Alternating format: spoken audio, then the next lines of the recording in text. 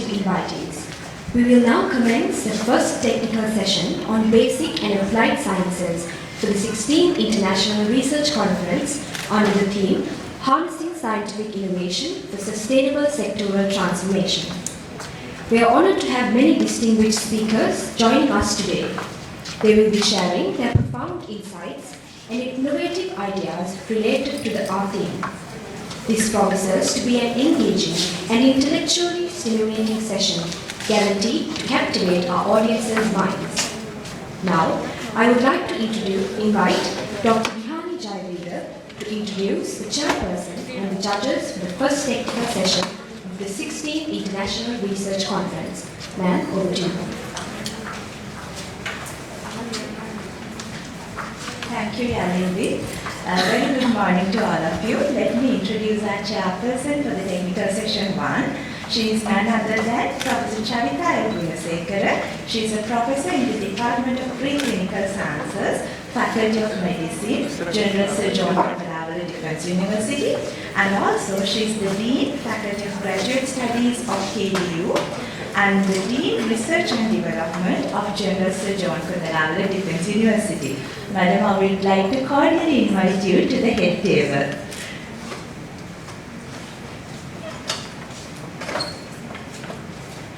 Then I would like to introduce the panel of judges today. We have Dr. Rahul Shukla, who is now well known to us.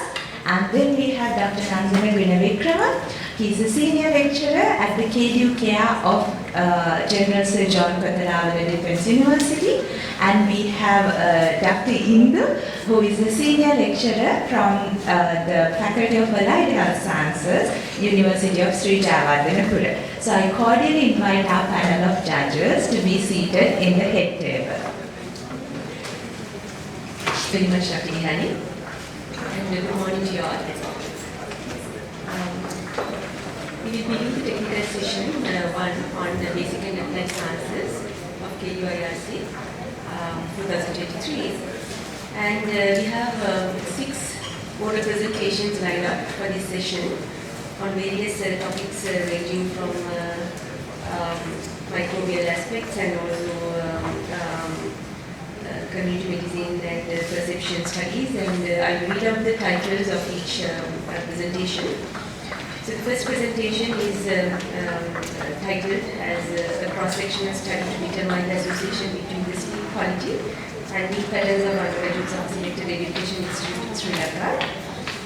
Second one, stakeholders' perceptions on adoption of eco-friendly technologies to minimize chemical fertilizer using paddy farming.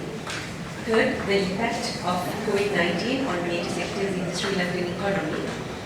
Fourth, developing a sulfur-based antifungal solution for dermatophytosis and assessment of antifungal activity. In-vitro based Microsporum canis pilot study from Sri Lanka. Then we have signal-to-noise ratio analysis for potential versus time of the underutilized fruit plant, Delile, under the stimulus of moisture supply and green synthesis of graphene via electrochemical exfoliation. So as you can see, like there are 6 presentations ranging in various disciplines, from electrochemistry to biochemistry and so on. So I will give a brief introduction about the rules of the session for the presenters. So you have 13 minutes for your presentation, and at the 8th minute of your presentation, there will be a red light indicated, and on the 10th and 12th minutes, there will be 2 bells rung for you to alarm that you're closing your time here. And after the 12 minutes presentation, there will be 3 minutes question and answers. You can place the questions asked by the audience. Okay, so let me cordially invite the first presenter of the session, Bandara. Yes, and the other author is G.U. Jayaweera, and Bandara is the presenting author. Please present your presentation. Ladies and gentlemen, I'm Bandara, and today I'm going to do my research presentation. As you can see on the screen, my research is based on sleep quality and mean patterns of undergraduate students. So first of all, let me give you a brief introduction about what our research is. Sleep, as we all know, is a very important biological aspect in our life. There are multiple benefits of having a quality sleep, in order to properly sustain our day-to-day life, to maintain good physical and mental well-being, for proper cognitive and neuronal functions, for attaining better memory, and as undergraduate students, sleep is very much important for us for having to perform very well in our academic work, and also to achieve overall quality health in our life. So this is actually one of the aspects, one of the main two aspects we considered in our research. Then moving on to the second aspect, it's meal patterns. Actually, based on various literature, we have observed that undergraduate students nowadays tend to have very unhealthy meal patterns at some occasions due to various possible reasons. Like a few I have listed out here: skipping main meals, overconsumption of snacks over main meals, fast food consumption, nocturnal eating, or in terms of simple terms, it's like having late night meals and reduced intake of a balanced diet are some of these things. And this leads to our research question, whether there is an association between sleep quality and meal patterns or not. In order to find out that, we carried out this research, and here our general objective indicates that it is to determine the association between sleep quality and meal patterns of undergraduate students of a selected Sri Lankan education institute. Right. Moving on to the materials and methodology. First, I will just give a brief introduction about our study instruments. We used a self-administered questionnaire, which is based on 2 standard questionnaires to obtain responses from the participants, since this is a survey-based study. For analyzing sleep quality of our participants, we used the Pittsburgh Sleep Quality Index. It consists of 19 self-rated questions and analyzes sleep quality and sleep disturbances of the participants over a period of 1 month. And based on the responses derived from the questions, a global PSQI score is calculated, and if this particular score is greater than 5, it indicates poor sleep quality among the participants. Then on the other hand, we have meal patterns questionnaire. It also it is used to analyze the meal patterns of the participants during the past 28 days. It's like we actually consider the number of days, the approximate number of days the participants have obtained meals during breakfast, mid-morning snack, lunch, mid-afternoon dinner, and nocturnal eating. Figure 1 shows a brief illustration about how our research went. As the institute, the Preclinical Education Institute I'm talking about, we selected Mega City campus, and by the time this research was conducted, there were around 500 students studying here, and out of them we selected 165 students according to systematic random sampling, and once we obtained their consent to take part in this research, we provided them with our self-administered questionnaire. From the questionnaire, we derived 2 variables: independent variable, meal patterns, and sleep quality was considered as the dependent variable. So from the meal pattern, we actually derived the meal pattern score. For sleep quality, we considered the PSQI score, and in order to find out the association between these 2 parameters, we ran a regression analysis using SPSS, considering the values less than 0.05 as significant. Okay, moving on to the results. Actually, when considering the baseline characteristics of the research participants, we can observe we have had a bit almost similar participation from both the genders, and also when considering the age of our participants, the mean age was around 23 years.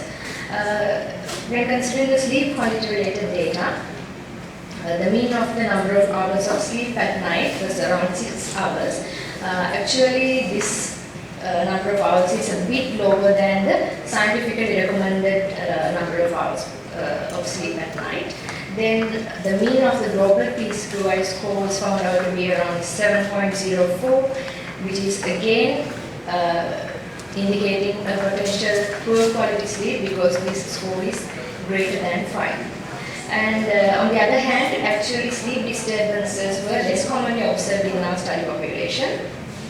When it comes to meal pattern related data, the score was calculated, and actually we observed a satisfactory meal pattern of our study population, since there were like a very minority of the students who were skipping meals and having nocturnal eating habits and unhealthy dietary patterns like that. Okay, the results of our other statistical analysis shows, according to the animal test, we found out that there were two parameters that are significantly associated with a global PSQI score. That is, the first one is actually usual bedtime after 11 p.m. at night, and the academic year.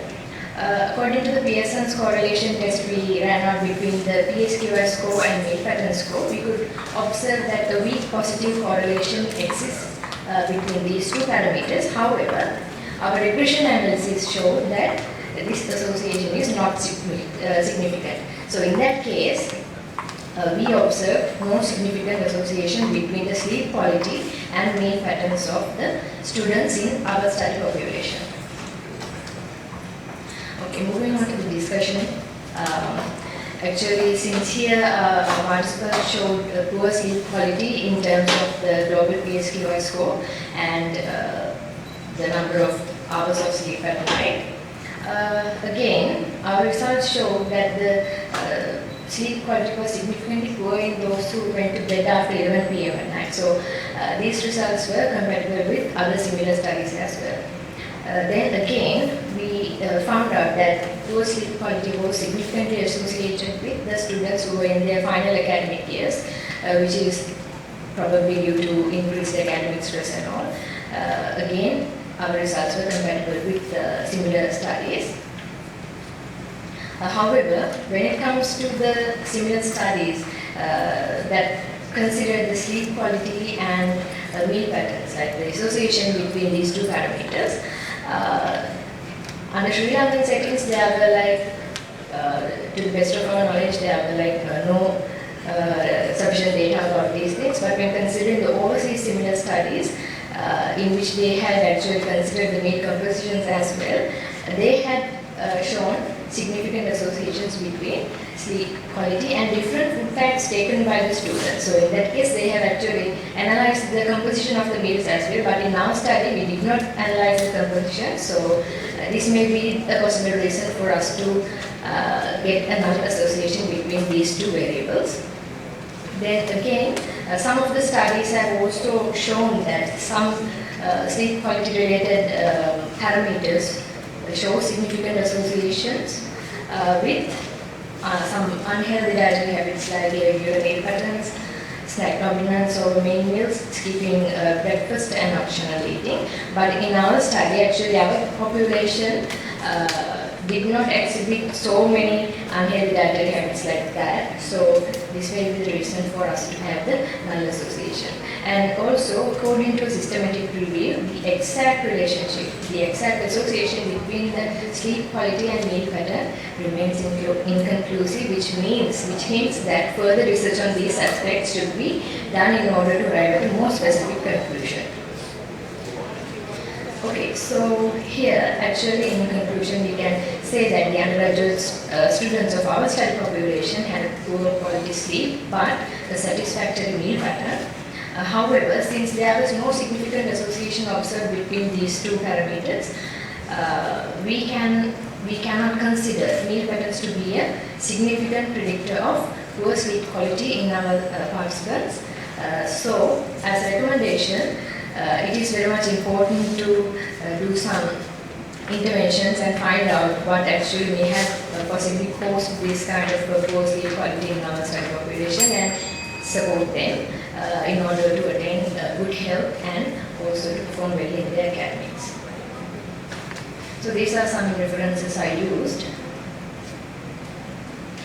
I would like to thank my supervisor, Dr. Jayaweera, for providing me immense support in this procedure, and everyone who helped me to make this research a great success. And last but not least, I would like to thank you all for listening to me. Thank you. Thank you very much, Ms. Bandara. The presentation is open for questions by the audience now.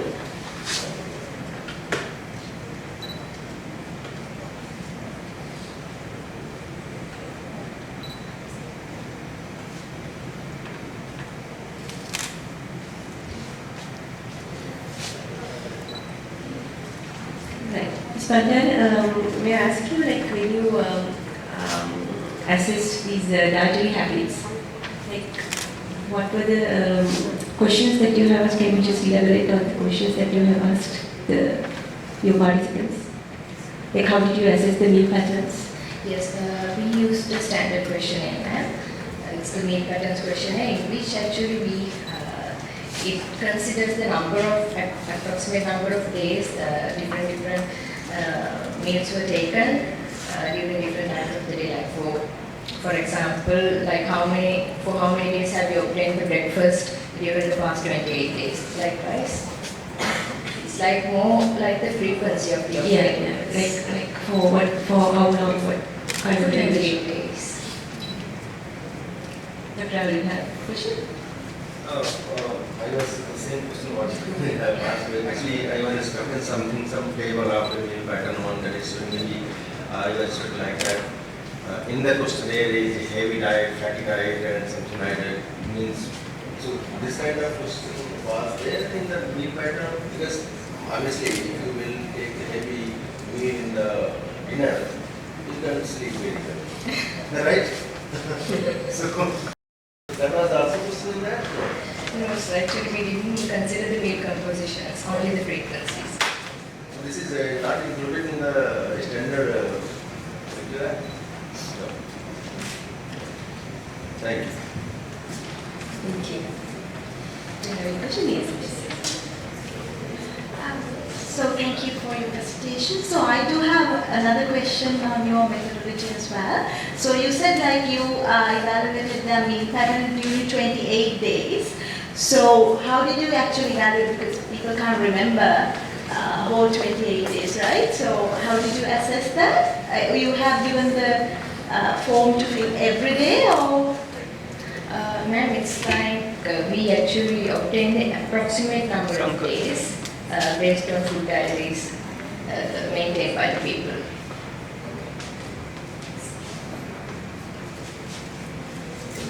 Any more questions from the audience?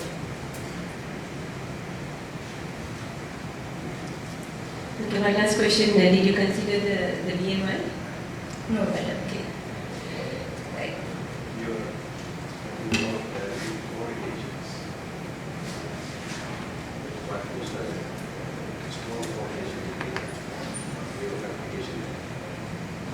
We observed no strong correlation. It was just a weak positive correlation between the two parameters we checked.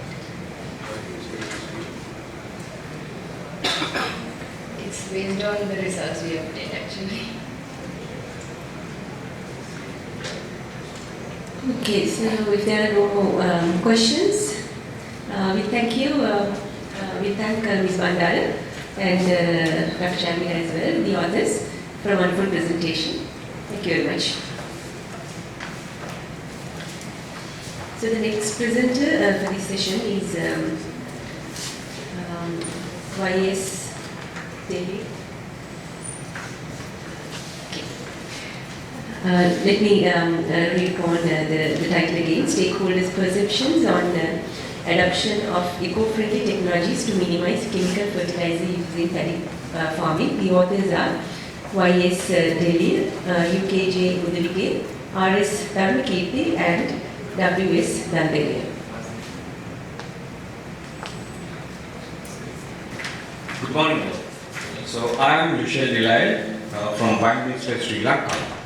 Before moving into the presentation, I would like to ask you all one question. So we all know in 2021 there was a sudden and absurd ban of chemical fertilizers and other agrochemicals in Sri Lanka. So in such a situation, have you ever thought of the perceptions of farmers and other stakeholders in paddy farming and in agriculture, and how they perceive the ban and how they perceive on the use of agricultural inputs in their cultivations? Some may have thought of that and some may not have. So my study with Senior Prof. Jayasinghe-Mudalige investigated the stakeholder perceptions on adoption of eco-friendly technologies to minimize the chemical fertilizer use in paddy farming. I have constructed my research study on paddy farming, and not only the farmers, I have investigated the perceptions of other key stakeholders in agriculture, in paddy farming in Sri Lanka. So before moving further, let me introduce what eco-friendly technologies are. Eco-friendly technologies, abbreviated as EFTs, is a package of fertilizers produced by University of Peradeniya and by University of Sri Lanka. So it's a whole package of fertilizers, but I have considered only the nitrogen fixing biofertilizer, biochar-based slow-release urea fertilizer, and biochar. So here I have added a photo of a biochar-based slow-release urea fertilizer. So through the literature, I have found that the eco-friendly technologies have shown promise in reducing the chemical fertilizer usage while preserving productivity and soil fertility in paddy cultivation. And also, the farmers are in favor of EFTs and to replace chemical fertilizers in their paddy farming.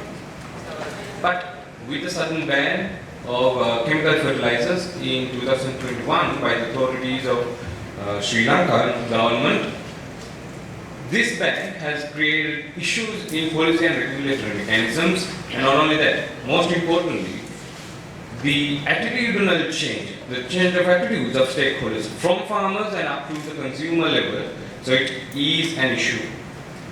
So the objective of my study was to analyze the current perceptions of stakeholders on EFTs under the criteria, economic and financial effects, social and regulatory effects, and the environmental effects. So here is the methodology that I adapted. So I have identified 30 statements by analyzing the past literature and considering the current concerns, the context of farmers in paddy cultivation in Sri Lanka. So with that, I have designed a questionnaire and data collection was done, and I have tested the results for reliability and adequacy, and aggregate median values of taken and the Cross-Sectional test. So here is a scale that I have used, the numeric scale that I have used to gain the responses from the farmers and the other stakeholders. So it ranges from 0 to 10, where 0 represents the extremely disagreement position and the plus 10 represents the extremely agreeing position. So all the statements were made in favor of EFTs. So proving that it is better than chemical fertilizer. So if a farmer or a stakeholder responds below 5, from 0 to 5, it shows that they are in favor of chemical fertilizers, and from above 5 to 10, so it shows that the respondent is in favor of eco-friendly technologies. So position 5 is the neutral stance, representing neither agreement no disagreement. So the data collection was done through in-depth in-person interviews or online interviews using a structured questionnaire from February to March 2023, and the sample size was 167, where 31 were farmers registered in the IRC project who funded this project to the two universities, and Lankan PLC, where all the farmers and the products of the universities are in the process of commercialization under this agro-business firm. And 57 experts, 37 private industrial professionals, and 42 government administrators. So here are some shots of moments of during my study. Here comes to the results. So through the descriptive analysis, I have identified that there are 59% of the respondents are male and 41% are female, and 43% of the respondents possess postgraduate qualification, and 33% of the respondents possess 5 to 15 years of industry experience in their respective fields. So the exploratory factor analysis has resulted in this manner. So the contact alpha values for each criteria has shown that scale is reliable and the internal consistency is maintained. And the KMO test, the result for the KMO test, 0.847 shows that the sample adequacy is sustained, and with the result of 0.00 from the Bartlett's test of sphericity confirms that there is a pattern relationship among the variables. So here is the most important result component of my study, where it shows how each stakeholder group has responded to each of the statements given in my questionnaire. So you all can see that it shows that all the stakeholders, almost many stakeholders have responded in a very similar way for some questions, and the red color line shown by the farmers, so it shows that farmers are, for some statements, farmers have deviated this pattern. So the EN7, the statement with the concern of the reduction of energy in the paddy cultivation. So the farmers don't think that with the use of EFTs there will be a reduction of energy, maybe for the fossil fuels, water and the other energy types. But the farmers think that with the use of EFTs there will be no increase of the risk of diminishing yield, that's shown by EF11 statement. So, and here are the results of the Cross-Sectional test. So with the p-value being 0.253, we cannot reject the null hypothesis, so that it shows that all medians are equal. So with that, I could say that all stakeholders believe that EFTs outperform chemical fertilizers in general, and particularly in the environmental aspects, even after the chaotic situation occurred due to the fertilizer ban.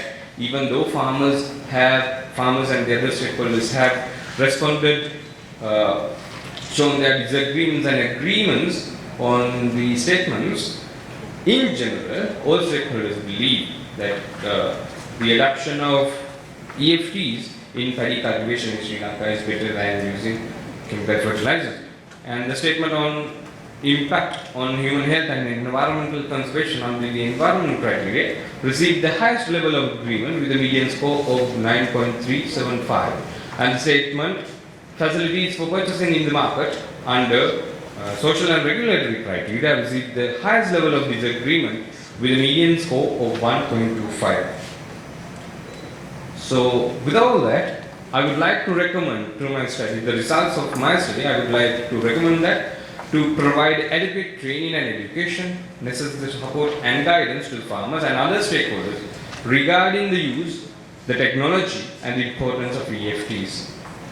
Since I have added government and private industry professionals in my study, I would like to recommend to establish effective policies to promote and facilitate the availability of EFTs in the market, and most importantly, to establish a solid and a comprehensive agricultural and fertilizer policy framework at the national level to prevent further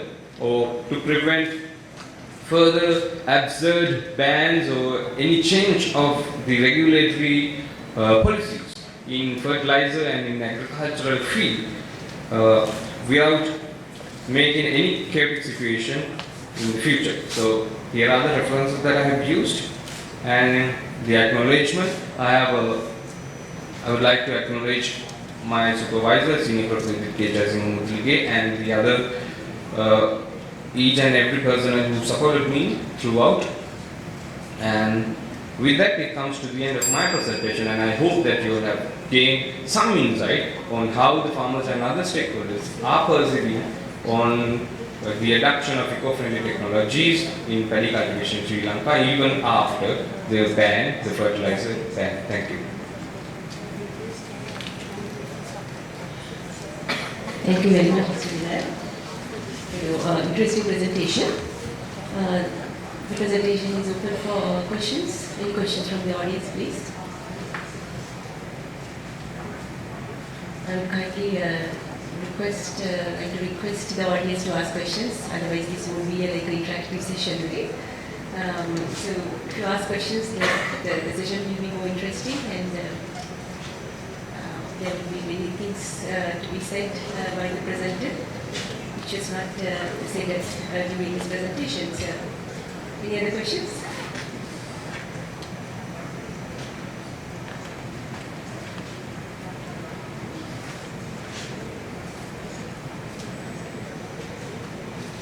Yes, please. I have mentioned in that my first slide. So the nitrogen fixing biofertilizers, biochar-based low-release urea fertilizer, and biochar. So there are more fertilizers developed, but I have considered only these three. So, thank you. Have you used this particular product that you already produce? Have you checked it with the farmers? Yes, Okay. yes. So that is what you checked? Yes. You have given that particular fertilizer and... Yes. Okay. Why do you think that there is a perception by the stakeholders? And who are the stakeholders in particular you have interviewed? I have interviewed the farmers Okay. and the experts, the scholars, the research scholars, and then private industry professionals, mainly from Lankan PhD, we are using the process of commercializing these products, Okay. and the government administrators, the AIs and the industry. Yeah. Why do you think is the reason that they have no perception, not a satisfactory perception over EEGs? Sorry? Why do you think they don't have a satisfactory perception over the use of EEGs? So, Are in they overall, fear or having no confidence? Yes. During my survey, I identified that even though that they are in favor of EFTs, they are not going to use it because with the change of regulatory activities. But the farmers, specifically the farmers who have used it, are ready to use. But then, in my recommendation, I have included that to make it more prominent, like in the market, for them to purchase. So. But the other stakeholders who has with the knowledge of the past literature and the experiences that they have, in some concerns, even though EFTs, they prefer EFTs more than chemical fertilizers in general, they have concerns in economic and financial concerns. So if you can see that, so here, so EF is the economical and financial aspects of the criteria. So they are mostly in the disagreement section. So they disagree mostly on the economic and financial concerns of using EFTs. Expensive than the chemical fertilizers? No, they are not expensive. So, but they fear whether there will be some financial losses to them. The farmers mainly. So how do you suggest to make it to a broader audience, the knowledge and the news about this use of EFTs to a broader audience? What are your plans as a scholar and researcher? Yeah, even right now, the Bible University of Sri Lanka and University of Kerala are conducting training sessions with farmers with these EFTs, using EFTs. I have also attended one workshop, and then they are and through my study, I have interviewed the farmers, and then I have promoted the EFTs. But here, even in my study, we do not suggest to totally remove chemical fertilizers. There is a recommendation like 70% to 30%. So with that, I have recommended farmers to use, and also since I have added, included stakeholders from government and private industries, I have now even I am working at Lankan Agro Division. So so even they are promoting, they are researching on these products. So I have even like from my extent, I have recommended to establish a firm promotion and market to these products so that the farmers and other stakeholders will use and reduce the harmful effects of using excessive use of chemical fertilizers in paddy cultivation. Thank you very much. Thank you very much, Sri Lanka.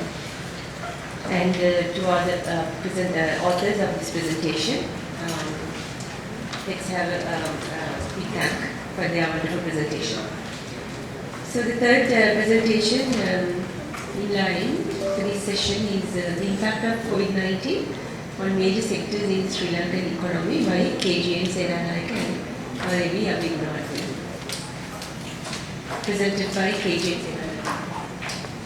Good morning all, I am Senanayaka. My research topic is the impact of COVID-19 on major sectors in the Sri Lankan economy. My author is Dr. Abeygunawardana. First, let me give you a brief introduction regarding my research. As we all know, COVID-19 is the most dreadful pandemic in 21st century, which resulted more than 640 million infections and 6.5 million deaths worldwide. It affected not only the public's health but also the economies around the world. If we consider Sri Lanka, the pandemic made a significant negative impact on the Sri Lankan economy, weakening its all sectors. So the objectives of my study is to analyze the impact of the pandemic on different sectors in Sri Lankan economy separately. And to incorporate the impact of the pandemic, I collected data for number of COVID patients, number of COVID deaths and imposing lockdowns, and I considered them as independent variables in my study. And I measured the performance of each sector using the GDP contribution to GDP of each sector, and it means the monetary values of goods and services produced within each sector. So that is my dependent variable, and in this analysis, I analyzed the impact of these three independent variables on the dependent variable, that means the sector performances. So here I considered 7 sectors, and they are agriculture, fishing industry, manufacturing, construction, transportation, education, health and social work. So these sectors are cross-sections in my study, and I gathered quarterly data from 2014 to 2021. So the period starting from 2014 to 2020 was considered as pre-COVID period, and 2 years 2020 and 2021 was considered as pandemic period. So since there are 2 components which are cross-sections and time component, my data set is in panel data structure. Therefore, in this research, I employed a panel regression. Before starting any time series analysis, the very first thing we should do is check the stationarity of the time series. Since I have gathered data for all 7 sectors, I have to check stationarity of all 7 time series. And after checking the stationarity, we should check for co-integration. That means the long-run relationship between non-stationary series. So if there is a co-integration within my data set, I have to employ panel vector error correction model. Otherwise, I have 3 options: pooled ordinary least square model, random effect model, and fixed effect model. In pooled ordinary least square model, it fits only one model for all 7 sectors together, which result only one intercept. But in my objective, I want to find the impact on each sector separately, which means I need to fit 7 models for sectors. Therefore, I can't use pooled ordinary least square model because it does not match with my objective. Therefore, I have only two models left, fixed effect model and random effect model. The fixed effect model captures the time invariant unobserved sector-specific characteristics, whereas the random effect model captures the random variability of the independent variables across each sectors. As I mentioned before, the very first thing I should do is check the stationarity of the all time series. So these are the results I obtained using eViews package for agriculture, health and social work, fishing and education sectors. And these are the results I obtained for manufacturing, transportation and construction sectors. So using these results, I calculated order of integration and found that the order of integration for education and fishing sector is 0. That means these two sectors are stationary at level. And the order of integration for agriculture sector is 2 and for other sectors it is 1. So they are, except education and fishing sector, other sectors are non-stationary. Since there are non-stationary series, I have to check whether there exists a long-run relationship between these non-stationary sectors. Therefore, I employed co-integration test. In eViews package, I used Pedroni residual co-integration to check whether there exists long-run relationship between these non-stationary time series. And in Pedron residual co-integration test, it used 11 statistics to check the null hypothesis of no co-integration. As you can see, the p-value of all these 11 statistics are greater than 0.05, which is my significance level. Therefore, I can't reject the null hypothesis of no co-integration, which results that there is no long-run relationship between these sectors. Since I can't use panel vector error correction model and pooled ordinary least square model, I have only two options, which are random effect model and fixed effect model. So I employed Chow test and Broch-Pagan LM test to check the random effect and fixed effect in my dataset. So as you can see, the p-value of the Chow test is less than 0.05. Therefore, I can't reject the null hypothesis of no fixed effect. Therefore, the best model for my dataset is fixed effect model, and according to the Broch-Pagan test, the p-value under cross-section is greater than 0.05. Therefore, it results that I can't use random effect model for my dataset. Since the best model for my dataset is fixed effect model, I fitted 7 fixed effect model for sectors, and these are the results I obtained for agriculture, education and construction sectors. So the most important part is the coefficient values and their sign, and also their significance value. So these are the results I obtained for other 4 sectors. Here also the most significant part is coefficient values and their sign. To make it easy to compare, I have put all coefficient values with their significance levels into one table. So if I interpret the lockdown variable, it results that imposing lockdown has made a negative impact on agriculture and manufacturing sector. So when the government imposed lockdowns, it has reduced the performance of both agriculture and manufacturing sector. And when the number of COVID cases increase in the country, it has reduced the services provided by education and health sector. When I consider the number of COVID-19 deaths within the country, it has made significant impact only on health sector, and it is a positive impact, which means when the number of deaths increase in the country, it has increased the services provided by the health sector. So to compare the model results with the actual results, here I have obtained a graphical representation of sector performances.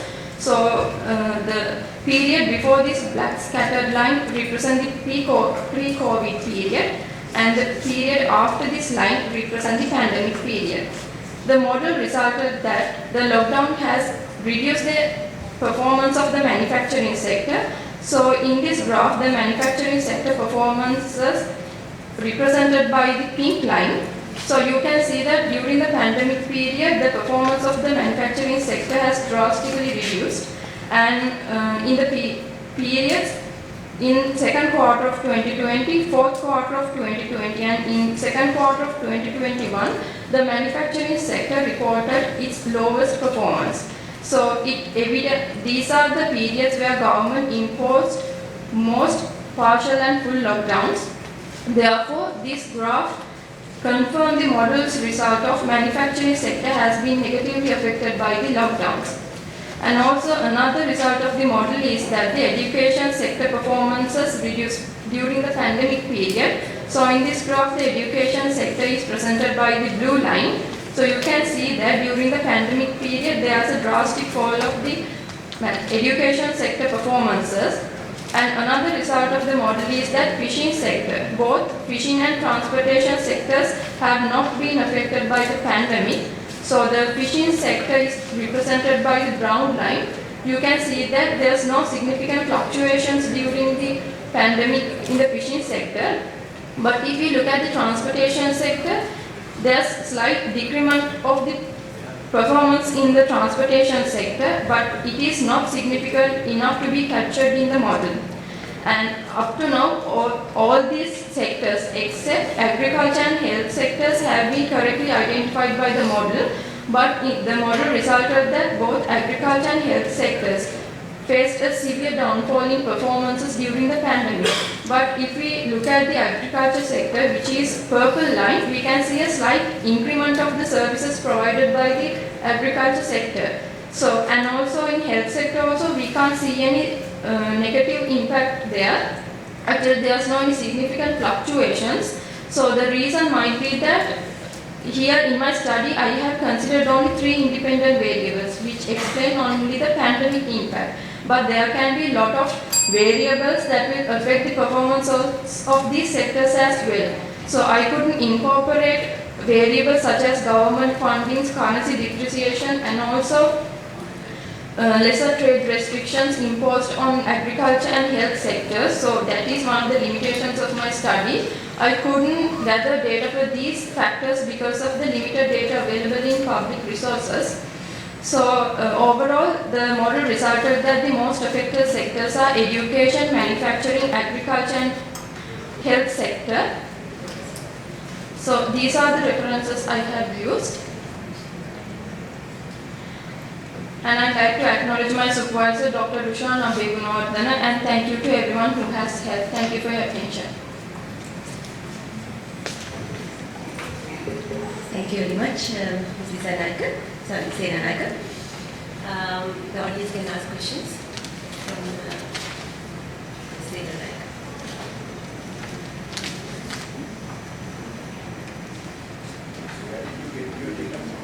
From the reports of the central bank. Can you speak to this? Please address that.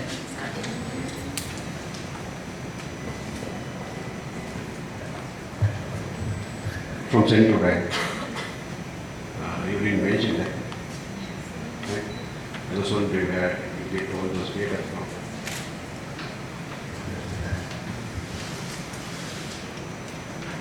Dr. you have a question? No, actually, all the impacts are, we can observe by sensing all those things like health sector is not going to be down because more and more patients were there. And but one thing is that as you had mentioned, the agriculture sector was not gone down, right? That is good things. So particularly health, this agricultural sector means in terms of the providing working planes, what was considered in agriculture sector? So even though the government imposed lockdown, they did not restrict the agricultural activities. Even they gave a lot of funding to the sector, and also they introduced like household productions, and also they introduced like home gardening. So I think we can't expect a reduced performance in agriculture sector because of these things.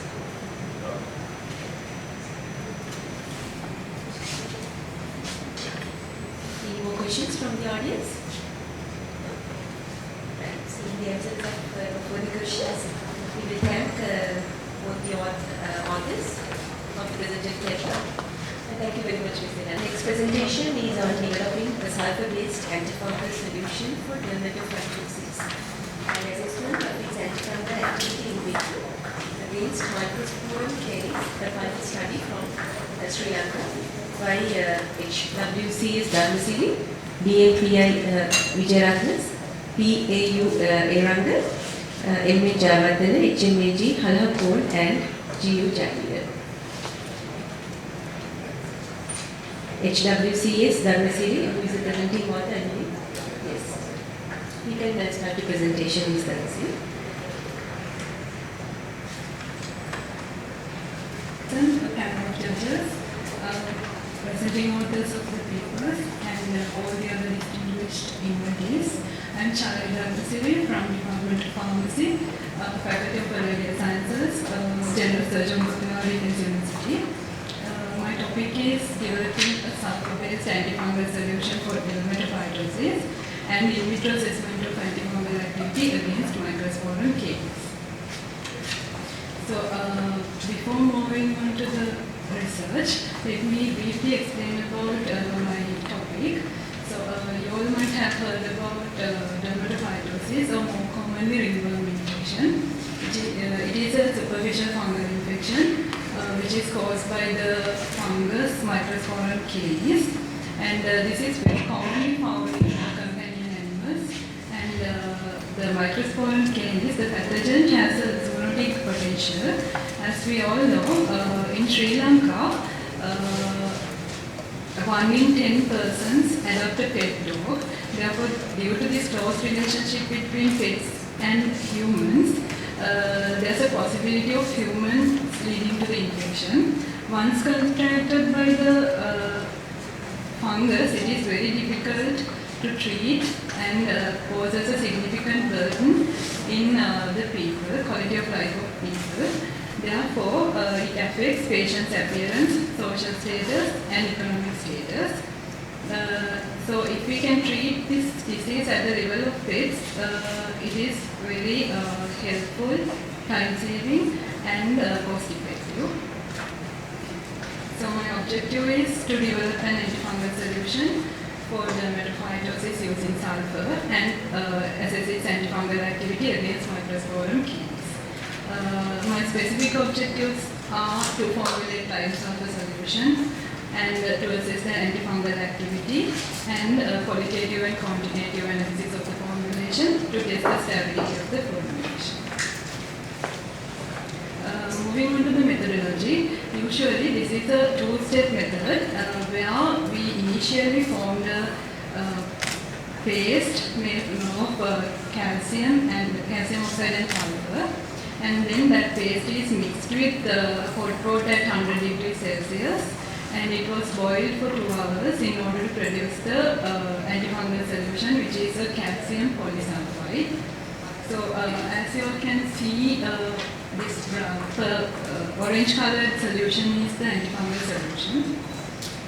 So the formulated antifungal solution was subjected to identification tests, qualitative and quantitative analysis, determination of N-value, stability testing, and antifungal assay. Initially, the product was identified, the ingredients were identified. Calcium oxide was identified by a simple flame test, which indicates orange color flame in the presence of calcium ions. And for sulfide ions, we used cadmium chloride, which gives a deep yellow color precipitate in the presence of sulfur. And the visible spectral characteristics of the formulation were used to identify the product itself.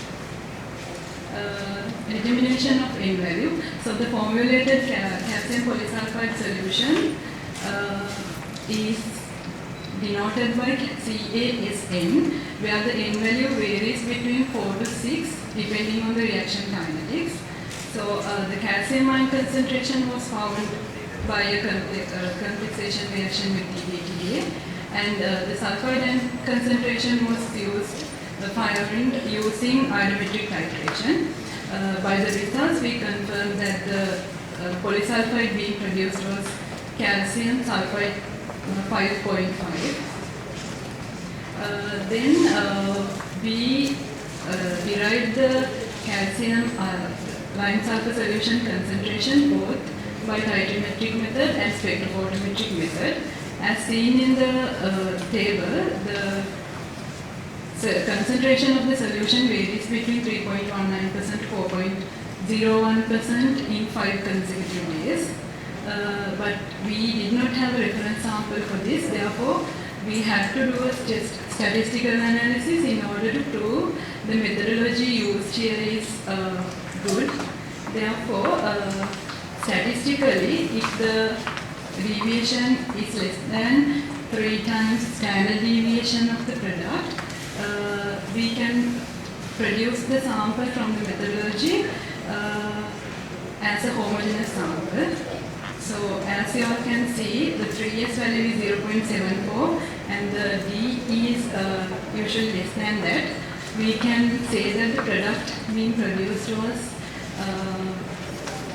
nearly same. Spectrophotometric analysis. This is the spectrophotometric method and the visible spectral characteristics of the polysulfide and sodium hydroxide complex on different dilution series. Here, the first order spectrum shows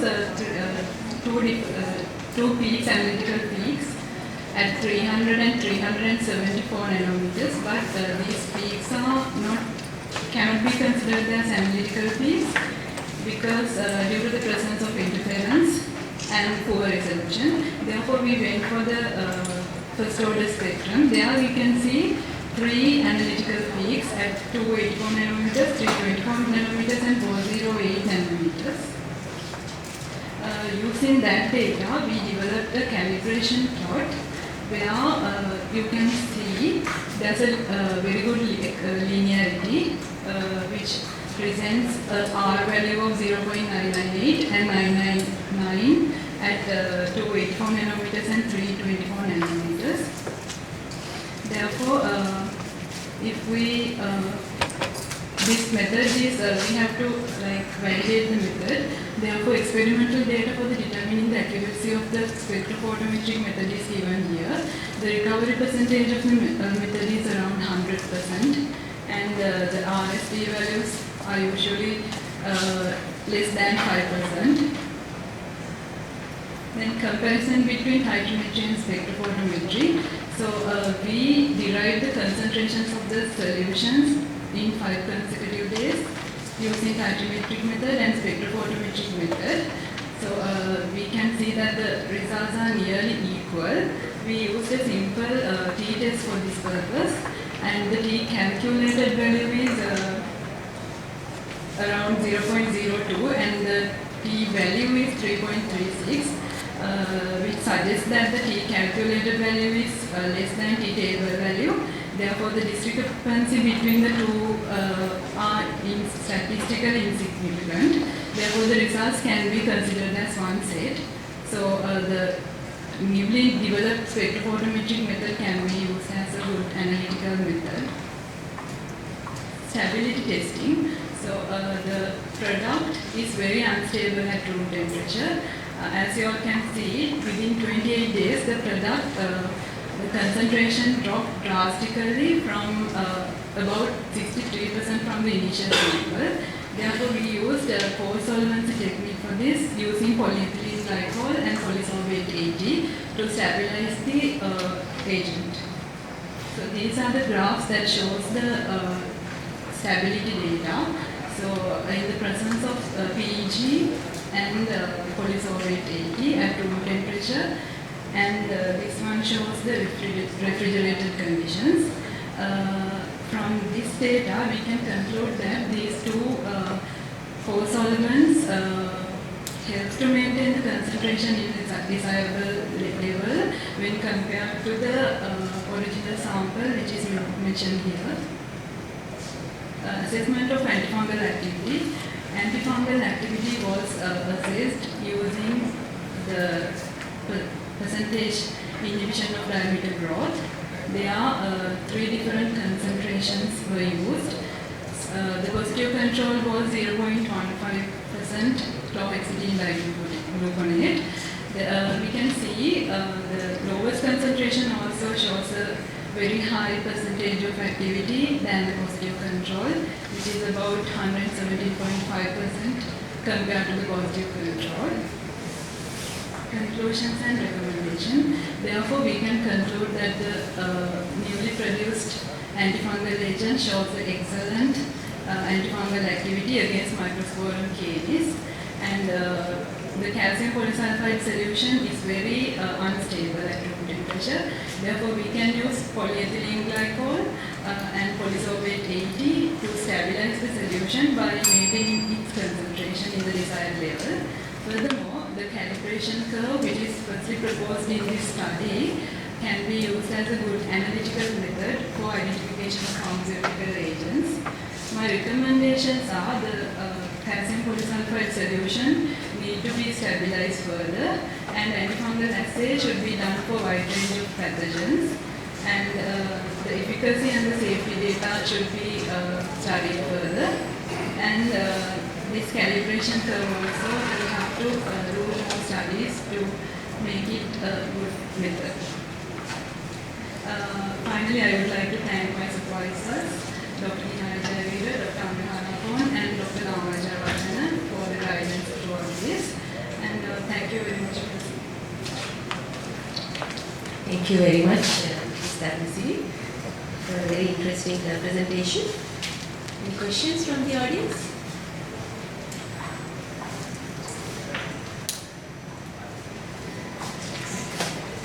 Yes. Please, on the mic. There, at the last one. I must also say it's a very good presentation. I guess I'm the only veterinary surgeon here. Very useful. But you said 10 people to one dog. I don't think it is relevant to your work, but where did you get this proportion is a question. From census data. Okay, because that's not what is being used. It is like 7 to 1 or 6 to 1. That is what is being used in real country, as well, not 10 to 1. But on the skin of dogs, I agree Microsporum is an issue, but yeast is also an issue, not very much fighter. Do you think this will work on yeast also? Because sulfur is a known thing that will work on fungus. Yes.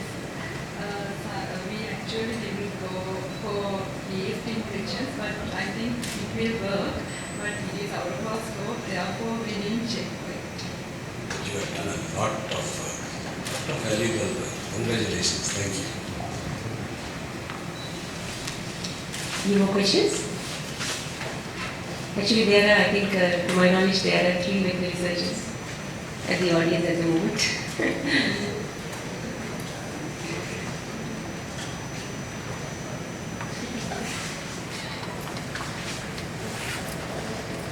This formula, is that like, is it a new formula that you have?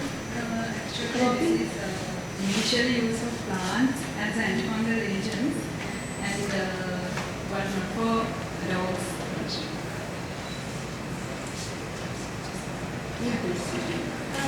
Thank you for your presentation. It's very nice. So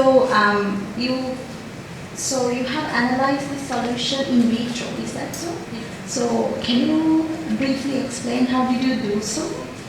We used a distribution method for that. The formulation was dipped in a disc, and then we used the distribution method for the analysis. The percentage of gravity inhibition was used as the technique. Okay. I think it's a very interesting study. You can take it further. I think other authors, who suppose are also in the audience. I think you can take it further for doing on pathogens and also to work on the stability and of the formula, I think. Yeah. Have you thought about the patent, getting a patent or anything? If it is a new formula, so just think about doing that right as well. With some more future work, you can go to that as well. Yes, so thank you very much to all the authors who have presented this paper, and the presenting author is Dharmakeerthi for your wonderful presentation. And we have 2 more presentations for this session. Both are on electrochemistry. The first one to go is the fifth presentation. Signal to noise ratio analysis for potential versus time of the underutilized fruit plants. Caterpillar under the stimulus of moisture supply. Presented by Ms. Varghese. And the other authors are J.S. Charitha, R.G.P.T. Jayaweera and A.P.W. Nathavadi. Good morning everyone. Today I am here to present my research titled Signal to Noise Ratio Analysis for Potential versus Time of the Underutilized Fruit Plant Domilis hebecapa caterpillar under the stimulus of moisture supply. So this will be the outline of my presentation for the next few minutes. So first, let's begin with an introduction to the topic. What is electrophysiology? It is the study of the electrical properties of tissues. So when it's done for the humans, it's like taking an ECG of our body. So when it's done for the plants, it's called plant electrophysiology, the study of the electrical properties of living plant tissues. So the quantification in plant electrophysiology is done through non-destructive methods using microelectrodes and ion selective microelectrodes. So we use a potentiostat to record the signal. Plant electrophysiology has wide applications in many areas, including development of biosensors, monitoring climate changes and agriculture-related parameters. Now let's show you the importance of plant electrophysiology. As you all are aware, the plant cells receive external stimuli from the environment such as light, nutrients, soil moisture, temperature, humidity. So these plant cells receive those external stimuli and react accordingly to produce a plant response. So this whole process is a plant electrophysiological process. So what we can do here is, we can manipulate these processes to change the plant response and thereby achieve an improvement in the quality and harvest. So this whole concept is a less investigated research area in Sri Lanka and internationally. So now let's see what underutilized fruit plants are. So underutilized fruit plants are the fruit plants which the potential has not yet been analyzed or exploited. That means they are having an untapped potential, and as the name suggests, they have a low level of utilization and they are less common. That means they are specific to certain areas. So there are over 60 species of underutilized fruit plants in Sri Lanka, and out of them I have selected this particular plant as my test plant. So the scientific name is Domilis hebecapa, the common name Ceylon gooseberry, and in Sinhala you call it caterpillar. So this is native to Sri Lanka and a threatened species, and it has many commercial, medicinal and other uses. So now let's focus on the research question. How does the potential in the Domilis hebecapa plants change according to the moisture supply as an external stimulus, and how significant is the signal? So now let's see the objectives. The overall objective of this study was to study the change in the signal to noise ratio of potential versus time plots of Ceylon gooseberry when moisture is the external stimulus. This main objective was broken down into 3 specific objectives. The first one, to change the extent of the external stimulus of moisture supply and measure the electrical potential in response. Second, to correlate the extent of the stimuli and the change in electrical potential. And the third, to calculate the signal to noise ratio for potential versus time plots. So now I'll take you through the research approach. Here we provided moisture as an external stimulus, then measured the plant potential versus time and used the data to calculate signal to noise ratio. So now let's see the novelty and significance. Neither in vivo nor in vitro electrophysiological studies have been conducted on Ceylon gooseberry in Sri Lanka and internationally. So this will be the first time an in vitro monitoring of the electrophysiology of the underutilized fruit plants in Sri Lanka in response to given external stimulus of moisture supply will be done. So So this is the novelty of the study, and when we come to the significance, the findings of this study will give insights on how to handle the external stimuli to get better plant responses, and at the same time, Ceylon gooseberry has a demand in the international market, which Sri Lanka has the potential to benefit through improved harvest. So now it's the methodology section. I'll show you the experimental overview. Here we have taken 3 versions of the test plant as seed plant, bud plants and cuttings plant. So we supply the moisture as an external stimulus. Then we monitored the in vivo current potential changes. So as you can see in this diagram, we have inserted microelectrodes into the plant stem. Here we have used 2 microelectrodes as working electrode and reference electrode, and we used a potentiostat to record the signal.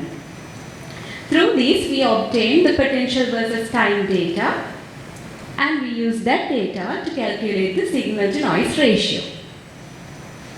So now we are in the results and discussion. Here I have expressed results for 6 types of experiments, and here K is for caterpillar, M for moisture stimulus, B for bud plant, S seed plant, C cuttings plant, M10 moisture 10 milliliter, and M20 moisture 20 milliliter.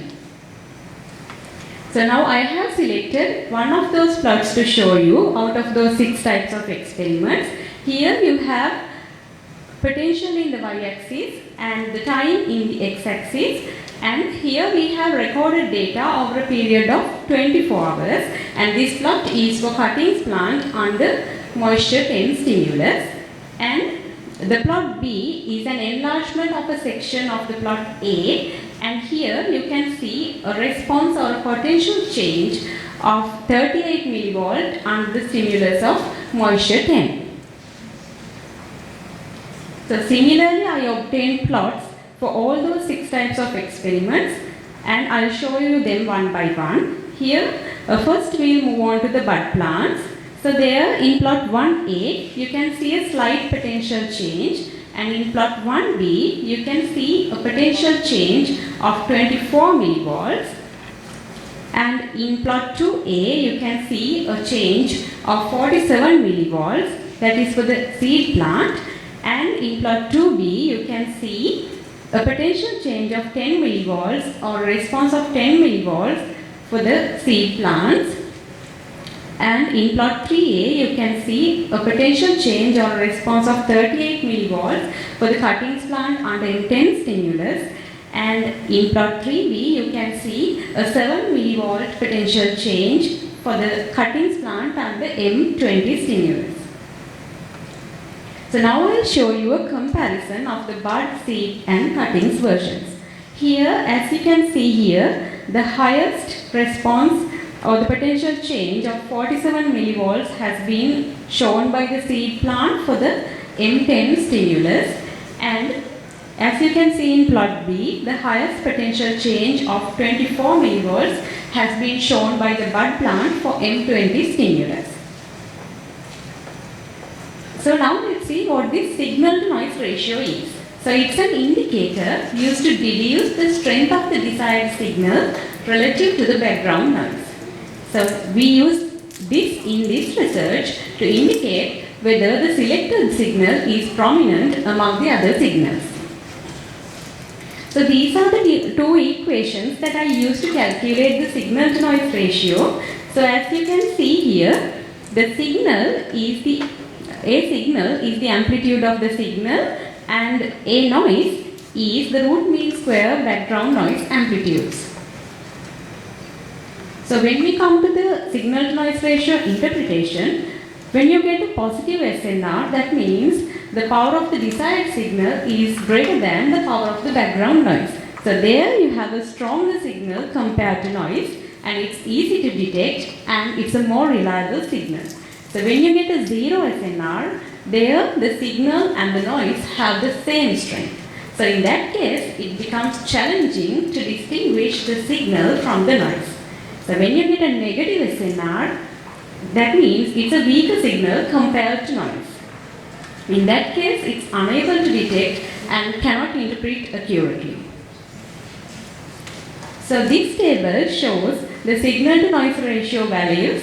So as you can see in this table, the best values, the highest values for the signal to noise ratio, SNR and SNR decibel values has been shown by the cuttings plant under the moisture 10 stimulus. So it can be confirmed by the evidence shown in these comparison plots. So as you can see here, the clearest signal has been obtained for the cuttings plant under M10 stimulus.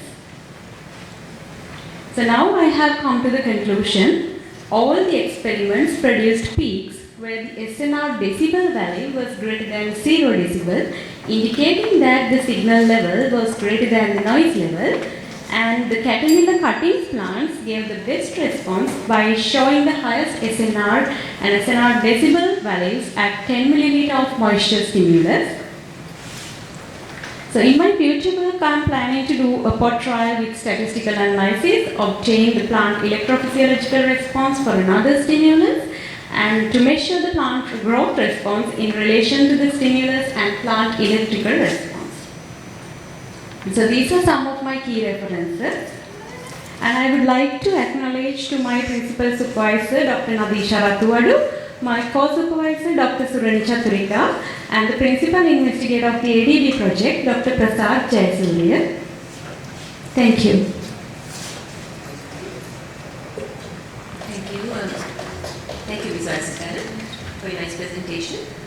Questions from the audience, please? Any questions?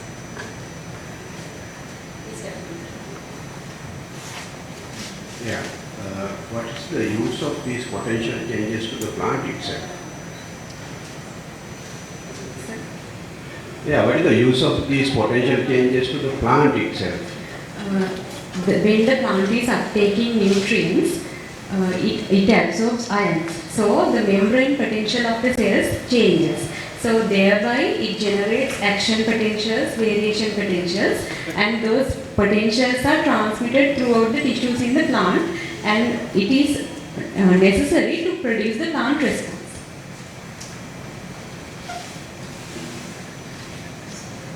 So thank you for your nice presentation. So I was wondering why you have selected this particular plant to check all these responses. In the current situation of the country, there is an economic crisis and a food shortage. So, rather than doing to those conventional fruits available in the local market, most of them are foreign and exotic origin, and they contain a lot of chemicals inside. So, due to this food shortage in Sri Lanka, I thought of promoting an underutilized fruit plant through this study. Thank you.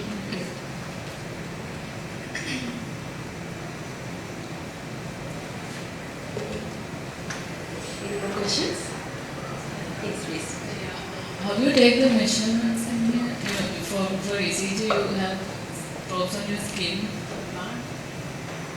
Here, in this case, we insert the microelectrodes into the stem of the plant at a measured distance, and we take the readings and we get the potential versus time data and analyze it, and we obtain the signal to noise ratio and check the significance.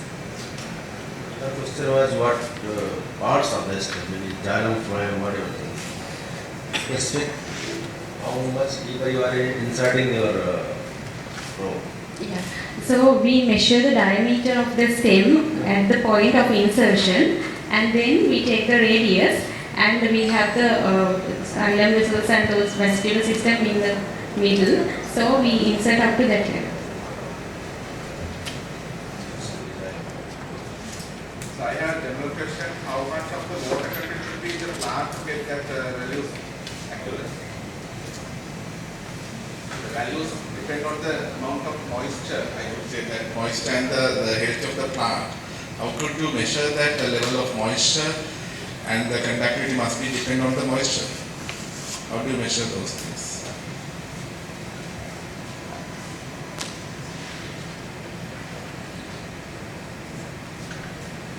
So to measure the soil moisture content, we can measure the weight of the dry soil, and then we take the measurement of the weight of the wet soil, and then we can get the moisture content in the soil, and according to that moisture content we can run the experiment and get the response, and we can change different moisture levels and get the response, and we can make a comparison.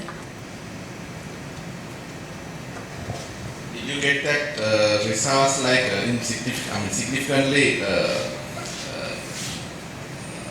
significant values or with this moisture level, or no any other methods with the related with your values? So I got a significant responses.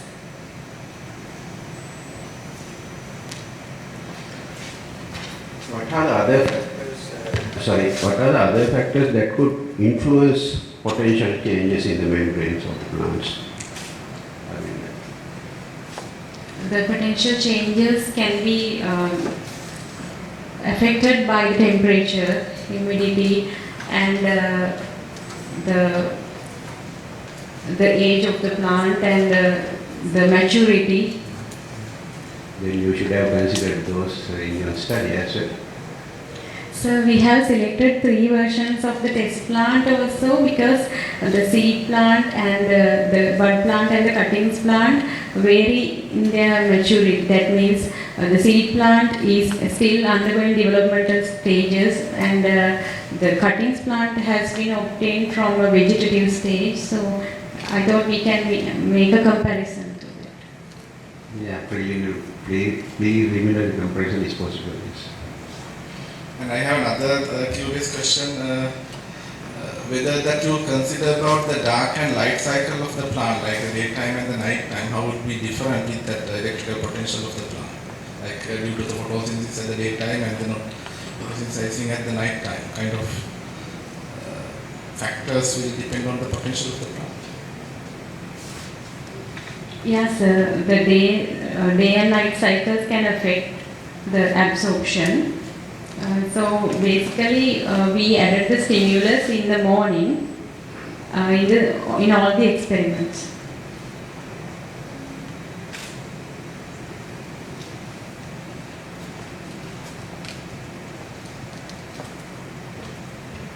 Any more questions?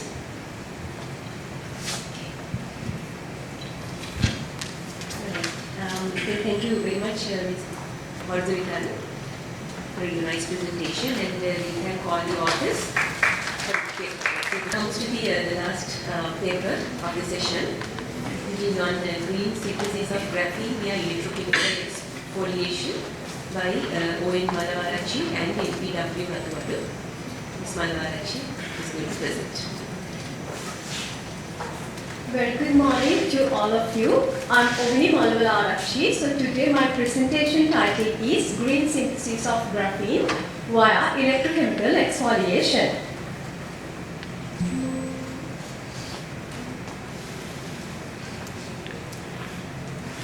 So this is the outline of the presentation, and I will go through each and every section in the next few slides. First of all, I would like to give you all a brief introduction about the research. So, what is graphite? It is a naturally abundant mineral in Sri Lanka, and basically there are 3 types of the natural graphite. Among these 3 forms, crystalline vein graphite is the purest form.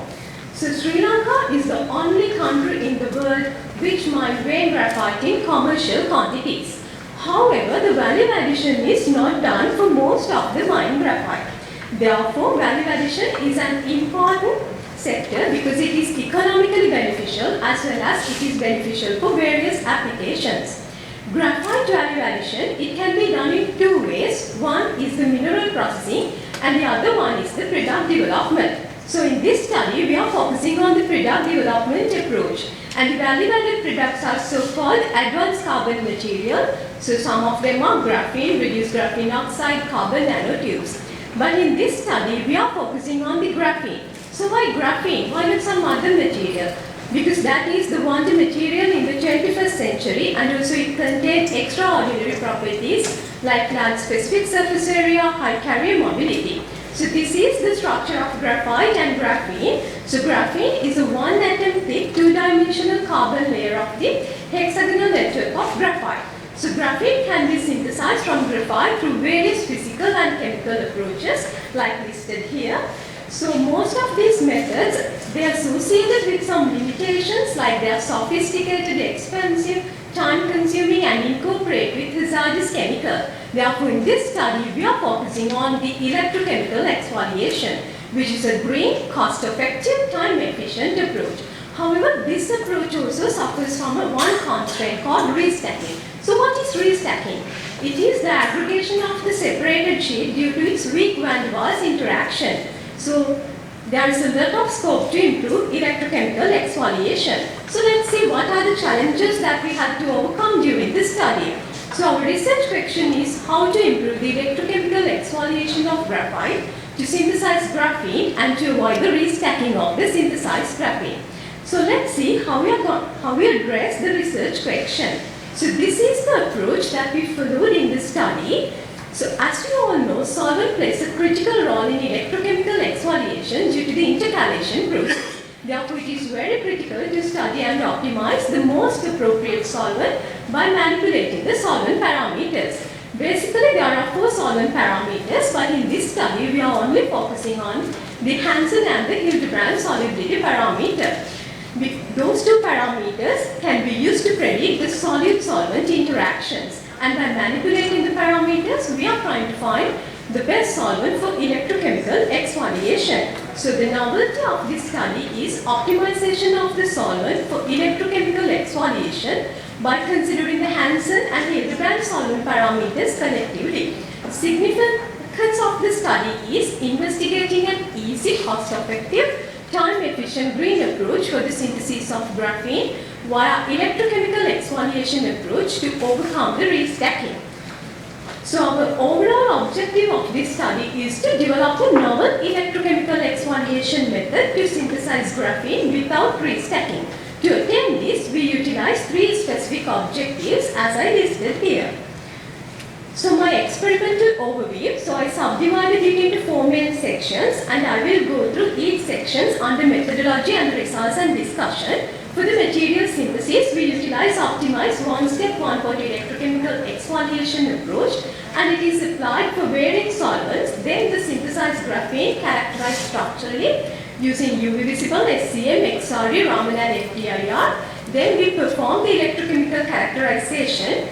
So for that we prepared 4 electrodes, active material, Nafion modified glassy carbon electrode. So we use 4 different active materials based on the solvents where they get synthesized. The electrochemical characterization that we performed are CV and EIS. I will elaborate these terms in the next few slides.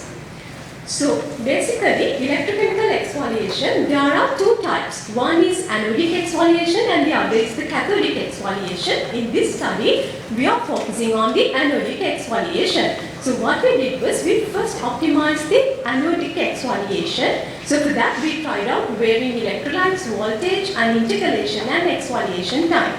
So to optimize this, we performed 60 experiments. Then the optimized approach was applied for 2 different solvents like water and DMF. For water is our control solvent and we selected DMF based on its compatible Hansen and the Hildebrand solubility parameter which was listed here. So we synthesized this graphene. We utilized graphite samples. So we directly obtain these samples from the Kahatikaha mine and the Bogle mine. And once after synthesizing the material, we characterize it structurally and electrochemically as I listed here. So this is the basic setup that we use for the electrochemical exfoliation, which is a 2-electrode electrolytic cell. So the anode is the vein graphite, cathode is stainless steel electrode. So we perform UV visible spectroscopy as an on-site characterization technique to check whether the characteristic graphene peak is there or not for graphene. For water and DMF, we got the characteristic graphene peak which is located at 274 nanometers. And we collected this data over 16 days. So there is an absorbance reduction in day 2. So we calculated it as a percent value. But for the DMF, we got a very low value. So this indicates its minimum restacking nature when compared to water. Then we performed the scanning electron microscopic analysis to get the idea about the morphology of the material. For graphite, it looks like a thin plate-like shaped crystalline particle. For the graphene, we got nanoscale tiny particle-like graphene sheets, and we calculated the mean lateral size using the images software, so it lies in the nanoscale region. Then we did the X-ray diffraction analysis to get an understanding about the degree of crystallinity. For the graphite, we got an intense sharp diffraction peak located at 2 theta is equal to 26.4 degrees, so this indicates its high degree of crystallinity. For the graphene, we got an extensive degree of peak broadening, so this is due to the reestablishment of the ultrafine nature, and this indicates the formation of graphene. Raman analysis is a very important analytical tool which can be used to get an idea about the quality and the thickness of the material. So for that, in these Raman spectra, we have three distinctive peaks, DG and 2D band. When it goes from graphite to graphene, you can see the G peak, it gets doubled, and so this confirms the formation of graphene, and the 2D band, which is a single broad peak in graphene, so this indicates the graphene is a bilayer one. So FTIR analysis is to get an idea about the molecular structure and the functionality of the graphite and graphene. For graphite, there is no significant peak, but in graphene, we got all the anticipated peak except one peak which is located at 3200. So it can be considered negligible. So this is the setup that we use for the electrochemical exfoliation. Basically, it is a 3-electrode setup, and we use 4 different working electrodes. So we prepared it by broadcasting the active material and the Nafion onto the GC electrode. Our counter electrode is the platinum sheet electrode, and our reference electrode is silver chloride electrode. So we perform this in the presence of a standard electrochemical redox probe called potassium ferricyanide. So these are the results that I got for the 4 different materials, so CV curves. One is for the graphite, Nafion, graphite, graphene water, and the graphene DMF. So we performed this at 6 different scan rates. From that, we selected 100 milliwatt per second scan rate to draw the overlay. So in overlay, we can see the high current nature of the graphene DMF, but it is just a qualitative understanding. So to get more quantitative understanding, we calculated few parameters. From anodic and cathodic peak potential, we calculate the peak separation, so which is indicated in delta EP. For the graphene DMF one, we got the lowest peak to peak separation. So according to the Nicholson method, we can conclude that the material with the lowest peak to peak separation has the high electron transfer kinetics. And we calculated the IPA and to IPC ratio, which is nearly equal to 1. So this indicates the reversibility of the redox probe. And we calculate the current when compared to the Nafion. For the graphene DMF one, it is 50 times larger than that. So this indicates the high electrochemical performance behavior of the graphene DMF one. And also we applied the Randall-Savick equation for the CV to check the graphene, to check the synthesized graphene. So from that we calculate the electroactive surface area. So for that we did some plots in between peak current and the square root of the scan rate. From the slope of these plots, we calculated the electroactive surface area for the graphene DMF one. It is 67 times larger than the Nafion, which again indicates the high electrochemical performance of the Nafion. Graphene DMF one. To further get an understanding of the electrochemical impedance spectroscopy, to get further understanding about the rate capability, we did electrochemical impedance spectroscopy by applying a bias potential and without applying a bias potential. So in these Nyquist plots, there are basically 2 regions, high frequency region and the low frequency region. In high frequency region, there is a common process occur. For the graphene DMF one, there is a semi-curved circle with a lower radius. So this indicates the lower resistance to the electrochemical reaction, and in low frequency region, prominent slope for the graphene DMF one. So this indicates its high ion diffusion behavior. So these are the conclusions that I gathered from each of the characterization technique. So my overall conclusion is solvents like DMF with compatible Hansen and Hildebrand solubility parameter help to minimize restacking of graphene and improve electrochemical performance. So my future aspect is to study the effect of solvent parameters collectively on electrochemical exfoliation and optimizing the procedure for solvent combination. So these are some of the references that I followed during this study, and I would like to acknowledge my principal supervisor, Dr. Nadisha P.W. Ratuwaru, for her immense support during this study. And thank you very much for all of you to listening to my presentation. Thank you very much. Questions from the audience?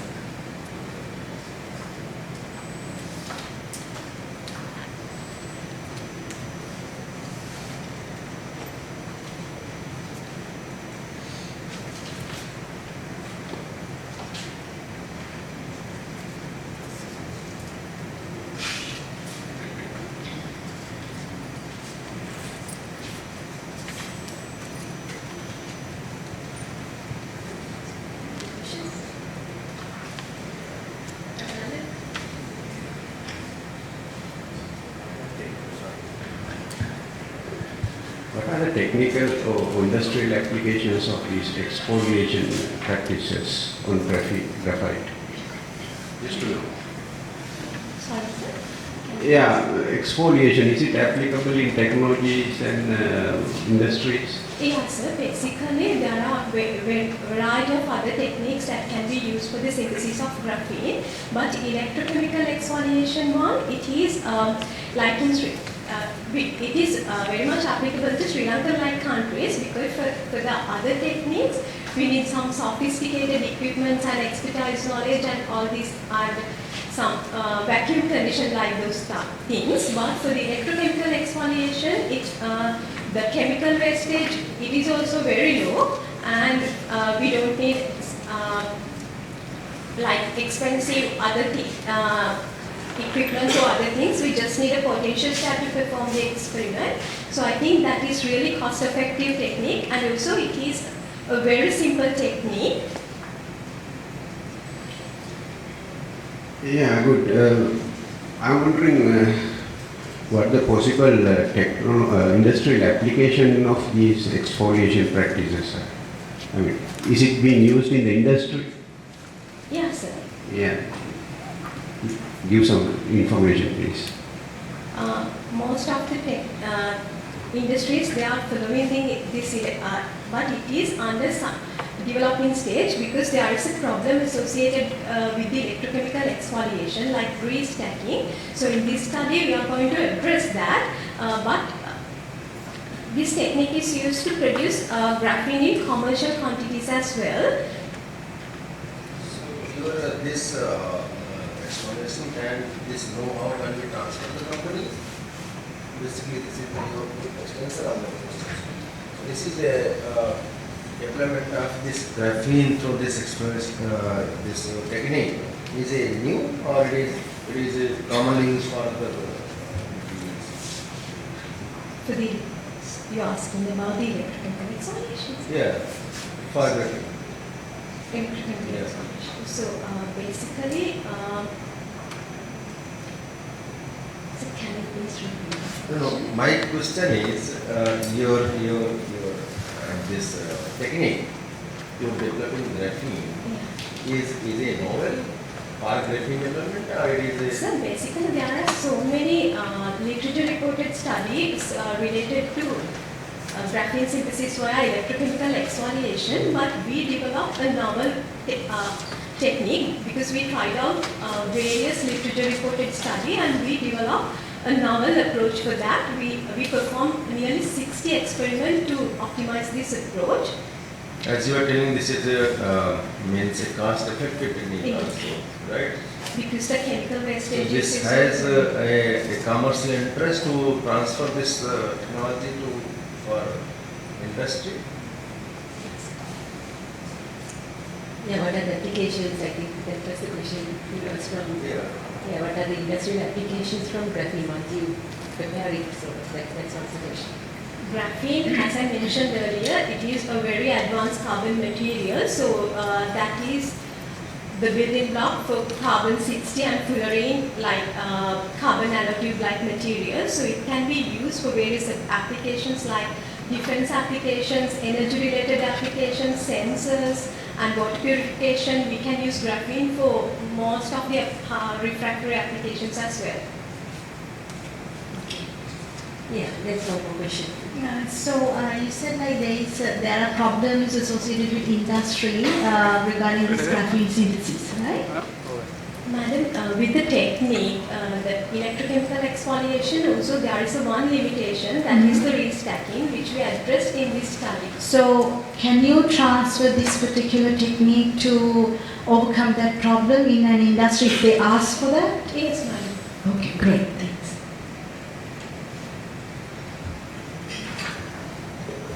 Good. Thank you very much, Mr. Mudalige. And we thank all the authors of this paper. So that brings us to the end of technical session 1 of basic and applied sciences session of the KU IRC 2023.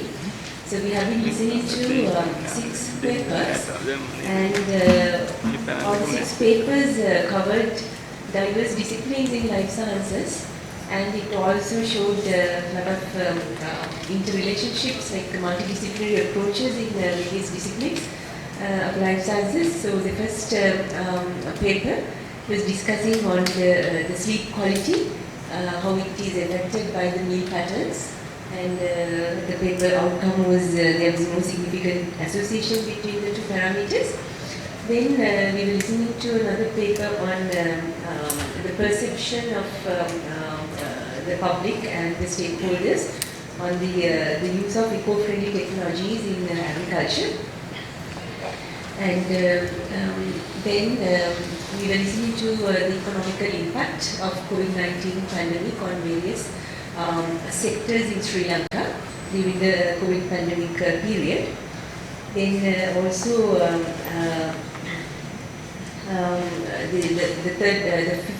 the 4th paper was on developing a new topical application or a cream for canine dermatophytosis, and most of the papers were thought-provoking and showed a lot of interdisciplinary approaches in like ranging from agriculture to social aspects to microbiology, veterinary, and all those things. Then the last 2 papers were on mainly electrochemistry, where we listened to the application of electrophysiology to assess the status of plants in approach to developing these underutilized fruits for consumption. Then also we listened to finally the application of electrochemical exfoliation for the development of graphene with many industrial applications, with potential industrial applications. So altogether during this technical session we have been listening to various papers on a variety of life sciences disciplines, ranging from biochemistry and agriculture, then microbiology, chemistry, and social aspects of those disciplines as well. So it has been a wonderful session with many ideas being presented at this audience, and the discussion also led to, I believe, in improvement of these the papers, and also to think about how these can be extended for further research with many other potentials to be commercialization and also claiming IP rights and all. So thank you all the presenters and all the authors of these papers for presenting their findings with us and sharing their findings with this audience. And I thank the judges and all the audience for asking questions and having a interactive session at the technical session 1. Thank you very much, and yeah, have a pleasant day. I think there will be refreshments. I think the company will announce on that. Thank you very much. Thank you, Madam. The discussion was incredibly engaging and productive. I'm confident as we exit this hall, we will carry with us a plethora of thought-provoking ideas. I would like to once again thank the Chairperson, Professor Charitha Goonasekara, for gracing the 16th International Research Conference with her presence among her busy schedules. Now, I would like to cordially invite Lieutenant Colonel Dr. Bandara Nishankar to present the token of appreciation to the chairperson of the first technical session.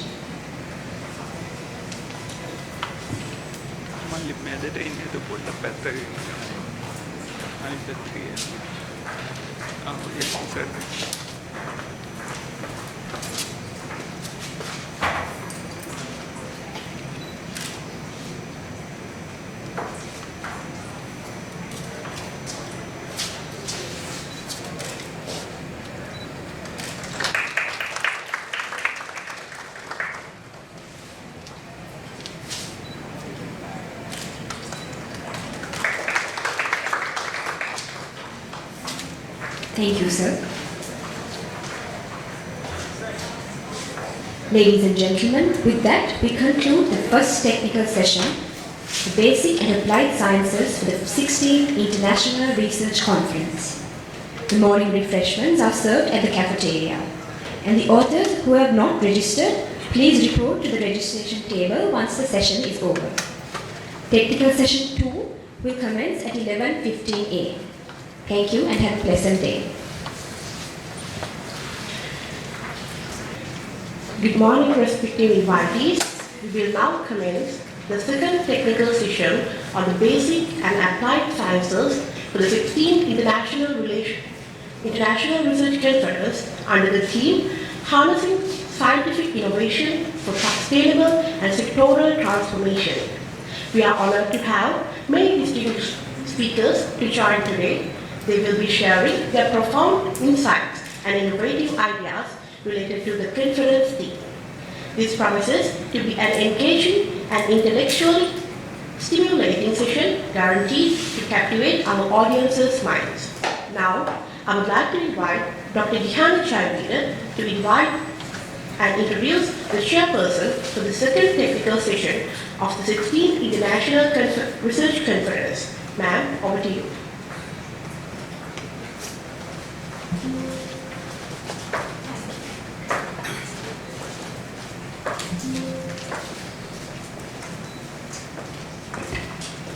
Thank you very much. Let me have the privilege of introducing the chairperson of Technical Session 2 of Basic and Applied Sciences session. Our chairperson today is Professor Ashoka Dangala. He is a professor in the Department of Veterinary Clinical Sciences, Faculty of Veterinary Medicine and Animal Science, University of Dandeniya. And your presentations will be evaluated by a panel of judges. And we have Dr. Rahul Shukla, who is a scientist in biology from the Central Drug Research Institute, Lucknow, India. And we have Dr. Nandana Gunavikrama, who is a senior lecturer from KDUKR. And we have Dr. Indu Rajapaksha, who is a senior lecturer from the Faculty of Allied Health Sciences, University of Sri Lanka. I now cordially invite Professor Ashoka Dangala to commence the session. Over to you, sir. Thank you, Gyani, for your nice words. Now, although we are behind the schedule, I don't have to tell you that. But to disturb your fear, I'm glad that there are not very many vets here, because veterinary surgeons believe that I do everything else other than veterinary science. So I fit in here better. So you don't need to be scared, because I'm your friend. Qualification is veterinary science.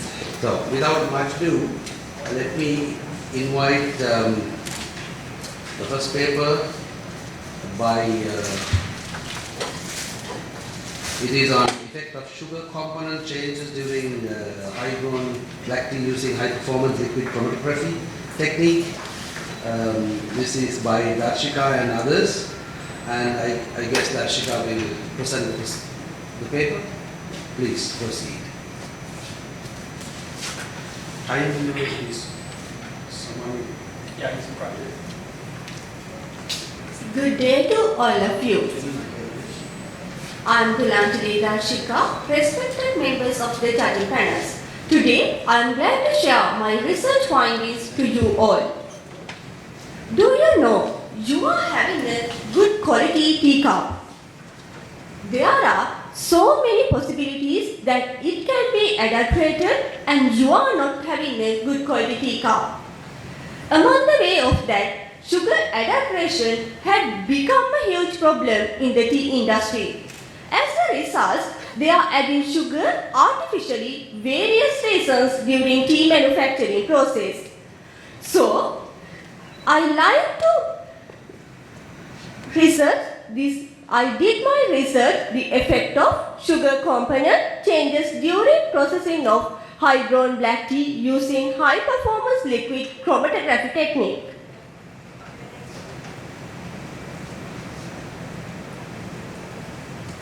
First of all, let's move on to introduction part.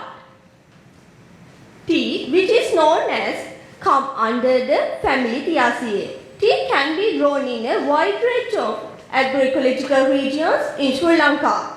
It is categorized into 3 groups according to the elevation of cultivation. They are high-grown, mid-grown and low-grown. High-grown, Dimbula, Nuwara, Udupussallawa and Uva.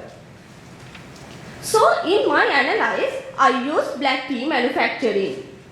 Because according to the methodology for my standards, whatever the things I am going to study cannot be green leaf and oolong tea. If sugar mixed with tea, color and weight change, but it's resulting in extra profits. But it is damage and in the Ceylon black tea. As I said earlier, my research problem, so Tea Research Institute scientists had studied the issue and come up with the baseline for sugar content in made black tea in the low-grown area and mid-grown areas. However, Sri Lanka Tea Board has no any indication on the established sugar level on high-grown black tea produced in high-grown areas. The way of that need to control Ceylon high-grown black tea contamination with sugar. Let's move on to objectives. My general objective was to estimate natural levels of fructose, glucose and sucrose contents in manufactured black tea produced from 4 major agroecological regions in high-grown. This study also focused on the specific objectives are to identify fructose, glucose and sucrose levels in high-grown black tea, fresh tea leaves using high-performance liquid chromatography technique, and also sugar variation in during black tea manufacturing steps. Materials and methods. I did my research at Sri Lanka Tea Board Pesticide Residue Analysis Unit during from November 2021 to May 2022. These are samples for green leaf and Ceylon black tea. The green leaf and black tea were collected from Dimbula, Eldon Hall Estate, Nuwara, Stockholm Estate, Udupussallawa, Ragala Estate and Uva, Dikwala Estate. Sample preparation. When considering about fresh green leaf, about 400 gram of fresh tea leaves and bud, open, unopened, second, third, fourth leaf were collected from different fields and all the samples were air dried at room temperature and oven dried. Then samples were powdered using a coffee grinder with sealed with 0.5 mm mesh, then after sugar analysis. When considering about black tea, BOPF, BOP, dust number 1, withered leaf, rolled dul, fermented dul were selected from tea factories. Then samples were powdered using a coffee grinder and sealed with 0.5 mm mesh, then after sugar analysis. An organoleptic evaluation was carried out at the very initial stage to evaluate the sensory attributes of the sugar content in tea brew. Extraction of the sample. Grounded tea samples were measured. 2 gram of homogenized samples was brewed with 25 ml of deionized water in 40 minutes in a mechanical shaker. Then after centrifuge sample for 30 minutes at 3000 rpm. A volume of 2 ml of extract was obtained. Then obtained extract samples were diluted with the 100% acetonitrile. Then filtered through 0.45 micrometer nylon filters and proceed for the HPLC condition and HPLC injection.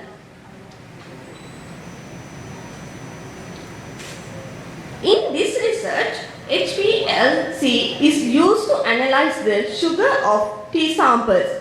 Because of that higher resolution and higher speed of this analysis. Having refractive index detector, so this provides a much better separation of the components of the mixture. Expression of results by using this formula. Statistical data analysis. The data were analyzed by using ANOVA through SAS. Let's move on to most important part of my research results and discussion. Fructose, glucose and sucrose content in green leaf. The highest glucose value was recorded in Uva state, followed by Nuvarelia state and Udupussallavar. The lowest glucose recorded in Dimule state, therefore Dimule state significantly different from Uva state and Uva state. The reason behind this was effective. Some genetic factors such as climate, soil and in the growing region. Therefore, they are generally considered as uncontrollable factors for tea production.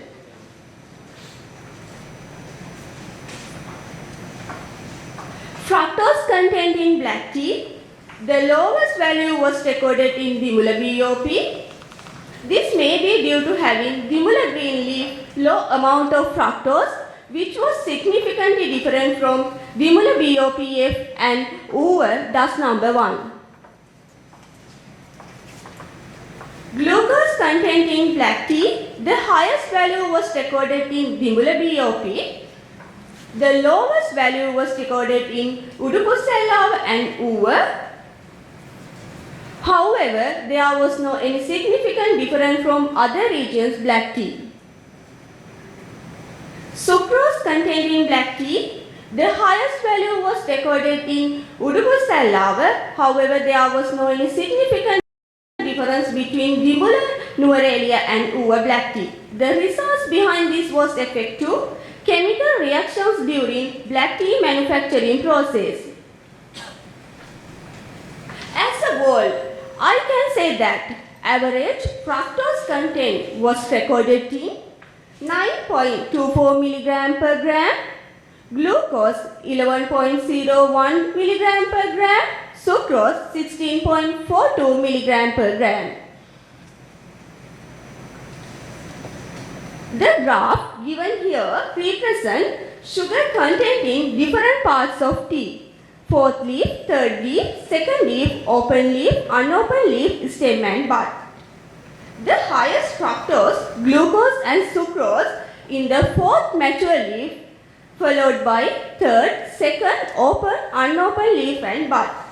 These results are agreed into the findings of Samantha et al. 2017, who investigated high content of sugar contained in mature leaf compared to the other parts of part in the bud, second leaf, third leaf and unopened leaf.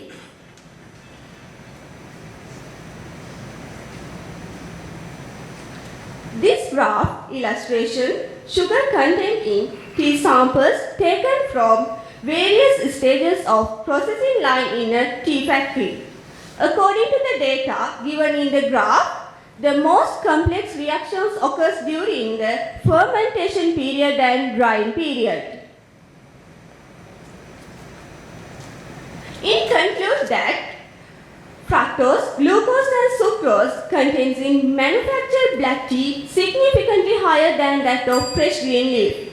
And due to that, during the black tea processing, the sugar contents of black tea are formed gradually by various chemical and biochemical reactions in the leaf.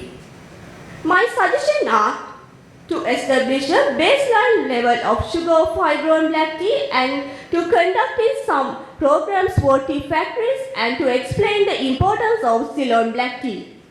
These are my references. I like to acknowledge these people. Thank you. Okay, thank you.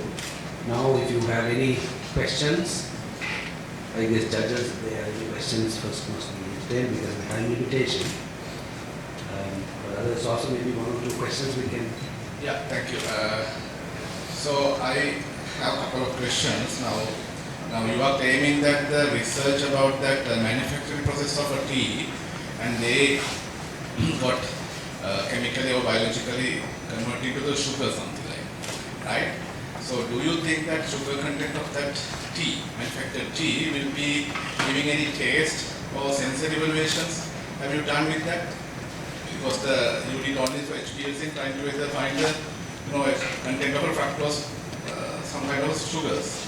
Right? Did you evaluate with that taste of the tea with that level of content? Actually, most tea factories are not adding the sugar, but some of the factories are adding sugar because of that the weight and the color change, and actually the platinous color is improved. This adding the sugar, the sensory evaluation, at the auction, some samples were taken from the auction.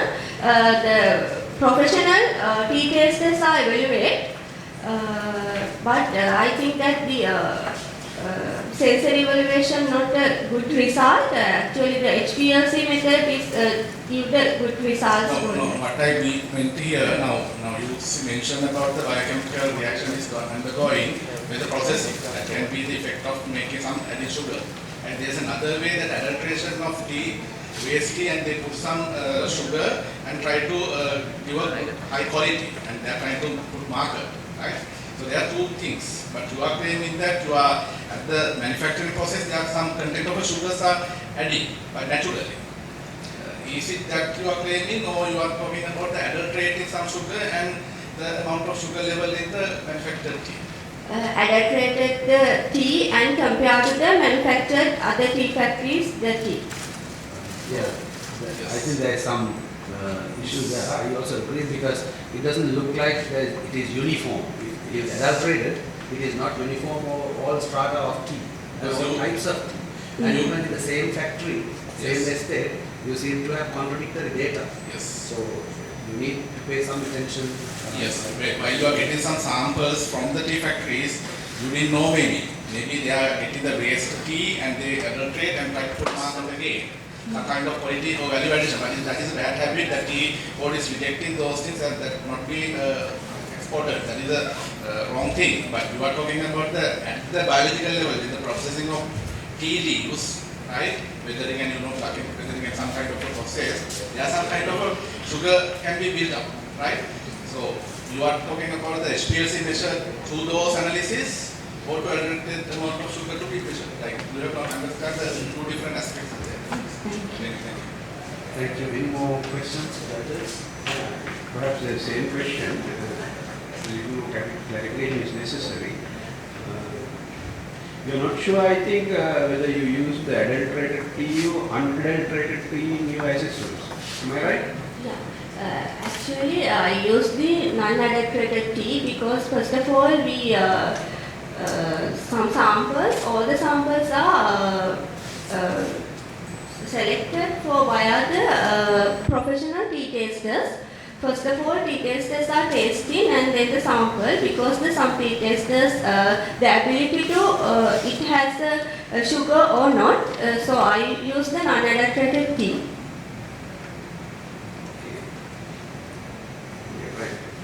Anyway, the normal values with regard to these sugars must be established by the tea industry or the scholars involved in the area. That is important when that will give you some benchmark data for comparison and detect whether a given sample is adulterated or not. So that is the importance of your study. You should have mentioned it in the first place. At establishing normal values.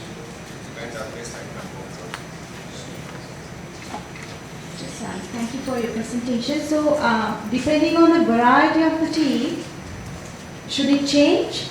Yes, I think that the varieties of clone, there are some clones to different to others the sugar content, but this my research is not thing, and I continue this research like that different varieties and the measure the sugar content. So in the different estates you took the samples, so do you have an idea whether it had the same variety or different varieties? Same variety. Thank you very much. Very useful presentation.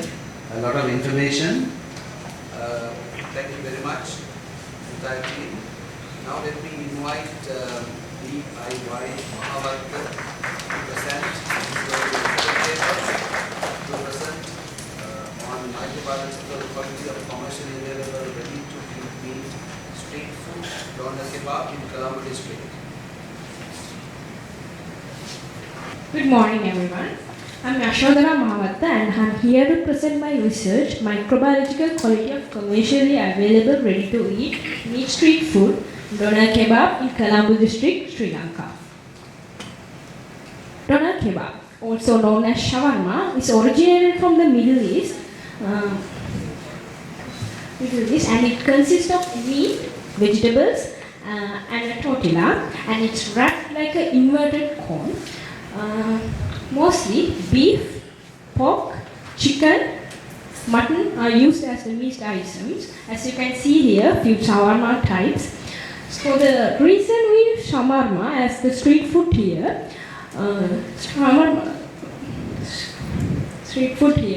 because shawarma nowadays younger people tend to have very cheap and convenient foods, so they tend to use street food. And as you can see in this figure, it's a upmarket research done in 2022.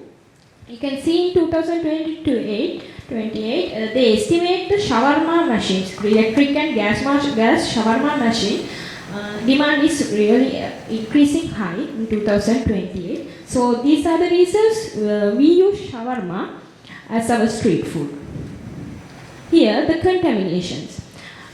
Shawarma consists of meat, which is a protein that microbacteria can grow really well in these proteins.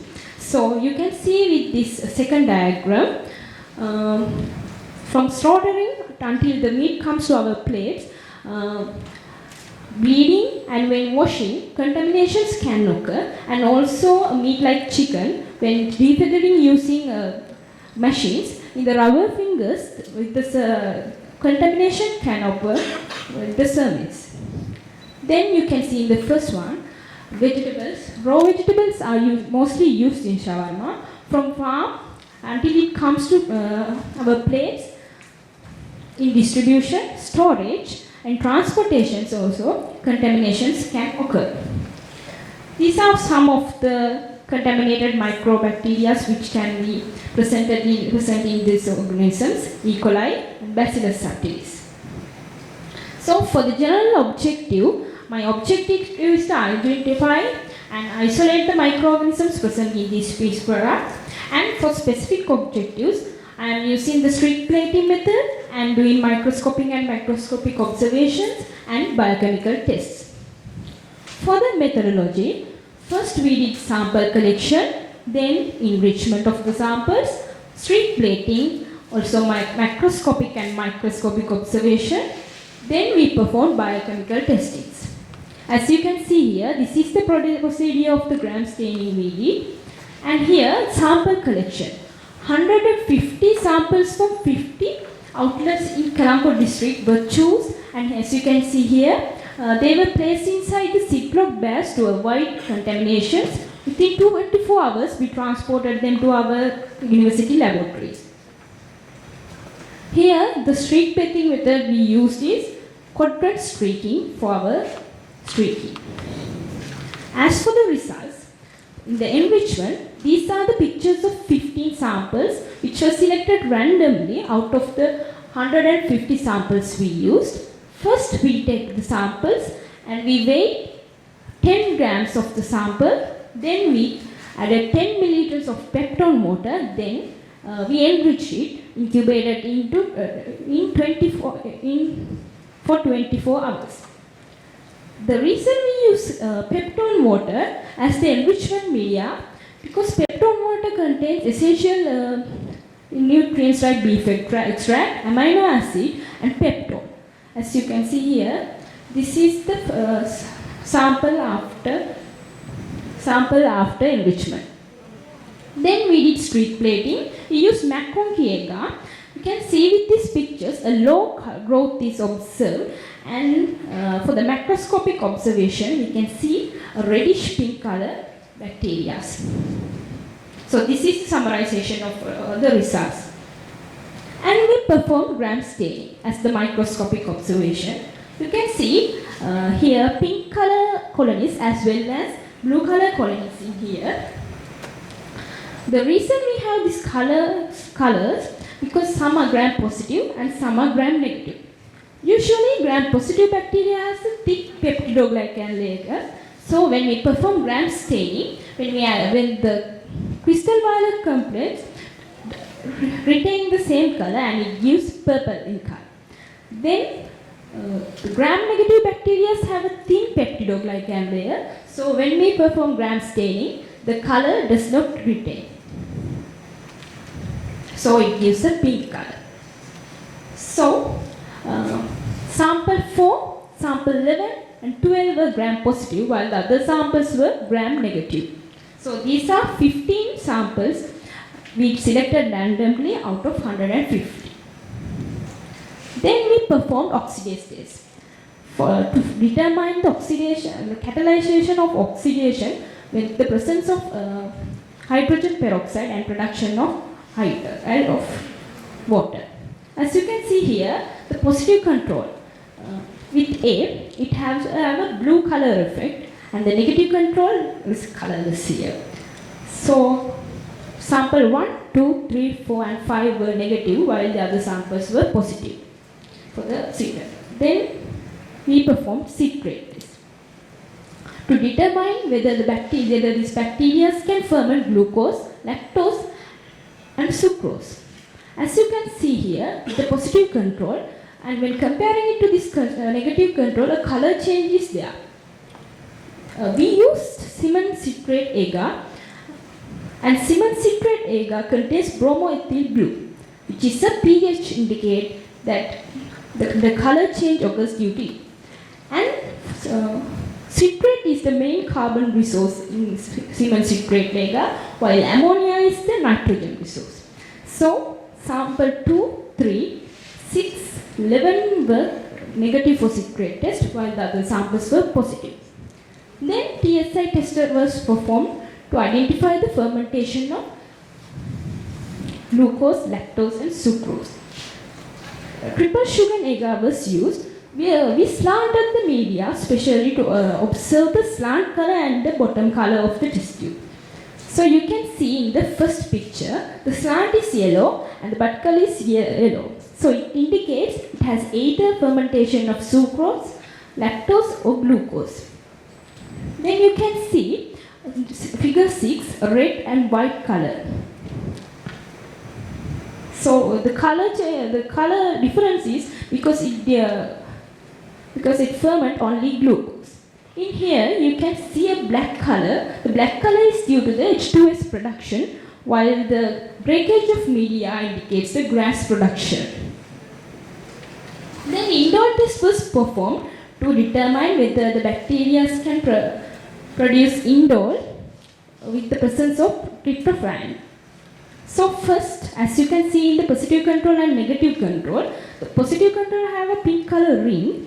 So first we inoculated tryptophan with the bacteria, then we incubated it for 24 hours, then we added coax region for it.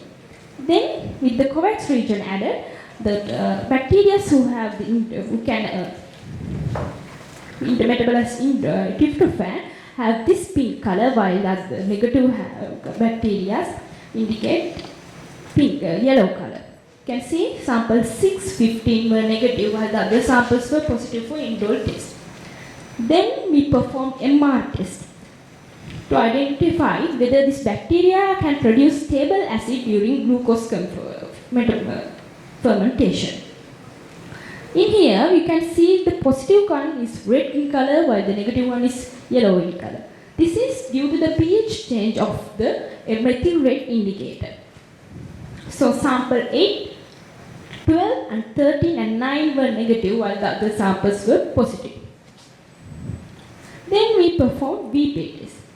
For the VP test, we used MR-VP board. We inoculated it with the bacteria, and again we incubated it for 24 other hours. Then we added alpha-naphthol and potassium hydroxide to it. Then the positive control, which have the ability to produce acetylene as a product of glucose fermentation, indicated red, while the others were yellow. So sample 1, 10, 11, 13, 14 and 5 were negative, while the other samples were positive. In esculin test, the black color is observed as the positive ones, because it has the ability to produce esculin with presence of bile salts. Sample 3, 4, 7, 8 were negative, while the others were positive. In the urease test, as you can see in the positive control, the pink color was there with the bacteria which can ferment, which have the ability to produce urease. But none of these samples have the ability, so they remain yellow in color.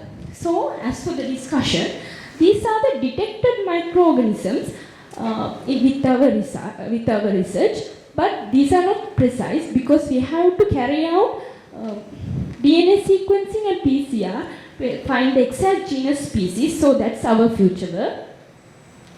For the percentage of microorganism, you can see the least number is 6% and it's by Pseudomonas, and the highest number is 20%, Salmonella, Klebsiella and E. coli. As for the conclusion, I would like to recommend for street vendors that they have to follow the safety guidelines to avoid those contaminations and to avoid outbreaks in the future. And these are my references. I would like to thank KGN IRC for having me here, and my supervisor, co-supervisor, Senior Campus Faculty Dean, Dr. Manitya. Thank you. Thank you. Very informative. But at the beginning I thought I will also eat shawarma, but not anymore. Any questions? Yeah, she has a question. Sorry?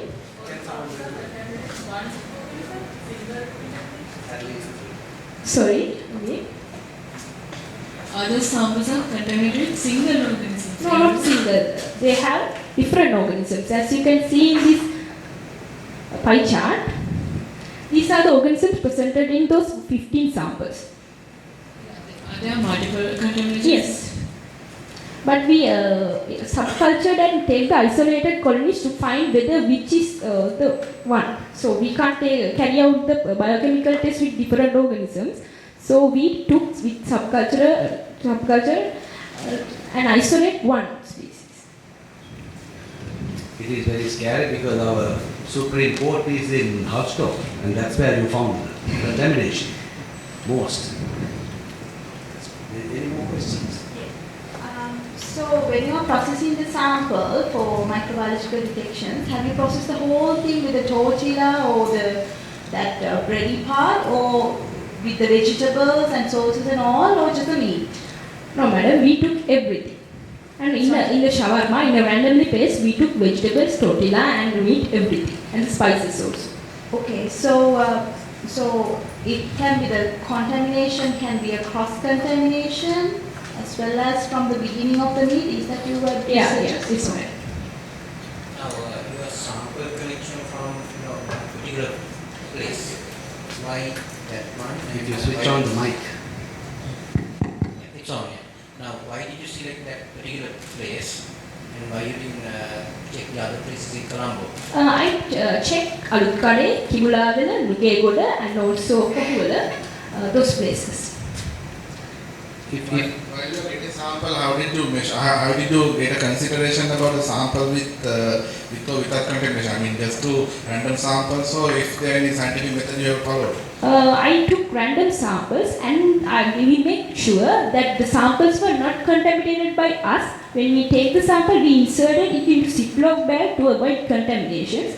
So the contaminations are from these vendors and might be from transportation, when sample storage, and when cooking, washing, might be. Now, these places normally they buy not the good quality meat. Might be like outdated things. That might be the reason. Did you check from where it contaminated? Started point. Is it from the the product itself or from the purchase point of view? Did you check it? So whether you are asking the meat they are using, they might some in Alutkade we can't ask for because we don't have that ability to ask those vendors where we do purchase those meat, but there are contaminations occurred, and when we see this vendor's place, it's not hygienic, so we can. That's the thing, these people buy the bad. Right. Yes, correct. And also if you are to give an instruction to Ministry of Health, for example, you will find it difficult because your geographical representation is an issue. True that you have taken 150, but you processed only 50. Yes. And No matter, sir. We performed 150 samples. Yeah. Very good study, very applicable, very practical, useful. Can we say thank you? Thank you. One question. Yeah, sorry. Yeah, go ahead. Okay, it's very informative. That's why I'm asking a question. Similar to these questions, now when you are selecting the sample, because the standard or the quality of the vendor might be changed, right? Because there are different types of street foods. So how you generalize, because there are some good quality, high standard street foods are there. I mean, the vendors are there. Yes. So sometimes when you are selecting samples, there might be the chances to contaminate with low quality vendors, but Yes. there are some vendors who are doing it in high quality with high standards. So how can you justify this fact? Sir, we took randomly samples and we took them from expensive restaurants with huge chains and also from street vendors. But we basically targeted street vendors and we took expensive took it from restaurants also. Yeah, I think the issue is representativeness, and I also think that there is some degree of misuse of the word random. I'm not concerned about it, but I think it's purely because the subject is so interesting, and you find. And I can't mention the names. That's why I use random. You must not be discouraged. Yeah. The subject is so touching, so important, so interesting. That is why you get more questions. I think we have to end all good things. So let us say thank you, and let's go ahead with the other paper. The third one is on impact of domestic cooking process on total phenolic and total flavonoic contents in selected commercially available rice varieties in Sri Lanka, presented by W.D. Gunawardana. Okay, good morning to you all. I'll be presenting the findings of a study that investigated the impact of domestic cooking process on the total phenolic and total flavonoid contents in selected commercially available rice or rice varieties in Sri Lanka. I am Jayasinghe-Mudalige, presenting author, and our team is from representing University of Colombo. Rice, or Asian, otherwise known as simple rice, is known as Oryza sativa L, is a dietary staple of Sri Lankans for centuries. So, boiled rice or rice-based products are consumed in the typical household in Sri Lanka at least once daily. In fact, an average Sri Lankan would consume well over 114 kilograms of rice a year. So we are categorized in the world as one of the most high rice consuming countries in the Asia as well as in the global market. Rice has been used in our native and folk medicine for centuries. It's known for its therapeutic and nutritional potential. So it has been used as either a direct medicinal treatment or as a dietary supplement in porridges, candles, juices, and like paste and etc. The high therapeutic potential of rice, either it is related to essential elements like zinc and seleniums, or the bioactive component is also been highlighted in recent researches by many scholars before us. So they are varying from their in vitro evidence, that is highlighting antioxidant, anti-inflammatory, antibacterial, anti-diabetic, anti-cancer, etc. in lot of published literature. However, the food as consumed is an important aspect when it comes to checking the therapeutic potential and benefits of any given food commodity. Now, the scholars before us that has been published in Sri Lanka and in the international level are mainly concerned about the raw fraction of the rice grain and even sub-fractions in the raw grain, that is around bran and bran oil, etc.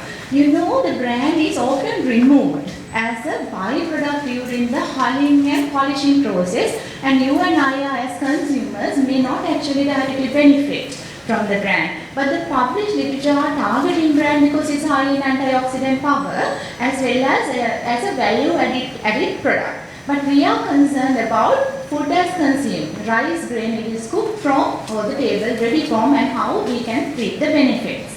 In that light, this study aimed to quantify two of the most common or majorly available total antioxidant constituents, total phenolics and total flavonoid, in oral L in all three fractions, raw fraction, washed fraction and cooked fraction, as they are subject to standardized domestic cooking process. Not only that we check in each fractions, actually we are deciphering the total breakdown of the carryover of these antioxidants across these fractions as well. And secondly, we are going to see the impact of the domestic cooking process on the availability in the final grain and the one that we consume as boiled grain, as well as we are going to evaluate and compare our findings according to the type of variety and pericarp color, red and white, as well as average cooking time per standard weight portion of rice.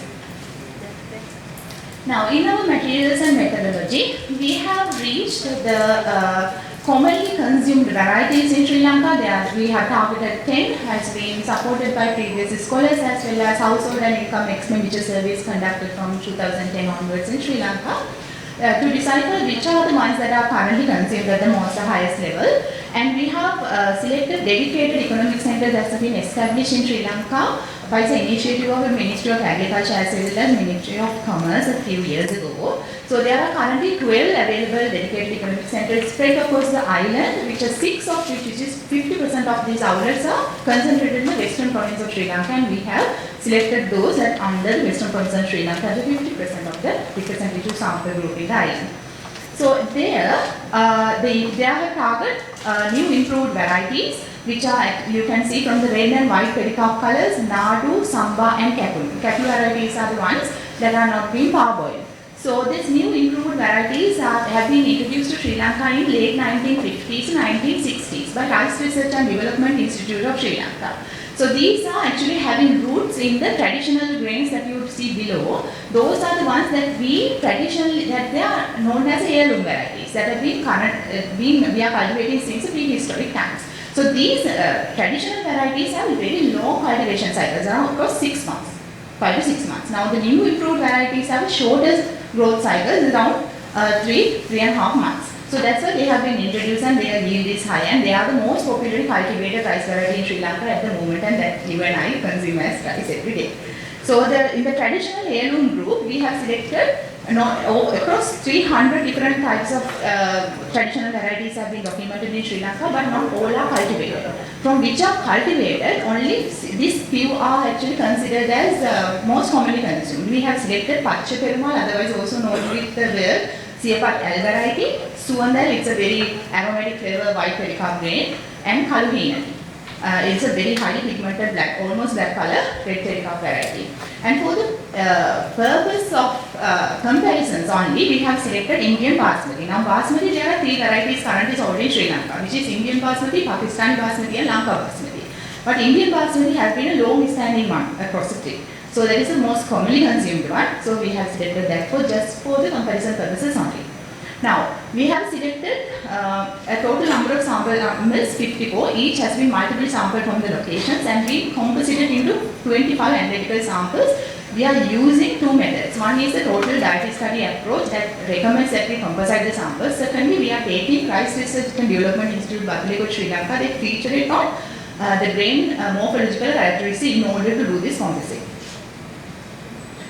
This is our methodology in summary. So we have sampled them into high density polypropylene bags. This is a part of a mega study. So for this purpose, these ice have been allocated and stored in room temperature until immediate processing. So then we have subjected to a domestic cooking process which has been standardized through a standard operation procedure.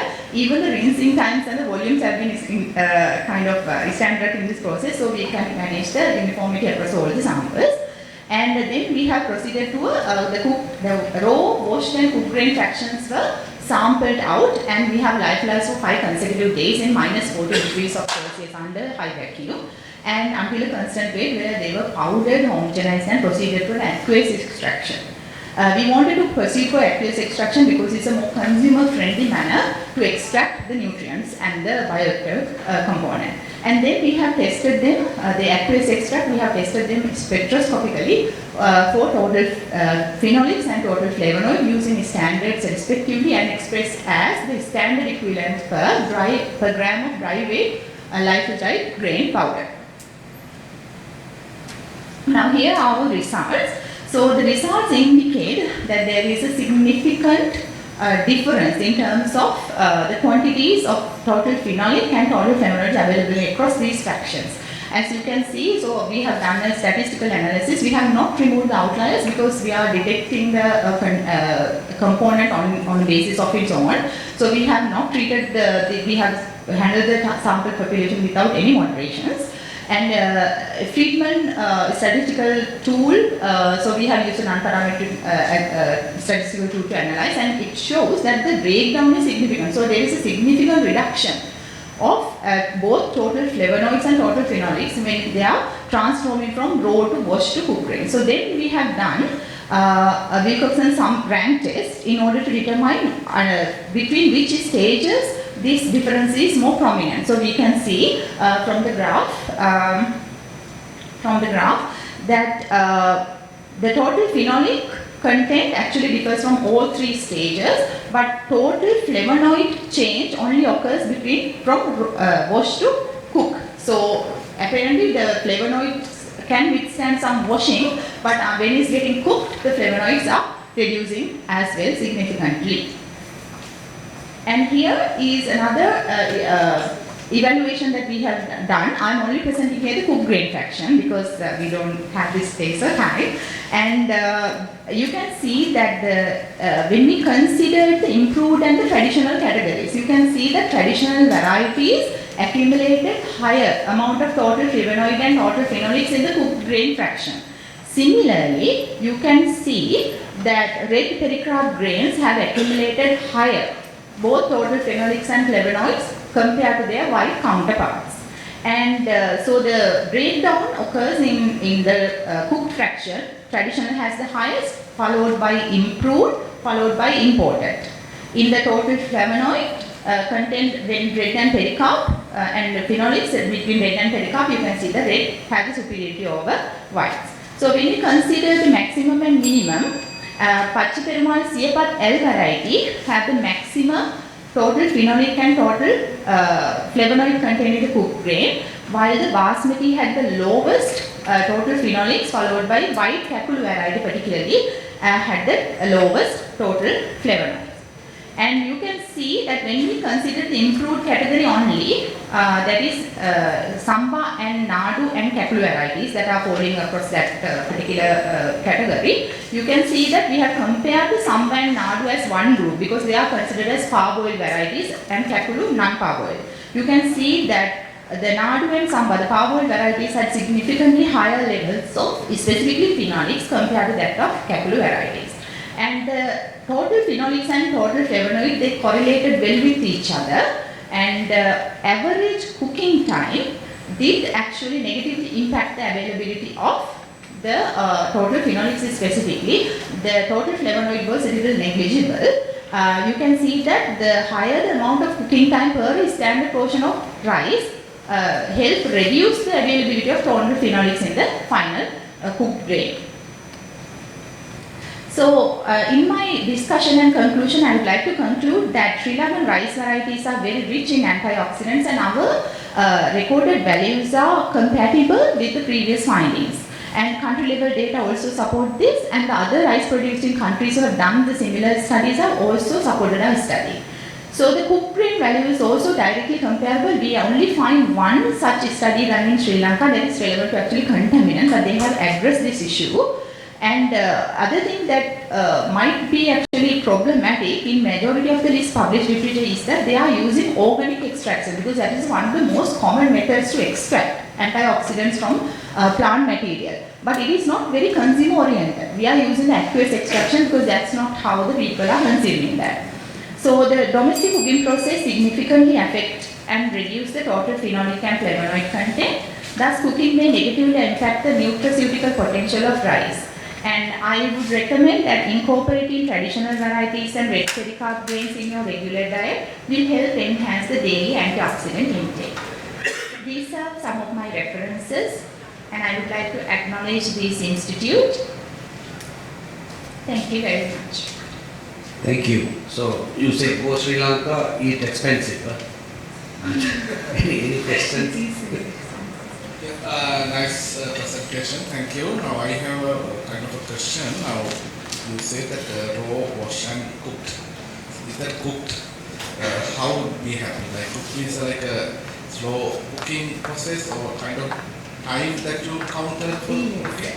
So let me quickly take you to the method. So in order to standardize the process, we have used a domestic rice cooker.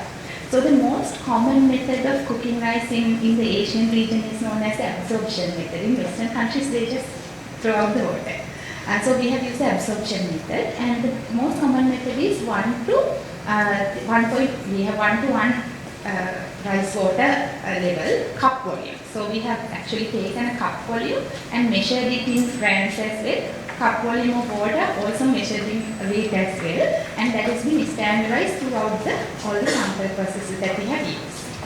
So the cooking time, that is varied because of the amount that may change, because the smaller rice grains may have more, like which means higher weight. So we have standardized the time into 100 gram portion as well. Yes. For our analysis. Okay, good. And let us know the percentage of reducing the TPC and TFC from the raw, wash and cook. Now you showed the graph, which percentage you could signify those? Yes, sir. So we have, sir, around, actually from, if they are transforming from raw grain to wash grain, sir, there is around 24% loss of total phenolics. And from wash grain to cooked grain, sir, there is 36% loss. And if you consider the whole process from raw grain to finish as in cooked grain, there is around 53 point loss of the TPC. Okay, now as we all know that bran is mostly giving the antioxidant values for the rice. Now with the washing and cooking process, that might be affected, right? Another thing is now since there are some other developments, I don't know whether you know or not. Some of the fortified rice are available in the market. Some phytochemicals are incorporated by the processing of rice and put into the market with a half-boiled or kind of process that can be increased that amount of phytochemicals available like a TPC, TFC. Now let us know that percentage, like as you mentioned, about 50% reduce the total TPC and TFC.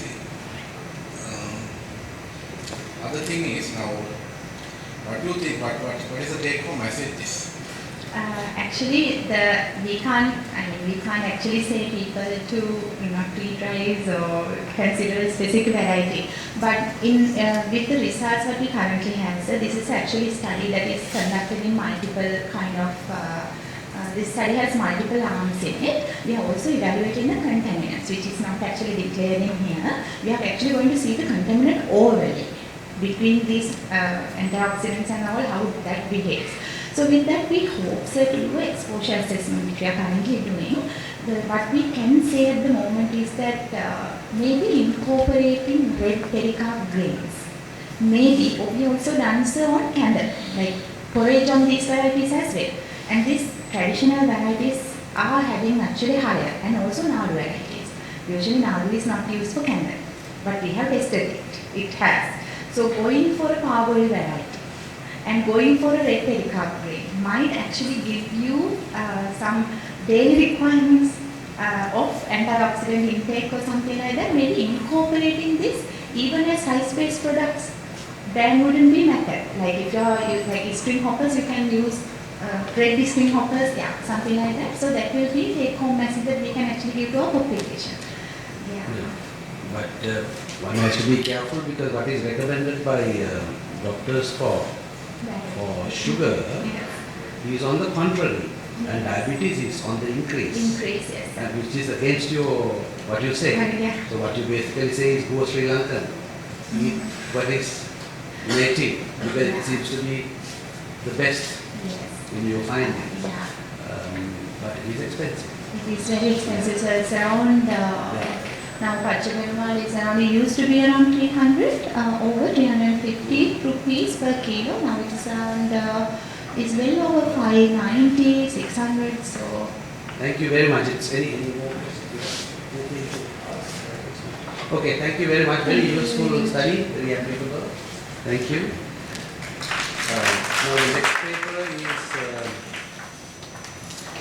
is on the effect of genetic integration on phenotypes in Diclurus dongos across a climatic gradient in Sri Lanka, presented by ADS Madhumani.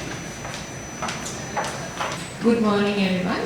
I am Sevani Madhumari and I will be presenting you the effect of genetic integration on phenotype in Diclurus dongos across a climatic gradient in Sri Lanka. In general, closely related species maintain allopatry and act as separate species. However, the reproductive isolated mechanisms of species are found to be not perfect. When closely related species come into contact, there is a possibility for the genetic material of one species to enter into the gene pool of another species through reproduction, and it is what we call as genetic integration. For genetic integration to occur, hybridization should take place at first. Therefore, hybridization is known to facilitate the mixing of traits between different species. The resulting hybrids would acquire a mixture of alleles and phenotype of their parents into different degrees. Hybrid zone. Hybrid zone is a cline or set of clines that are located in between two parapatric hybridizing taxa or area. In other words, if we say hybridization zone, in other words, it's an area that only contains hybrids while separating the parental types. Naturally, hybridization is most likely to occur in intermediate habitats. These intermediate habitats are often located at the ecological limits of the distributional ranges of species where both taxa present close to one another. In Sri Lanka, Delile is one of such transitioning points located between the dry zone and the wet zone. And in Delile, two different species of drongos limited to the two climatic zones come into contact. Among them, Sri Lanka crested drongo, in other words, is Diclurus drophorhinus, resides in the wet zone, and the greater acute drongo or the Diclurus paradiseus is found in the dry zone of the country. So the general objective of my study is to determine the clinal variation of the Diclurus paradiseus allospecies cluster from the dry zone of Sri Lanka to the wet zone of country. The specific objective are to establish genetic signature in intermediate phenotypes of Diclurus drongos in Sri Lanka and to determine the influence of environmental heterogeneity on hybridization dynamics and clinal variations in Diclurus drongos. To achieve these objectives, sampling was conducted in the supposed hybrid zone located in Delile. In addition to the samples in Delile, the other samples spreading over both dry zone and the wet zone were also used, and those locations are marked in this map. According to the distribution of the sampling sites, one-dimensional geographic axis was drawn as shown here, and the further analysis was done along the length of this axis. To conduct the phenotypic analysis, morphometric data of the birds were obtained, And then the statistically significant morphometric traits between Sri Lanka crested drongo and the racket-tailed drongo were identified. And then the principal component analyses were performed for the field samples to summarize the patterns of correlation in the morphometric variables. For DNA analysis, DNA was extracted from the blood collected at the field. Cytochrome B and the ND2 genomic regions were PCR amplified and DNA was sequenced. Then again the principal component analysis method was used to perform the multivariate analysis using these two mitochondrial genomic regions. And why we did this? To identify the structure in the distribution of genetic variation across the geographical locations. For the client constructions, to determine whether there is hybridization or not, CFIT-7 program was used to estimate the parameters for the best fitting curve, best fitting client of the two genetic markers. Clients were then derived as simple sigmoid curves for both the markers across the one-dimensional geographic axis, and then the center and the slope parameters for the client of a scale logistic client were fit. And for the phenotypic measurements, the client variation was visualized by fitting the cubic splines in the program R. For the spatial data analysis, temperature and the precipitation data was obtained from the World Climate Database. And for the NDVI, or the normalized different vegetation index values were obtained using satellite images. And data for each of the sample locations for the above variables were extracted using ArcGIS, and the relevant maps were developed. In addition, humidity data was obtained from the Department of Meteorology. To visualize the variation of each of these variables, cubic splines were fitted using program R. Here onwards, let's discuss about the results and the discussion section of this study. And according to the statistical test, the total tail length of drongos contributed significantly to the dissimilarity between Sri Lanka crested drongo and the greater racket-tailed drongo among all the other phenotypic measurements.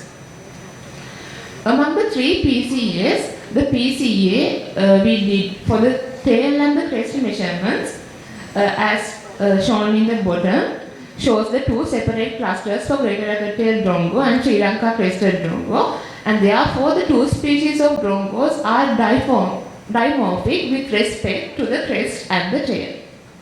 According to this PCA, the individuals with intermediate phenotypes captured in Dandeniya, which is marked in pink color, clustered with the greater racket-tailed drongo species cluster. After studying the DNA sequence, one partially informative single nucleotide polymorphism was found in the cytochrome B gene region. In the ND2 region, there were 5 partially informative single nucleotide polymorphisms. And in this figure, you can see that the PCA we did for the cytochromic B gene region. And here, this is the result for the PCA done for the ND2 genomic region. And this is the results we obtained for both the cytochromic B and the ND2 genomic region. According to these three principal component analysis results, we can see that there is no clear differentiation between Sri Lanka crested drongo and greater racket-tailed drongo for the cytochromic B and the ND2 genomic regions. The phenotypic hybrids also show differences among them according to the cytochromic B and the ND2 genomic regions, and they also do not show any clustering according to cytochrome B and the ND2 genomic regions. According to the results of CFIT-7 program, the estimated center of the genetic line is located 29.24 kilometers east of Delile, which is marked using this green arrowhead. The estimated width of the line is 19.52 kilometers, and its range is marked using these two red arrowheads. And these are the cubic splines fitted for all the morphometric variables. Among all 14 morphometric variables, only The total tail lengths show a slight variation in the same area where the genetic line see the variation, and therefore the total tail length can be considered as a good indicator for genetic variation over the span of the climb. These are the maps developed using world climb data related to temperature, and these are the maps for the precipitation data. And these are the cubic splines that were fitted for all the world climb environmental variables, and among them the significant variation around the estimated hybrid zone was shown by the Bio 19 variable, which is the precipitation of the coldest quarter of Sri Lanka. Here are the maps of normalized vegetation index generated using satellite images, and ArcGIS was used to extract data from sampling locations. And this is the cubic spline fitted to visualize the variation of NDVI. Generally, the NDVI values that are greater than 0.6 is considered to have a good vegetation cover. So, there is no considerable variation in the NDVI observed in the estimated hybrid zone. Here are the cubic splines fitted for the maximum and the minimum relative humidity data, and there is also no considerable variation of both of the variables observed in the estimated hybrid zone. As the conclusion, the results reveal that the genetic variation in groups of drongos is well predicted by the variation in their total tail length compared to the other traits used in this study. The evidence of introgression can be seen across 19.52 kilometers in the transect, and the hybridization zone is narrow relative to the width of the range of the two parental taxa. Genomic transition between Dicturus paradiseus and Dicturus loforinus seems to track the precipitation trends of the coldest month in Sri Lanka. These are some of the key references I used to do my study, and here's to acknowledge Professor Sampath Senaviratne and Dr. Devanmini Halwadura and all other my lab members who helped me to make this study a success. Thank you. Thank you. Very interesting presentation. Any questions, queries, comments? So there is evidence of mix-up.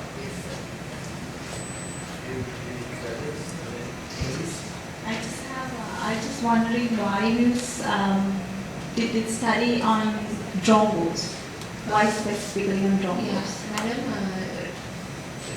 To study about the hybridization, there should be a contact zone between two sister species. So in Sri Lanka, other than drongos, there is only one recorded species. The woodpeckers have a contact zone, and there are plenty of studies that have been done on woodpeckers. So I have to do something that haven't been done before. So that's, and also there is a contact zone in Delile, and that's why I chose drongos as my model.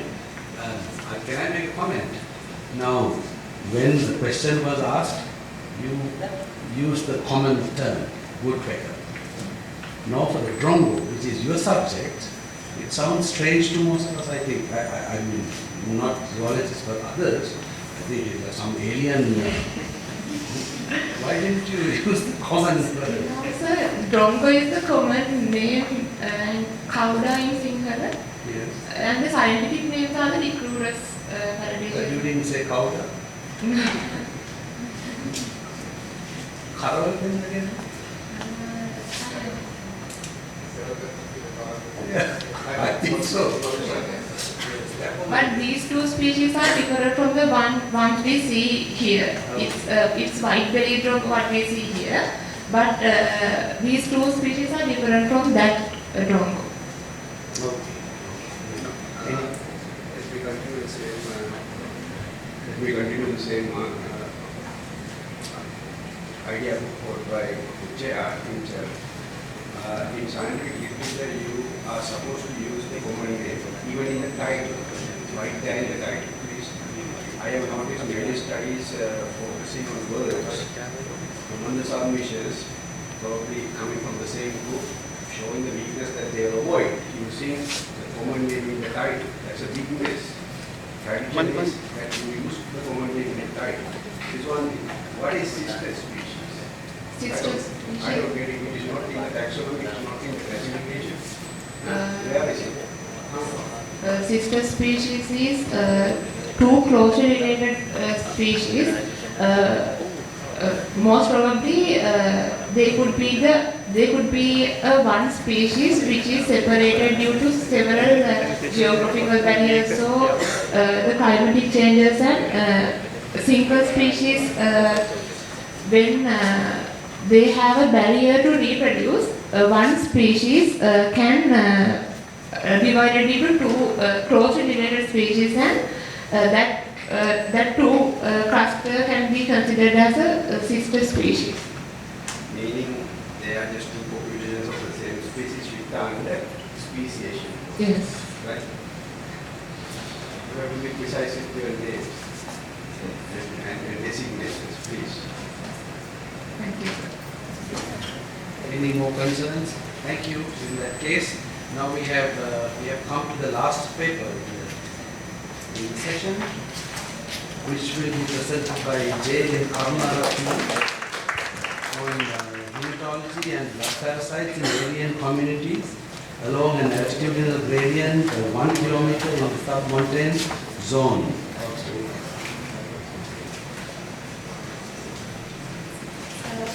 Good afternoon to everyone. So I'm Jayasinghe-Mudalige.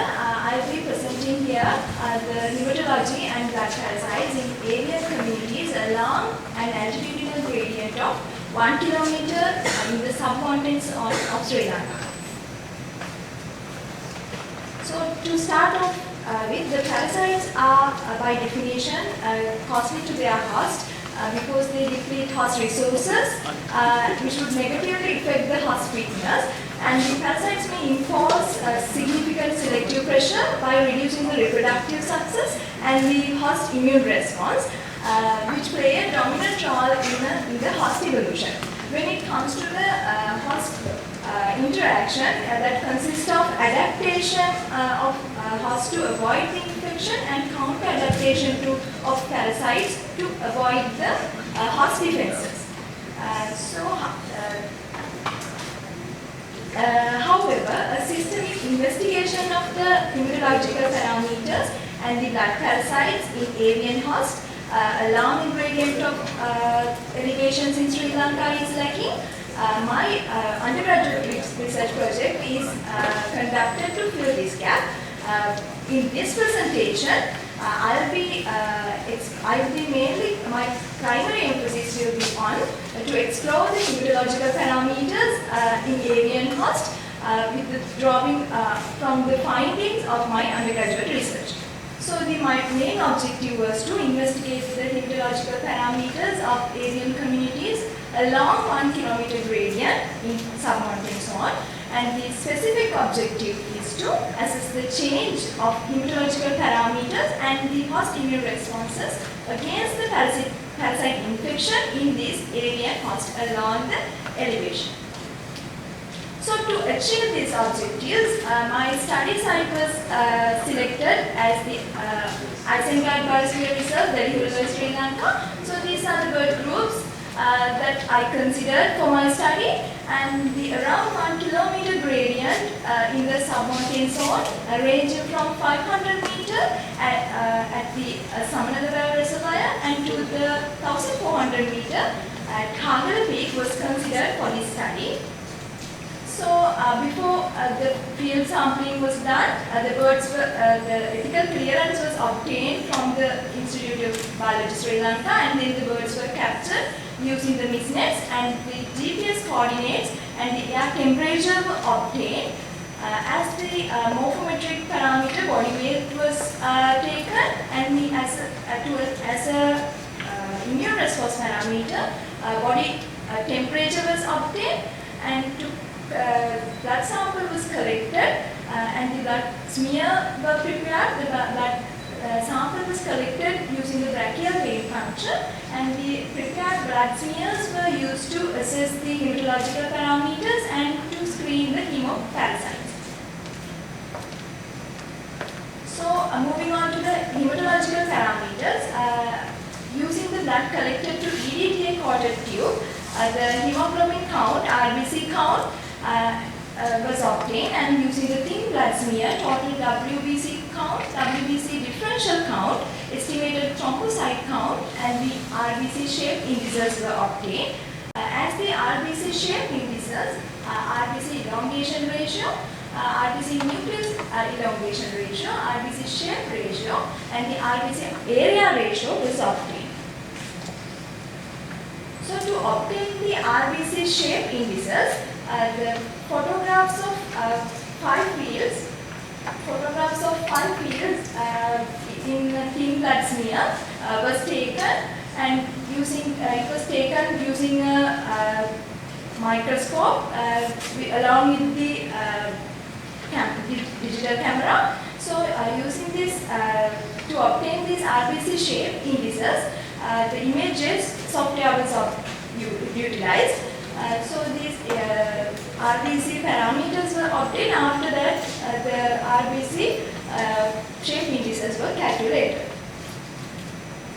Hemoparasites were screened in prepared thin smears using microscopy. Following parameters were obtained during the screening of hemoparasites, which include the intracellular parasite intensity and the extracellular parasite intensity.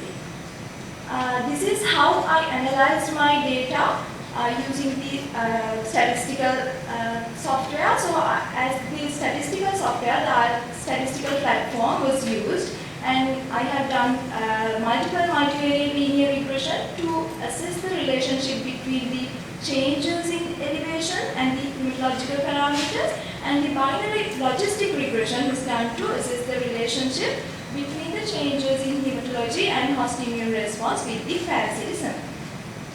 So here are the results of my study. In total of 49 birds from 18 species were reported along this elevation gradient. This bar chart shows the distribution of birds which are captured in different elevations. So moving on to the association of hematology, results of the association of hematology and the host immune response with the elevation. Even though the sum of the parameters which are shown in this slide are not significant, the association is not significant. There is a significant effect on the total WBC count, RBC elongation ratio, and body temperature with respect to the elevation. According to the first graph, the body temperature is significantly increases with the elevation, and the WBC count is significantly decreases with the elevation, and the RBC elongation ratio is significantly increases with the elevation. So high elevation might provide the stress conditions for the birds, so that could be lead to the weaker immune system in birds. So this might be the reason for the low WBC count in high elevation. And the erythrocytes of the birds might develop a morphological variation as an adaptation to high elevations, as a local adaptation. So with that, in the high elevation, there might be morphological changes, and there might be a increase in RBC elongation ratio with the elevation. So moving on to the results of the avian blood parasites. Blood parasites were found in 26.53%. The 13 birds out of the 49 birds that we captured from the Bengal layer. It consisted of 6 different bird species. Microfilaria larvae were found in the 12.24 of the birds from 3 species, the brown cap babbler and the Sri Lanka white-eye and the Asian paradise flycatcher. And the Hemoplodia species were found in 12.24% of the 14.28% of the birds from 4 different species, Sri Lanka white-eye and the skinned babbler and the yellow-fronted barbet and the oriental white-eye. Moving on to the association of parasite intensity with the hematology and the host response. we checked the association with the parasite intensity. So it gives only the elongation ratio is significantly increases with the intracellular parasite intensity. So this might be because the host immune response to the hemoparasite infection, which aims to remove the infected RBCs from the host immune system, that might be lead to morphological changes in the RBCs. And also we checked the association of immune response parameter with the extracellular parasite intensity as well, but there was no significant association with the parasite intensity with the hematology and the host immune response, since I was not included that to the presentation. So moving on to the concluding remarks, a total of 26.53 means 13 out of 49 birds belonging to 6 species were infected with parasitic filaria nematodes, which are known as the microfilaria here, and the Hemosporidium protozoa, the Hemoproteus sp. As the hematology and the host immune response, only the body temperature, total WBC count and the RBC elongation ratio was significantly changed with the elevation, and the body temperature increases significantly with the elevation, and the total WBC count decreases with the elevation, and the RBC elongation ratio significantly increases with the elevation. Since the extreme environmental conditions might act as a stress factor for the birds that might generate a weak immune system, so this fact is supported by the current finding that the WBC count is get lower with the increasing elevation, and also the erythrocyte of the bird might develop a morphological variation as a longer adaptation to elevation, so might be lead to a increase in RBC elongation ratio. So most importantly, RBC elongation ratio increases as Hemoproteus sp increases. That might be because of the host immune response to the Hemoproteus infection, may result in the removal of parasitized RBC in the host immune system. That might be change in the morphology of the RBC. So these are the references that I used to make this presentation. Here is to acknowledge my principal supervisor, Professor Sampath and the co-supervisor, Dr. Mahesh Maparagame and all the other ones who have helped me to make this research project a success. Thank you everyone. Thank you. A lot of very interesting, impressive pictures. I presume you have had a lot of difficult times. Very impressive presentation, good work. But I'm sure there are problems. Is there any query? Just to have one question. Now, when you have looking at the hematological, that values, would you think about the environmental factor like pollution, particle content of the air, and you make that the elevation is one factor that could be suppressed immunity? Could you think about that environmental factor like pollution would be like really is harm quite as a man, but any incident that you will come from that? Yes, sir. Actually, I have only considered the air temperature as an environmental parameter in this study. Actually, I think the pollutants might affect to the hematological changes in birds. Surely, but I think it would be another extension of a research to consider those as well. Because I know that a lot of bushfires are happening in the dry seasons at the very low, so there might be some pollutants can be affected. Can you consider about your next research for that factor as well? Thank you, sir. Any more questions? Yes, Judge.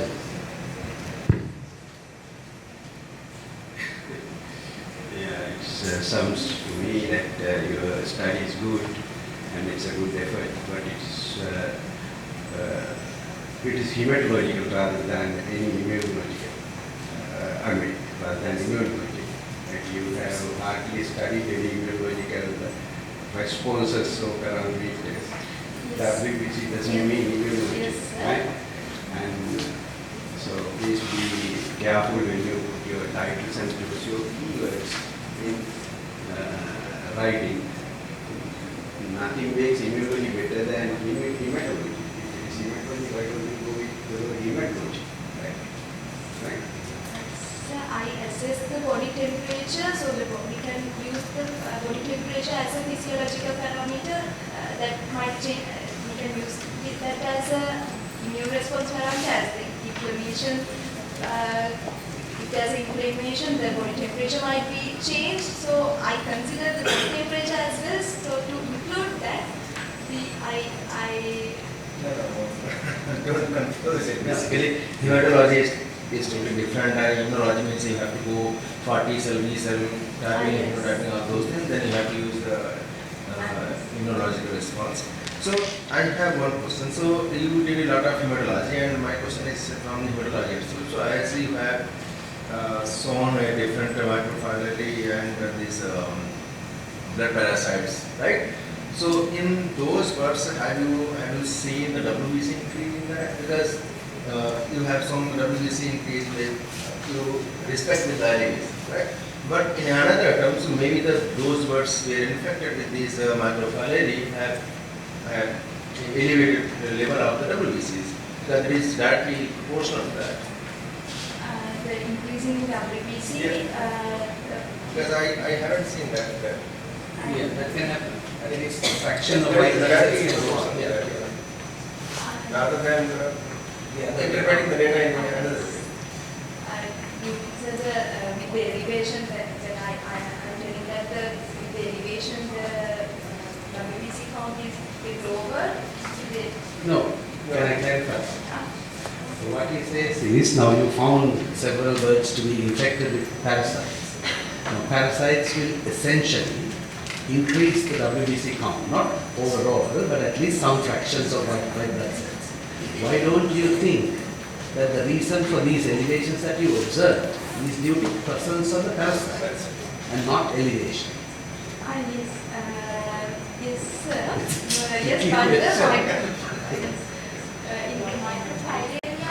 get lower with the elevation, and the hemoproteins is get increased with the elevation. Actually, I didn't include all the intensity changes of the blood parasite in the presentation.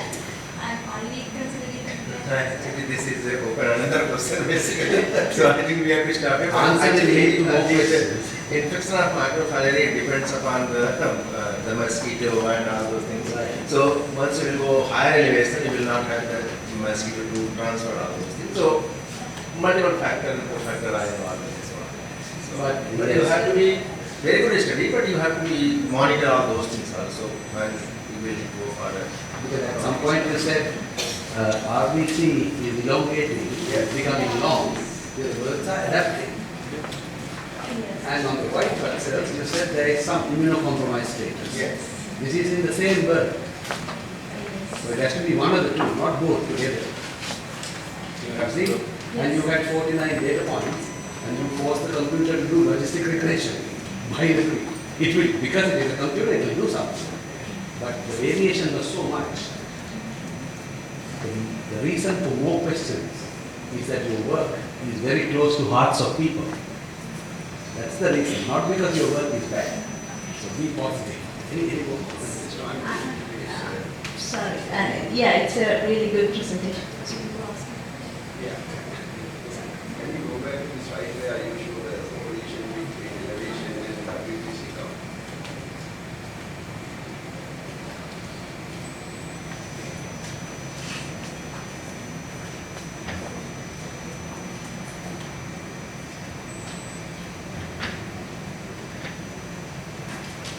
We report only the probability value, not the correlation coefficient.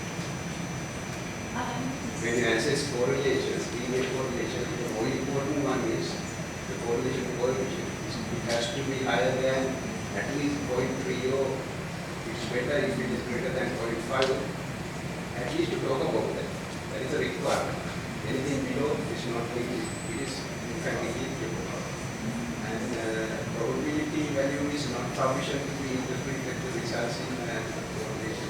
You have to have you are not reporting, but have a look at those data points. They are all over the place. And you can't take those bold decisions using such a set of data. This for educational purposes, you are welcoming research and we appreciate that. Consult your supervisor all the time, right? We will let you know. So we call it thank you very much. Very, very interesting. There's one more question. So have you checked the RBC count in those birds? What about with the elevation?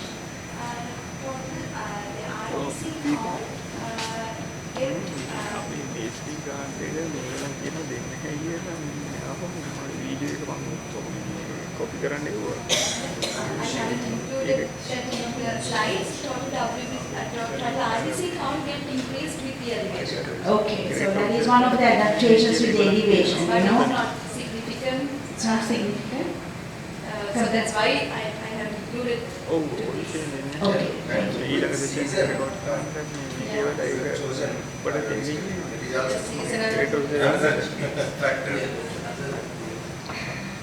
Thank you very much. Very interesting presentation. In fact, all presentations are very good. We are running behind schedule to 1 hour.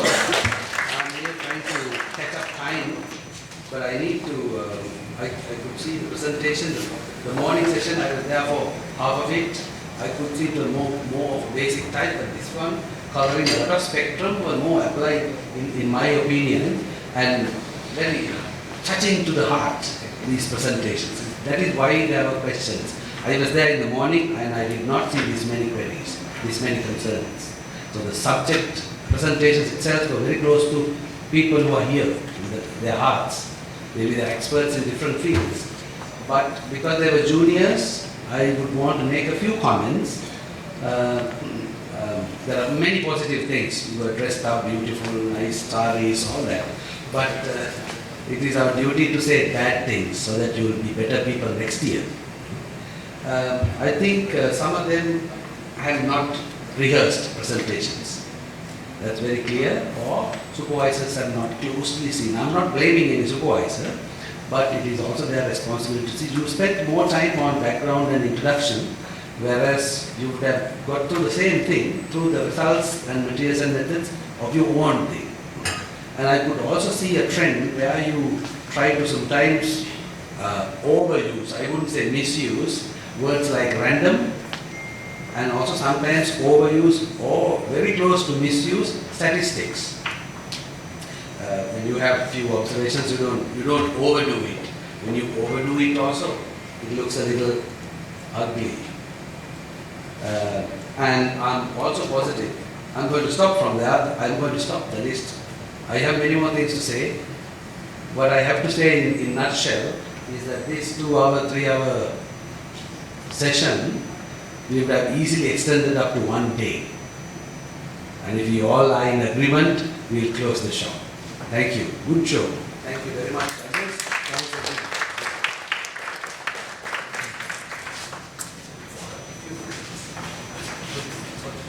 Thank you, sir. The discussion was incredibly engaging and productive. I'm confident that as we exit this hall, we will carry with us a plethora of thought and provoking ideas. So I would like to once again thank the Chairperson, Professor Ashok for gracing the 16th International Research Conference with his presence among his busy schedules. Now I would like to invite Dr. Jayaweera on the podium to continue with the proceeding. Madam, over to you.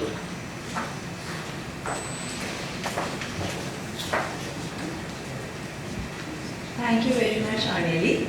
On behalf of the organizing committee of Basic and Applied Sciences session, I would like to welcome Brigadier DCA Vikramasinghe, USP, USA CGSC, Deputy Vice Chancellor, Defence and Administration to the Basic and Applied Sciences session venue. So now, let us pay our greatest appreciation towards those who have contributed to the success of this session. I cordially would like to invite Brigadier DCA Vikramasinghe, USP, USA CGSC, Deputy Vice Chancellor, Defence and Administration, accompanied by Professor Kalpa Samarakon, to present the tokens of appreciation to the session chair and the panel of judges of the technical session 1 and 2.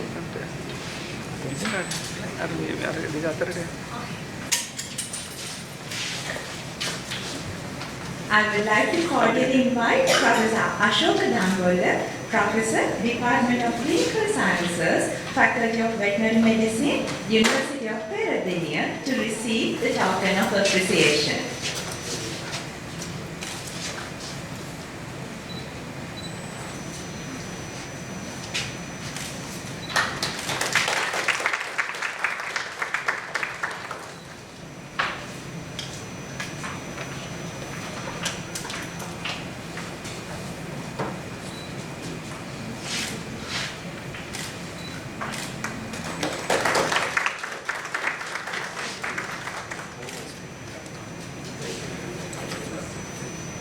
Next, I would like to cordially invite Dr. Rahul Shukla, Scientist in Virology from the Central Drug Research Institute, Lucknow, India, to receive his token of appreciation.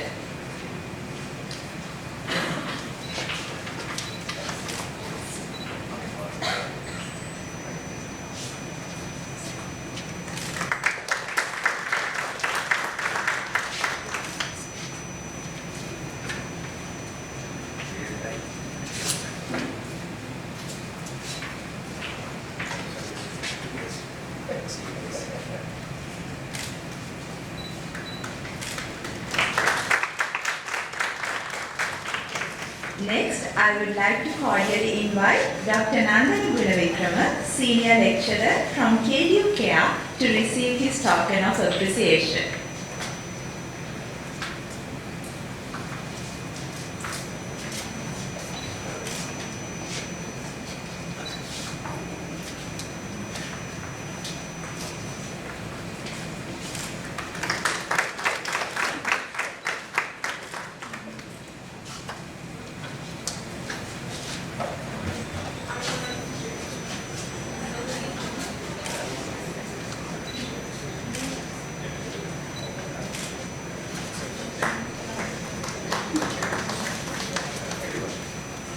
Last but not least, I would like to cordially invite Dr. Indu Rajapaksha, Senior Lecturer, Department of Basic Sciences, Faculty of Allied Health Sciences, University of Sri Lanka, to receive her token of appreciation.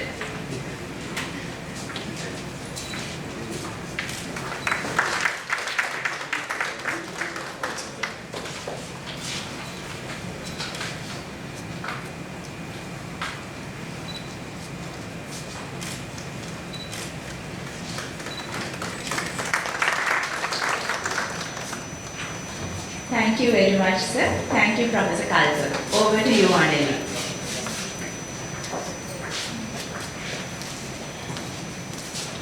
Thank you, ma'am. Ladies and gentlemen, with that, we conclude the second technical session for Basic and Applied Sciences for the 16th International Research Conference. The lunch will be provided at the cafeteria, and the third technical session will be commenced at 2 p.m.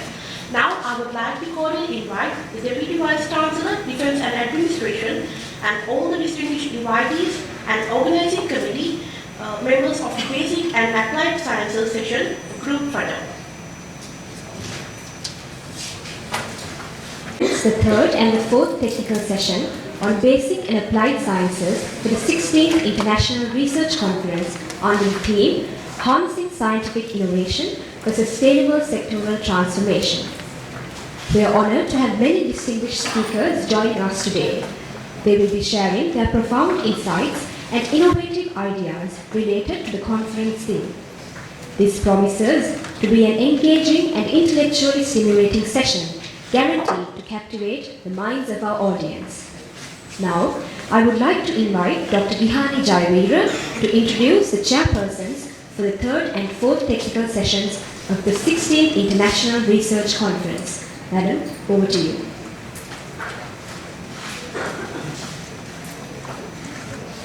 Thank you very much. Let me have the pleasure of introducing the chairpersons of the technical sessions 3 and 4 of Basic and Applied Sciences. We have Senior Professor Hemanthi Ranasinghe. She is a Senior Professor in the Department of Forestry and Environmental Science, Faculty of Applied Sciences, University of Sri Lanka. And we have Professor Prasanna Premadasa, who is the Dean, Faculty of Technology, General Sir John Kotelawala, Defence University. So I cordially invite Madam and Sir to the head table.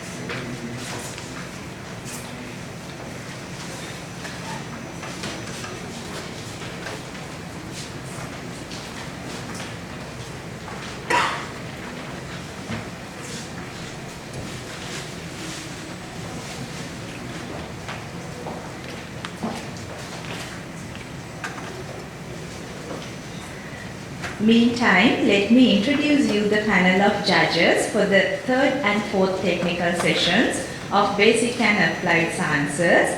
We have Dr. Kotelawala, who is a Senior Lecturer in the Department of Zoology, Faculty of Natural Sciences, Open University of Sri Lanka.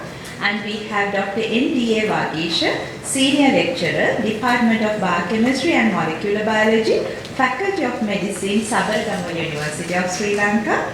And we have Dr. Prasad Premaratna, Senior Lecturer, Department of Preclinical Sciences, Faculty of Medicine, General Sir John Kotelawala, Defence University, Sri Lanka.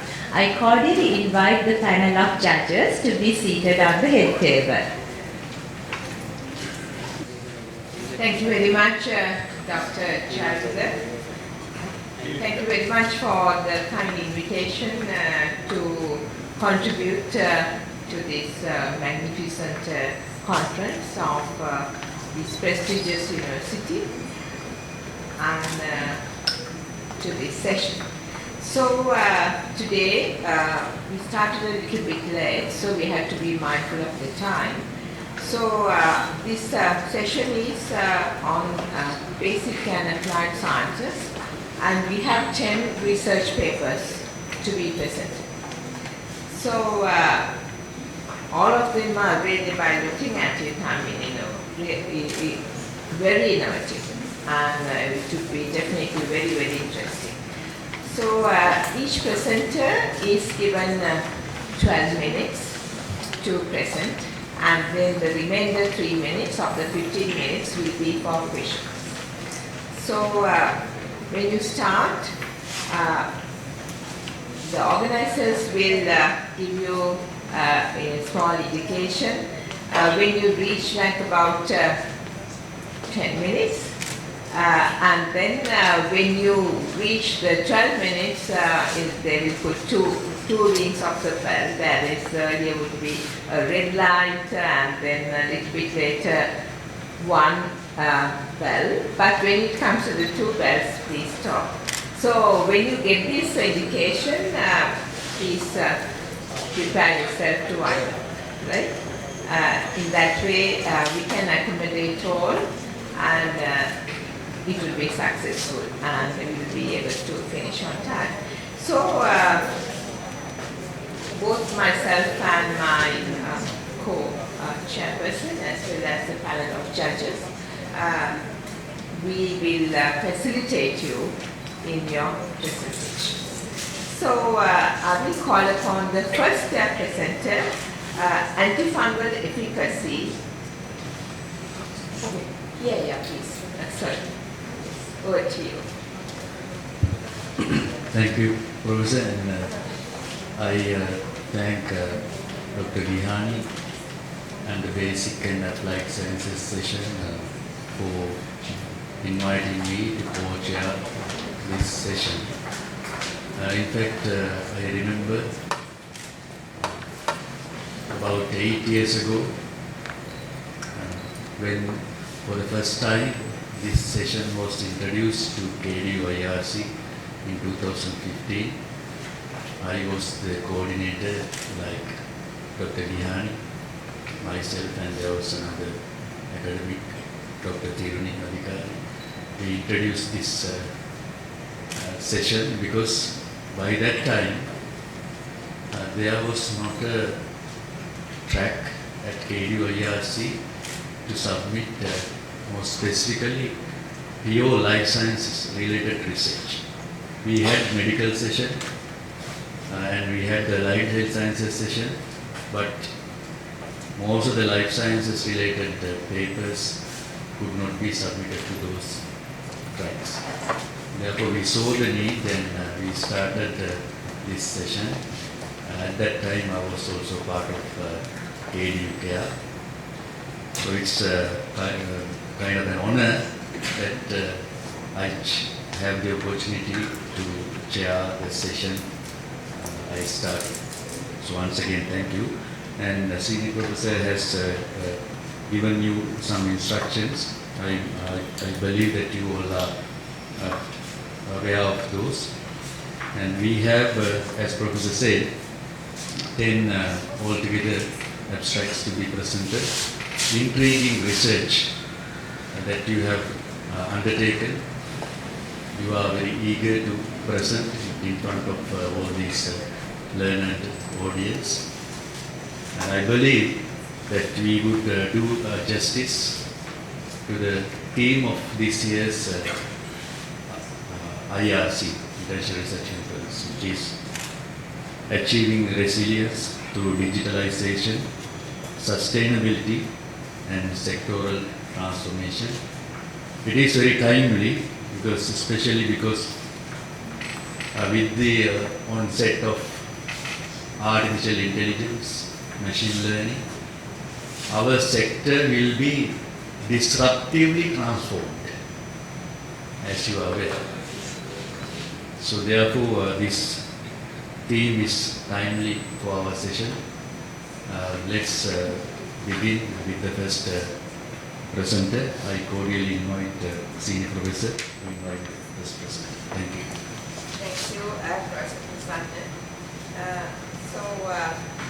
First one, I will invite the presenter Kulati Nishan to talk about antifungal efficacy of biogenic waste-derived colloidal nanobiochar against Coryptotrichum globulus species context. Yes.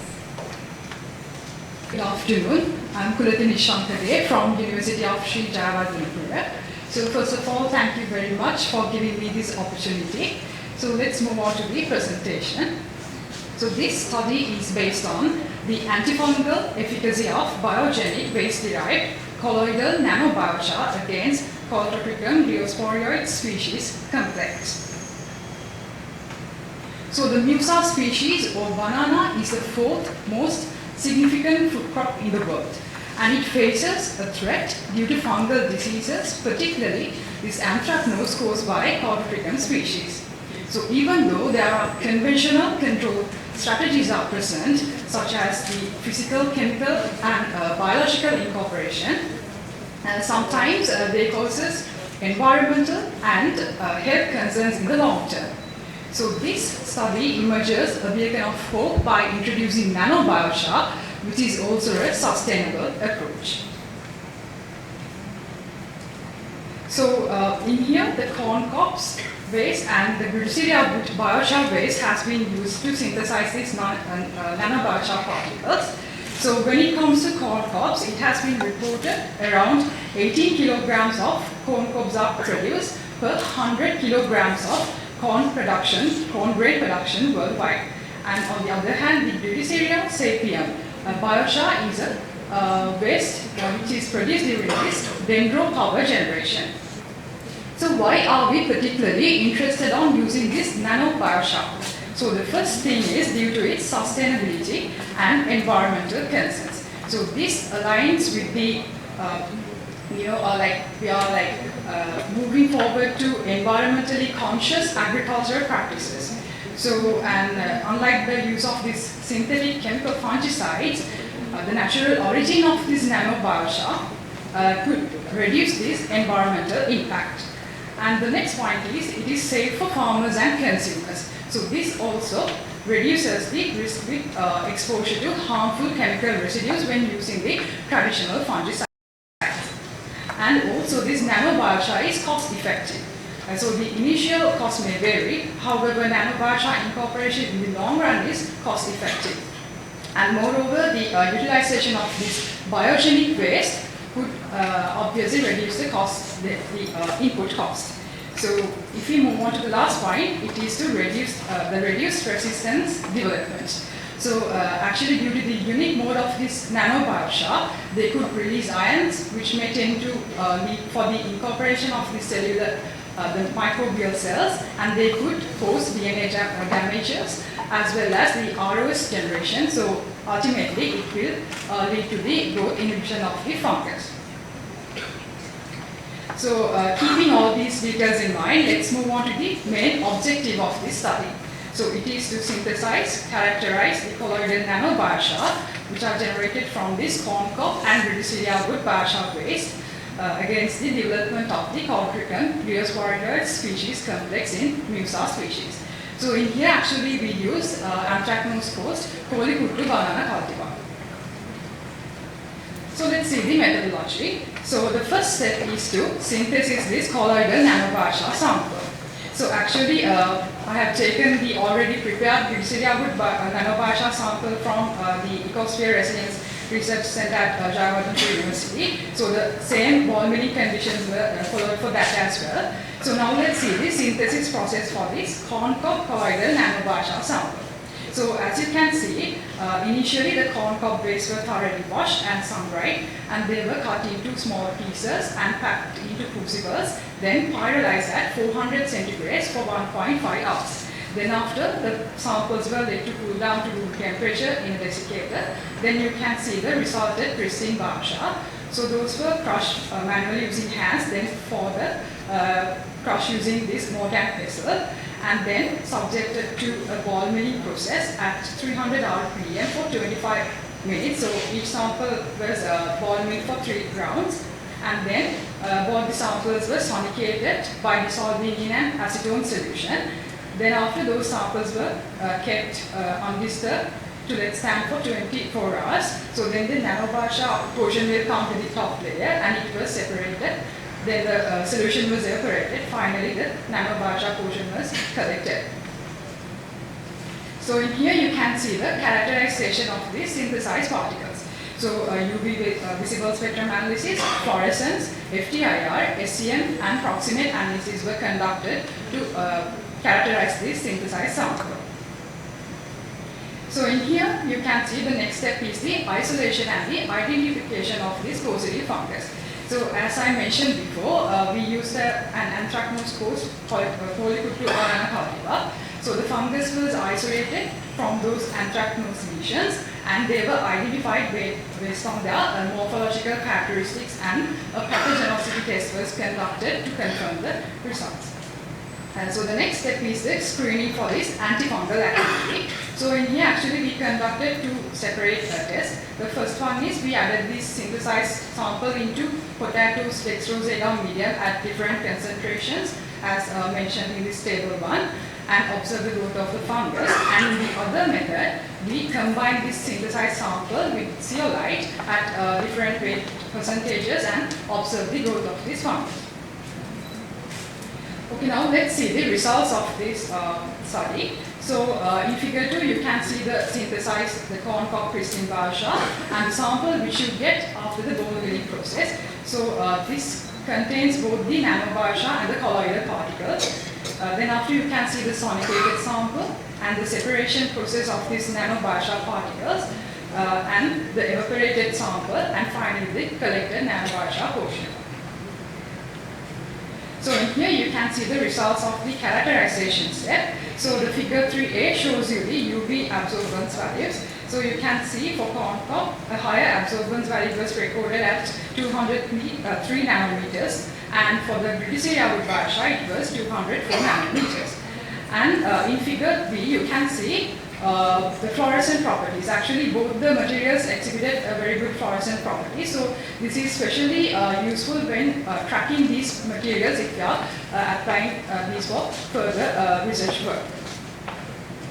So in here you can see the results of the FTIR spectra. So in here actually we wanted to compare the colloidal and the nanobiosha particles, whether we could observe different functional groups. So actually in here we could observe like more or less similar functional groups due to OH stretchings and the carbon double bonds, mostly due to these aromatic carbons present. So here you can see the results of the SEM images. So it's more like flakes-like appearance and irregular shape was reported. So and we measured the mean particle length using the images software. So as mentioned in this table 3, the highlighted values you can see below 100 nanometers, which confirm the presence of these nanoparticles. So in here you can see the results from the proximate analysis. So from here we can get an idea regarding the moisture content, the volatile, ash and the fixed carbon content of both these samples. So especially when talking about these volatile compounds, so they could actually consist with antifungal compounds such as these phenolic compounds or tannins of these planting materials which have an effect on the growth of the fungus. Here you can see the results from the isolation of the fungus. So you can see the salmon pink fluffy colony, the cylindrical and oval-shaped conidia and septate mycelia. So based on these morphological features, it was identified to belong to this Coletorica musae species. But we cannot exactly say that because we did not conduct any molecular studies due to lack of resources. So that's why we have kept it under the Coletorica rheosporidis species complex. In here, you can see the results from the antifungal activity. So the 7A part shows with the corn cob sample and the part shows with the Glyceria sample. So in both the parts, the first number 1 plate is the control sample. So the growth inhibition was calculated taking the mean colony diameters on each concentration compared to the control sample. So in here you can see a highest growth inhibition value of 12.79% for corn cob at 4 grams per liter concentration. And when it comes to the Glyceria wood, highest growth inhibition was reported 32.03% at 12 grams per liter concentration. So in the Glyceria wood sample phase, you can see the mycelia densities also tend to reduce while increasing this concentration. And interestingly, if you see the corn cob plate samples, the last 2 plates, which are numbered 11 and 12, so it kind of, the mycelia densities has increased while increasing the sample concentration. So in here you can see the results of incorporation of zeolite. Figure 8 shows only with the addition of zeolite, and figure 9 shows the combination of zeolite plus the corn cob sample, and in figure 10 you can see the combination of zeolite plus the Glyceria wood sample. So more or less similar growth inhibition percentages were recorded. Actually, in here we incorporated zeolite by thinking that they will help in the activity of these synthesized samples, but seems like zeolite itself also has a very good inhibitory activity. So as a conclusion, we can say that these results demonstrated the potentiality of using this corn cob and Glyceria wood nanobiosha as an antifungal agent. So this actually sheds light on developing a cost-effective, sustainable method to face this anthracnose disease, which is a major threat in this banana production chain. So here are the references of my study. So lastly, I would like to acknowledge the Department of Botany, Ecosphere Resilience Research Center and Instrument Center of Faculty of Applied Sciences, University of Sri Lanka, and Sri Lanka Institute of Nanotechnology for providing the SCF images. So with that, I conclude my presentation. So once again, thank you very much for this opportunity, and you may direct any questions now. Thank you. Thank you very much, Ms. Kulati, and also for completing on time. So there are a few minutes for questions.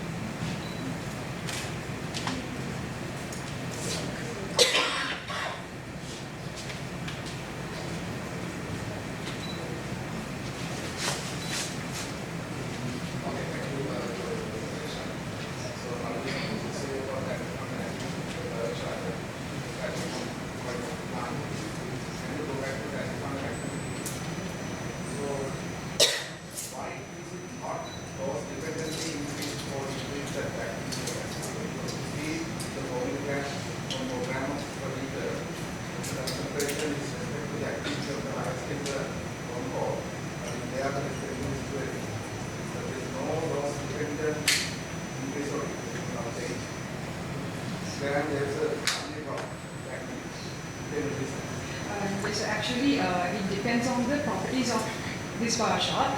Still, we could not actually say what kind of a mechanism the interaction take place between this biochar and the fungal wall. So we have to do several trial and error sessions and to identify what kind of particularly functional groups which could have an interaction with this fungal cell wall as well. And sometimes by increasing this biochar concentration, they may lead to kind of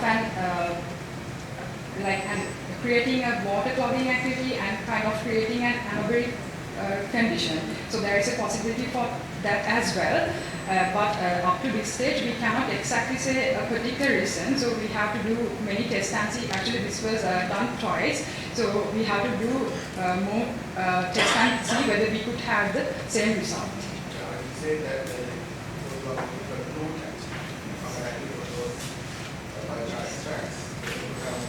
Yes. Any other question?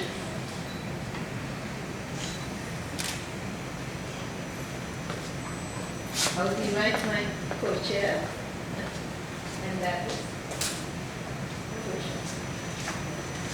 just a small thing I would like to ask. You have really, done a very innovative work.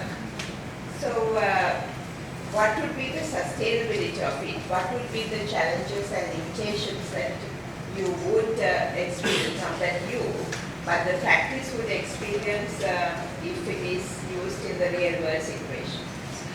Yes, madam. So actually, the main problem with this nanobiochar research is there are lack of studies of this, the toxicity, especially the toxicity if they enter to the natural ecosystems.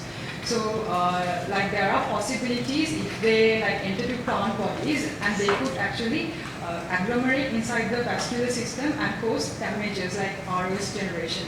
So there are some possibilities with that. So I think if you are developing this as a formulation, it's better to go with the post-harvest application rather than going with pre-harvest application. So I think that will be better in that case. Okay, thank you very much. Thank you, ma'am. So let's give it a big hand.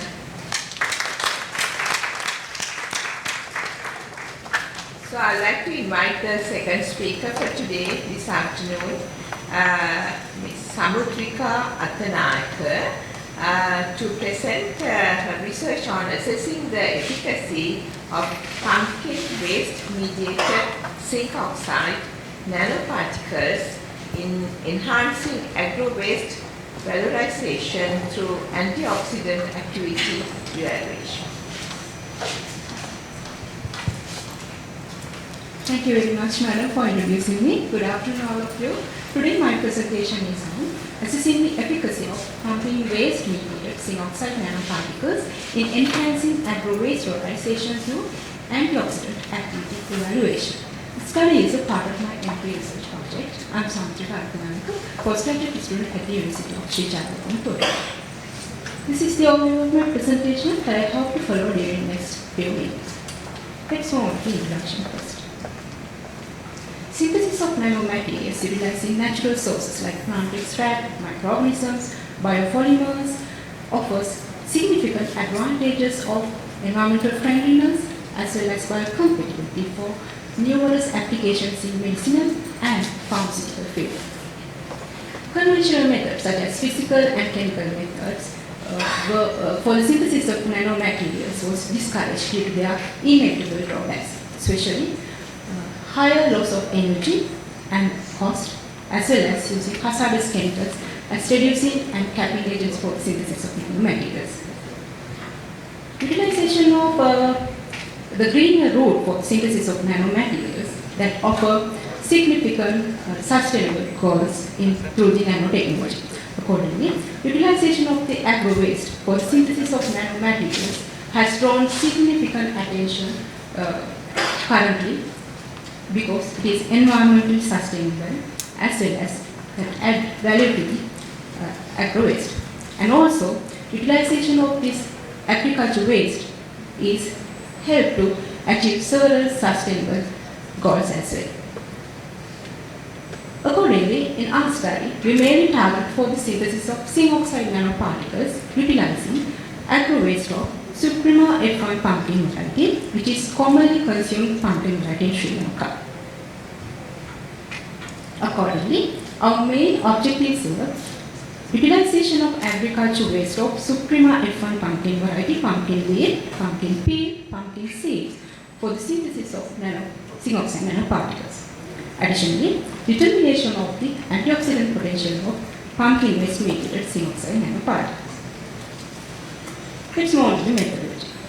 Initially, I collected the plant materials as well as prepared for the synthesis of zinc oxide nanoparticles. Accordingly, for the synthesis of zinc oxide nanoparticles, I optimized several conditions.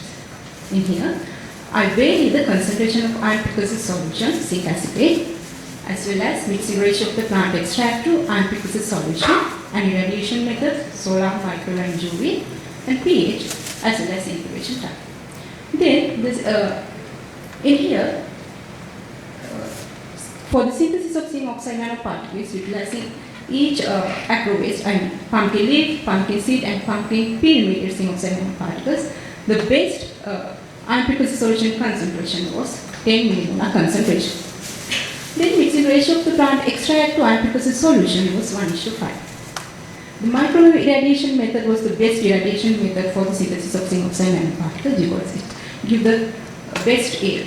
And pH 2F was the optimum pH. And 24-hour incubation time gave the good yield of the zinc oxide nanoparticles. Then the synthesized nanoparticles were characterized under several analysis method.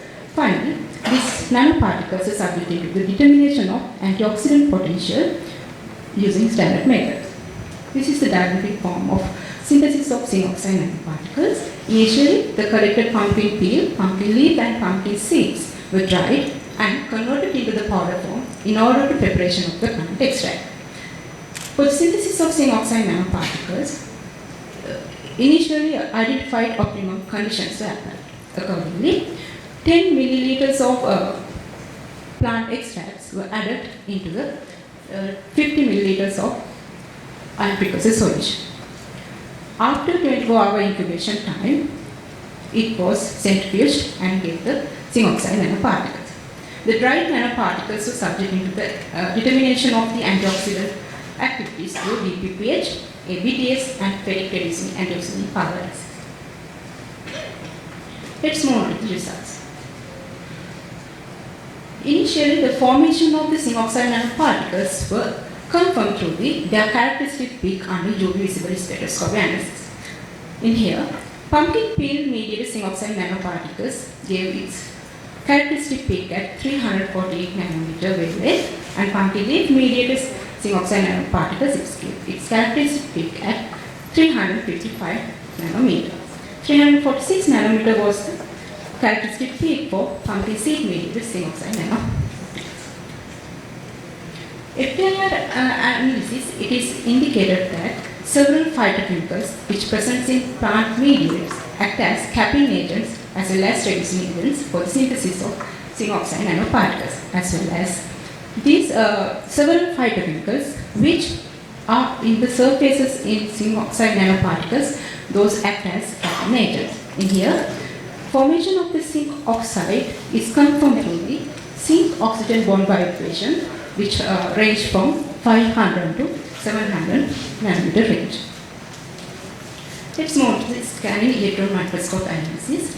It is confirmed that formation of nanoflowers of pumpkin peel, pumpkin leaf and pumpkin seed mediated zinc oxide. Transition electron microscope indicated the average particle size of these biogenic zinc oxide nanoparticles. Accordingly, pumpkin leaf mediated zinc oxide nanoparticles gave the smaller particle size. XRD analysis that confirmed the formation of pure zinc oxide nanoparticles with hexagonal vertical structure with respect to their 2 theta peak values as well as their corresponding crystalline planes. Let's move on to the antioxidant activities. The IC50 values of DPPH acid. In here, the radical scavenging activity among several pumpkin agro-waste mediated zinc oxide nanoparticles and reference standards shows no any significant difference, and also in here pumpkin leaf mediated zinc oxide nanoparticles shows higher antioxidant potential. The IC50 value of ABTS acid in here, all the agro-waste mediated zinc oxide nanoparticles and respective plant materials as well as reference standards shows there is a different antioxidant potential. In here also, pumpkin leaf mediated zinc oxide nanoparticles shows best scavenging activity. Ferric-reducing antioxidant power acid. In here, the results are measured with respective to as equal to ascorbic acid. In here also, pumpkin leaf mediated zinc oxide nanoparticle shows higher antioxidant potential. And there is a, when compared to the between pumpkin leaf mediated zinc oxide nanoparticles and pumpkin seed mediated zinc oxide nanoparticles have no any significant difference. Let's move on to the conclusion. In our study, it is demonstrated that the successful formation of eco-friendly zinc oxide nanoparticles under the optimal conditions using pumpkin peel, pumpkin leaf and pumpkin seed mediated zinc oxide nanoparticles. And several analysis methods, it is confirmed that the formation of zinc oxide nanoparticles with nano-flower shaped morphologies as well as different sizes. Accordingly, pumpkin leaf mediated zinc oxide nanoparticles shows smaller particle size than the other agro-waste mediated zinc oxide nanoparticles. XRD analysis confirmed that every agro-waste mediated zinc oxide nanoparticles were hexagonal vertical crystalline structures. The antioxidant activity of zinc oxide nanoparticles is size dependent. As the pumpkin leaf mediated zinc oxide nanoparticles show the smaller particle size. Accordingly, the antioxidant potential also higher in pumpkin leaf mediated zinc oxide nanoparticles. And also, under the DPPH radical scavenging activity, it is demonstrated that biogenic zinc oxide nanoparticles have higher antioxidant activity than the reference standards as well. And also, every assays, it is indicated that zinc oxide nanoparticles has good antioxidant potential than their respective plant materials. Ferric-reducing antioxidant power assay also indicated that biogenic zinc oxide nanoparticles have higher antioxidant potential. The important thing is, under the FTIR analysis, it is demonstrated that there were several functional groups were in the surfaces of these nanoparticles. For the antioxidant activity, these phytochemicals also affect and also it boosts the antioxidant activity. These are the difference of my study. And finally, I would like to convey my gratitude for my supervisors, Dr. Gotika and Professor Charitha for their valuable guidance throughout this study. And also I would like to convey my gratitude for the College of Chemical Sciences for their financial support and laboratory facilities. Thank you. Thank you very much, Ms. Samtrika, for that very innovative presentation. And also you were on time. So the paper is open for discussion. We have got 3 minutes for questions. Yes. please check the mic earlier? Okay. So, thank you. The presentation now, it seems to me, now most of the extracts. So one question is why you choose the pumpkin variety, right? And the second one is, seems to me like almost all the organic plant extracts would helpful to make synthesized oxide, right? How do you see the difference of pumpkin and why you select the pumpkin? Yeah. Pumpkin is a kind of commonly utilized vegetable in Sri Lanka. So normally pumpkin peel and also seasonal food variety, kind of a seasonal food variety. At their mature leaves and pumpkin seeds and pumpkin peels are discarded mainly. Therefore, we need to add value for this agriculture waste. Because of that, I have chosen that pumpkin. And also, as you said earlier, every plant materials contain phytochemicals. So those are definitely utilized for the synthesis of nanomaterials. Here also, like that way. There's no any difference but pumpkin, why I chose pumpkin and plant materials. So. Okay, well now thing is, now when you get a zinc oxide nanosynthesized, right? So when you're checking the antioxidant activity, you have not used the zinc oxide itself chemical formula itself, you can get chemical synthesizing, and you have to compare with the biosynthesized, because you don't see and don't show us that the data comparison with whether the phytochemically synthesized zinc nanoparticle or the chemical synthesizer, because you can't claim whether the zinc oxide definitely having an antioxidant activity. Mostly that is the most significant activity. How to define whether it's on the biological synthesized nanoparticles in the results? Actually, I try to mention here the phytochemical mediated synthesis of nanoparticles. It has some higher antioxidant potential than the other one. The reason for that is, as I said earlier, several phytochemicals are capped in the nanomaterials during the synthesis of these nanomaterials as capping agents. That at that time, these phytochemicals also affect for the enhancing that biological activities. I mean, it boosts the activity. So that's why I try to mention it here. So actually, there is a antioxidant activity in zinc oxide nanoparticles as well, which prepare from the chemical methods. And I want to say a chemical method is a kind of a method, conventional method that emphasize hazardous chemical that resulted for the chemical methods using for the synthesis of that nanomaterials is a kind of a hazardous toxic method. I understand. Now, other thing is, if you not make sure the stability of the zinc nanosynthesized material available in your media until your external activity will show, your work is not that much of zinc, because you have to have a stability of zinc nanoparticle. Because I don't see that many data about the stability of the nanoparticles. Yeah, under the optimized conditions, I emphasize the optimized conditions. Actually, in here I check the stability. Here, under the 24 hours, it's a peak. I will show you. Mainly, we determine the stability of these nanomaterials. They show their characteristic peak. We call SPR, surface plasma resonance peak. If there is a stability is lost, the characteristic peak will disappear. Disappear means it's shift right or left. So at that time, we stop. We think that is the that's time was the optimum time for the stability of this nanomaterial. So at that time, we stop to synthesis method.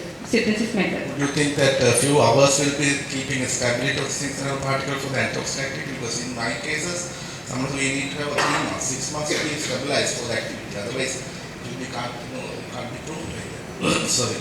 So anyway, good work. You can continue. Thank you. Okay, thank you very much. So, in the interest of time, I think we will move on. So, let's give a big hand to the presenter for that good presentation and good defense Yes. And I will invite Ambadika Kalaharan to talk about Trichoderma citrinoviride as a potential biocontrol agent for Fusarium and Coleotrichum species, a causative agent of onion leaf curl and anthracnose. A very good afternoon to you all. I'm Ambalika Kulalaharan, and today I'm going to present my presentation on Trichoderma citrinoviride as a potential biocontrol agent for Fusarium and Coleotrichum species, a causative agent for onion leaf curl and anthracnose disease. So let's move into the introduction. Onion, one of the most important spices in Asian cuisine, is also valued for its nutraceutical characteristics. So, when considering the onion cultivation in Sri Lanka, more than 1,000 hectares of the land has been used for the onion cultivation in northern and central northern part of the country. Since 2020, the onion cultivation has been severely affected due to the spreading of the infected disease due to this Fusarium Coleotrichum species, which causes the onion leaf twisted disease and anthracnose. So here, the use of fungicides has also been less effective, and at the same time the use of fungicides would cause a negative impact on the environment as well. Therefore, a potential biocontrol agent could be used as an eco-friendly manner to tackle this issue. So, in this study, we aim to access the potential of Trichoderma citrinoviride, the plant growth promoting fungus, to access the biocontrolling ability of the fungus to against the the onion disease causing fungus Fusarium and Coleotrichum species. So when going to the materials and methodology, it is the overall of the the methods we have done. So first, as the initial step, we isolated and identified the pathogen from severely infected onion field. So here the severely infected disease samples were taken from the field, and the pathogen was isolated, and the pathogen were grown on the PDA plates, and then they were subcultured to produce pure culture of the pathogen. And then later the isolated pathogen was tested for its pathogenesis test using the healthy onion bulbs. And also the antagonistic test was done using the dual culture method, where the Trichoderma species was tested against the Trichoderma species was tested for the plant growth for the pathogen inhibition of pathogen growth in the dual culture method. And also the indolactic acid production of the Trichoderma citrinoviride was done using the Sarkowski reagent. So when coming into the greenhouse experiment, the experiment was done under completely randomized design with the number of plants, 30 number of plants, and the greenhouse experiment was done basically with 4 treatments. In treatment 1, we have used the onion bulbs, uncontrolled onion bulbs, and in case of treatment 2, the onion bulbs were treated only with the Trichoderma citrinoviride. And in the third treatment, we treat the onion bulbs with the Fusarium and Coleotrichum species. And when it comes to the treatment, at the fourth treatment, we grow the onion bulbs with both the pathogen and as well as the Trichoderma citrinoviride to see whether this Trichoderma citrinoviride has the ability for the potential biocontrolling ability under the greenhouse condition. So the data were analyzed using the ANOVA and Lankan's test at 5% significant level with using the statistical analysis software. So when going into the antagonistic test, the in-vitro dual culture test says that the Trichoderma citrinoviride has the possibilities to control the growth of the pathogen under in-vitro conditions. So where almost around 59% and 53% of growth of the pathogen could be able to control. And in the indole-acetic acid, we can prove that the color change from yellow to red shows the production of indole-acetic acid. So when it comes to the greenhouse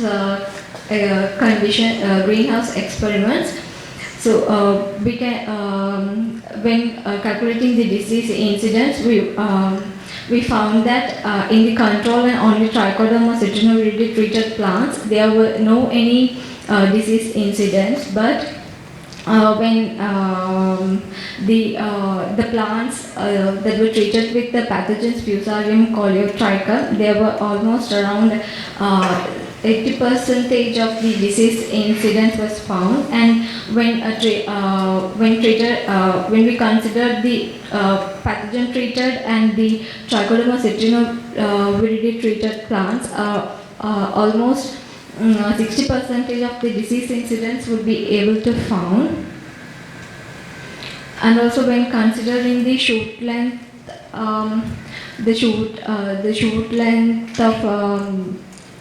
when considering the shoot length, so there we were able to see there is no significant difference in the control and in the Trichoderma and pathogen treated plants, but we can see that there is a less shoot growth in the Fusarium and coleotrichum treated plants.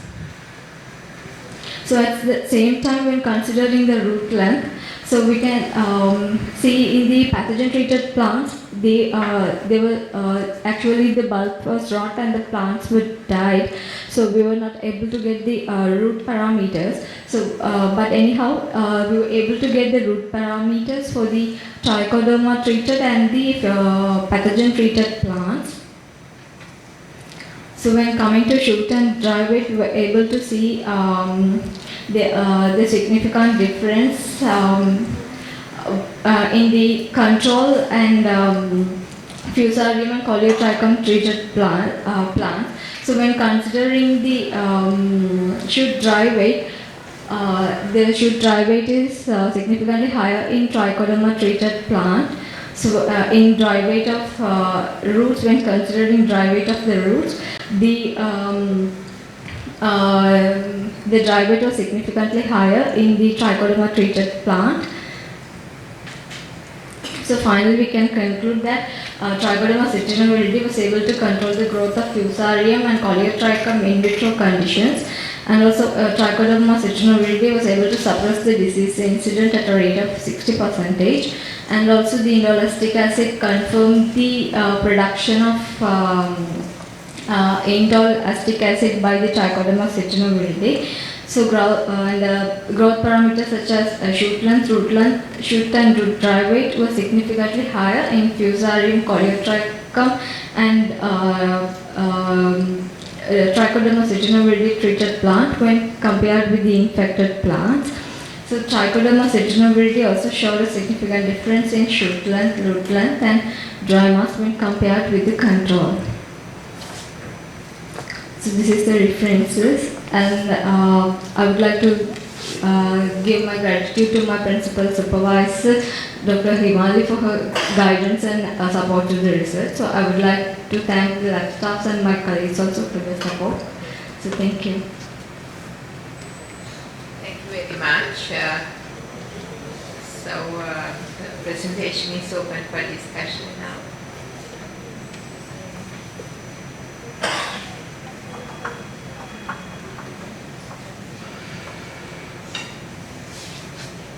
Yes. Lot more time because she finished before time.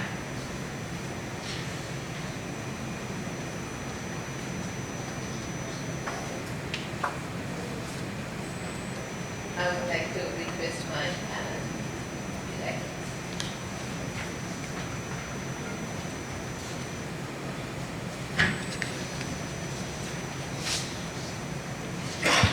Kulankarlahan Thank you for your presentation. I'm not an expert in the field, but let me ask you a general question. Are you aware of any other effects to any other plant species or crops by Trichoderma C? Sorry, sir?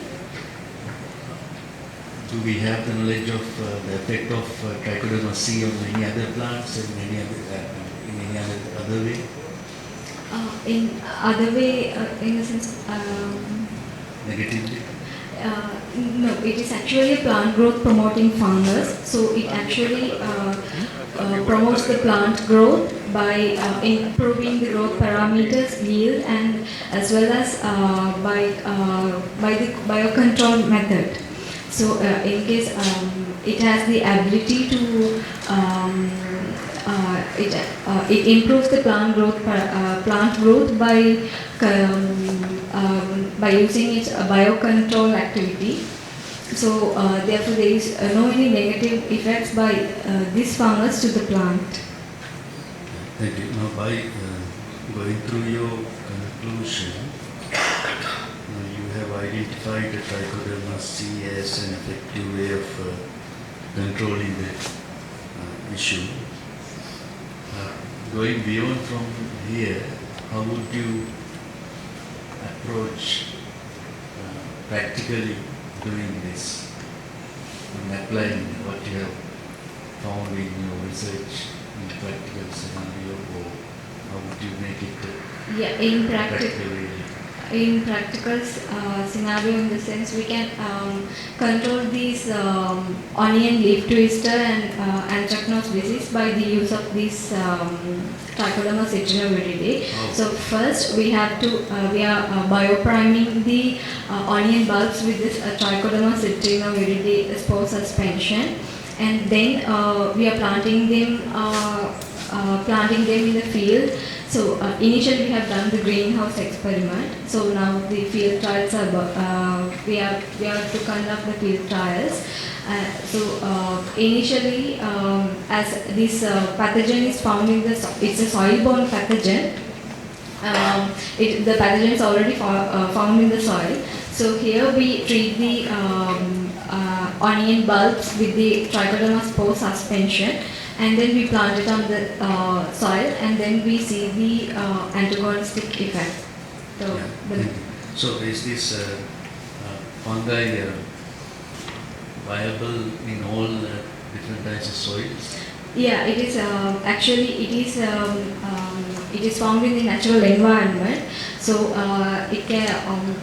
it is mostly available in all types of soil and in all places. Naturally, it's available in every place. Thank you. Can I ask you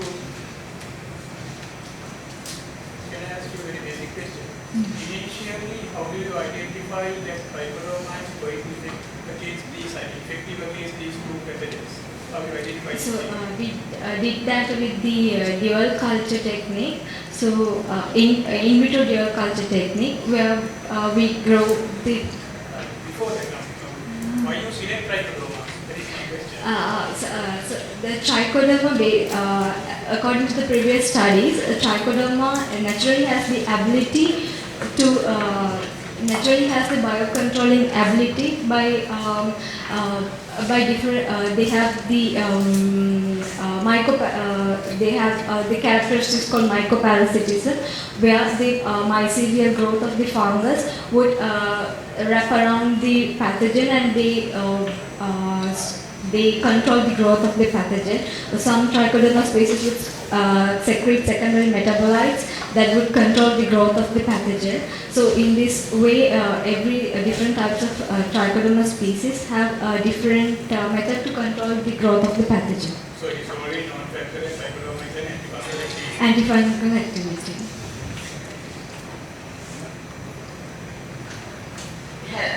Did you come across literature where it can help other diseases also in other plants? Yes, sure. Yes, madam. Trichoderma has the ability to control most of the diseases caused by the fungal pathogens, Fusarium, Coleotrichum, and some other diseases in the crops and vegetables as well. Okay, so is this the first time that your study is being done on onions? In Sri Lanka, there were some previous studies were also made, but they have the studies was based on the identification of the causal agents only. So the solution for this was not yet studied. Okay. So yeah, yes. Yeah, using this identification of these two and you use nucleotides methods. How do you identify them? At present, we are only morphologically identified, so further studies should be done to identify it in the molecular level. But in your abstract, you have written that you used molecular level to transcribe to pathogen system molecularly identified by nuclear sequencing of IPSSI. Just to confirm, no case. Yeah. But you did a very good job because in your area, I think in Japan, this is a very big problem. So Yeah, at present. highly appreciated actually. Okay, thank you very much, Sambalika, for that innovative study and great presentation. So let's give a quick hand. So I will then invite Dilshani again. There are two speakers, I'm not very sure who is presenting. Dilshani and Geethika to present on effects of banana leaves and paddy straw on the growth, nutrient composition, bioactive compound levels, and antioxidant activity of Ostreotus, that is American oyster mushroom. Over to you. It is not here. Okay. That's all right then.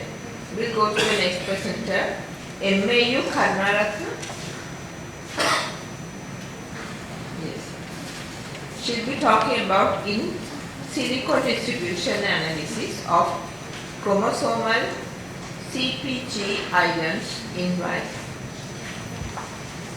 Very good afternoon all of you. I am Karnaratna, undergraduate of Bioinformatics undergraduate of University of Colombo Faculty of Science. And my research topic is in silico distribution analysis of chromosomal CPG islands in rice or Rhizosphativa subspecies Japonica. So we look into the significant world of CPG islands and their importance. So CPG islands, which often called as CGIs, are clusters of CPG dinucleotides in GC regions of DNA sequences. And CPG islands play a pivotal role in regulation of gene expression and maintenance of genomic stability, making their distribution at the chromosomal level of utmost importance. And this knowledge enhances the understanding of complex interplay between CPG islands and chromosomal organization, which will be a good facilitation to advancement of the genomics. And despite extensive research on CPG analysis in plants, there is a limited number of studies that have specifically investigated CPG islands at the chromosomal level to identify variations and the patterns. So now let us move into our interested plant, rice. As you all know, it's a staple food crop and one of the most important cereal crops worldwide. And rice belongs to the monocotyledonous flowering plant family Poaceae and holds pivotal position as a primary food source for approximately half of the global population. And within the Rhizosphativa species, the selected one is Japonica subspecies, and it stands out as one of the major subspecies from three. It has received more attention and research in terms of genomic data materials compared to the other subspecies of rice. So the understanding the genomic architecture and functional elements in Orasa sativa, subspecies japonica, is of great significance to be for crop improvement. And rice has total of 12 chromosomes which are categorized into two subtypes, and A genome and B genome. A contains chromosome 1 to 5 and B which will be containing chromosome 6 to 12. And here the picture shows NCBI gene bank representation of those 12 chromosomes of Orasa sativa. And now we'll move on to the objective of my study. The very main objective is to in silico analyze the chromosomal CPJ islands in Orasa sativa japonica subspecies, aiming computational approach to identify and characterize CPJ islands in rice chromosome, and also to illustrate the chromosomal distribution and distinctive features of CPJ islands, and also to identify variation of CPJ islands within the genome, to compare the chromosomal distribution patterns of CPJ islands in each chromosome of Orasa sativa subspecies W. And now let us move into the materials and methodology which I followed. And first one is data retrieval. The genomic data was retrieved from gene bank and ensemble plant databases for 12 countries, and these are the country identifiers, and they are representing chromosome 1 to 12 respectively. And also the gene data and GFF3 data, CDS data, which we call sequences data, also retrieved from the ensemble plant databases. And these pictures are showing the representation of those databases. And next, the CPG frequency identification and comparison was done to compare among chromosomes overall G plus C levels and CPG, and also GPC, CPC and GPG frequencies were calculated. And then the identification of CPG islands that was performed using Gardner-Gard and Froma algorithm, and which is a very popular approach to identify CPG islands. And we'll have a quick insight on Gardner-Gard and Froma algorithm. It's a computational algorithm using bioinformatics and molecular biology, which is used to predict and identify CPG islands in DNA sequences. The algorithm was developed by Andrew Gardner-Gard and Michael Froma, and the algorithm works by identifying regions in DNA sequence and meet specific criteria commonly associated with CPG islands. And these criteria can be varied upon the study. Anyhow, the algorithm typically looks for regions that have a high percentage of CG dinucleotide compared to expected frequency based on the overall GC content of the sequence, and also a minimum length threshold to identify CPG-rich regions from isolated CPG sites. And also there should be a minimum observed to expected CPG ratio to identify regions with an enrichment of CPG dinucleotides. And for my study, following criteria were selected for Gardner-Gard and Froma algorithm: a minimum region length of 200 base pairs, and OE ratio equal to or greater than 0.6, and GC content exceeding 50%. And subsequently, the identified CPG islands were characterized in terms of their length, as well as precise standing and ending position within the respective chromosome. And the t-test was conducted to assess whether this ratio significantly deviated from standard cutoff ratio. Similarly, the number of CPG islands and CPG islands density and also CPG density for all the chromosomes were calculated. And then to identify the CPG islands within the genome sequences was carried out. For that, first the gene slide in each chromosome wanted to be retrieved, and that was done using TB tools bioinformatics software. First, same Gardner-Gard and Froma algorithm approach identified CPG islands within the gene. To identify those islands, proportion within genome ratios were obtained with full CPG island counts in the entire chromosome. The presence of CPG islands within each gene was then determined, and number of CPG islands within each gene was also quantified.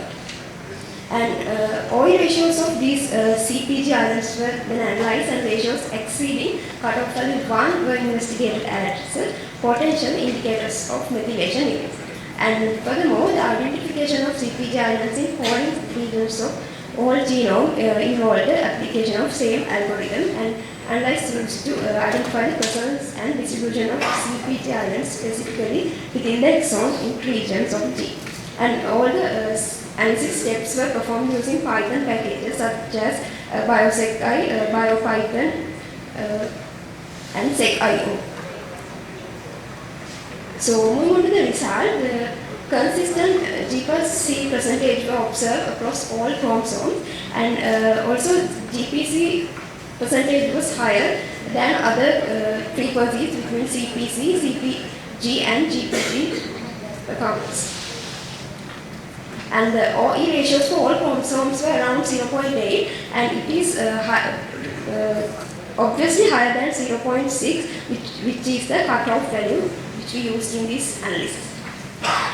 And the number of CPG islands identified chromosome 1 to 12 mentioned in this slide, and these CPG islands and CPG sites across the chromosome range from 3.9 to 9 to 4.3. And the significant fact found is the chromosome 4 exhibited the highest CPG density as well as highest density of CPG island as well. In contrast, chromosome 11 and 12 displays the lowest CPG density and CPG island density respectively, as shown in this table. And the number of CPG islands identified within the gene sequence of each chromosome were described in this slide. The counts are displayed in slide, and the interesting factor was the ratios of CPG islands within gene sequences compared to total number of CPG islands in each chromosome were approximately 1 to 3. And this value varied in chromosome 11 and 12, which exhibited lower ratios, 0.23.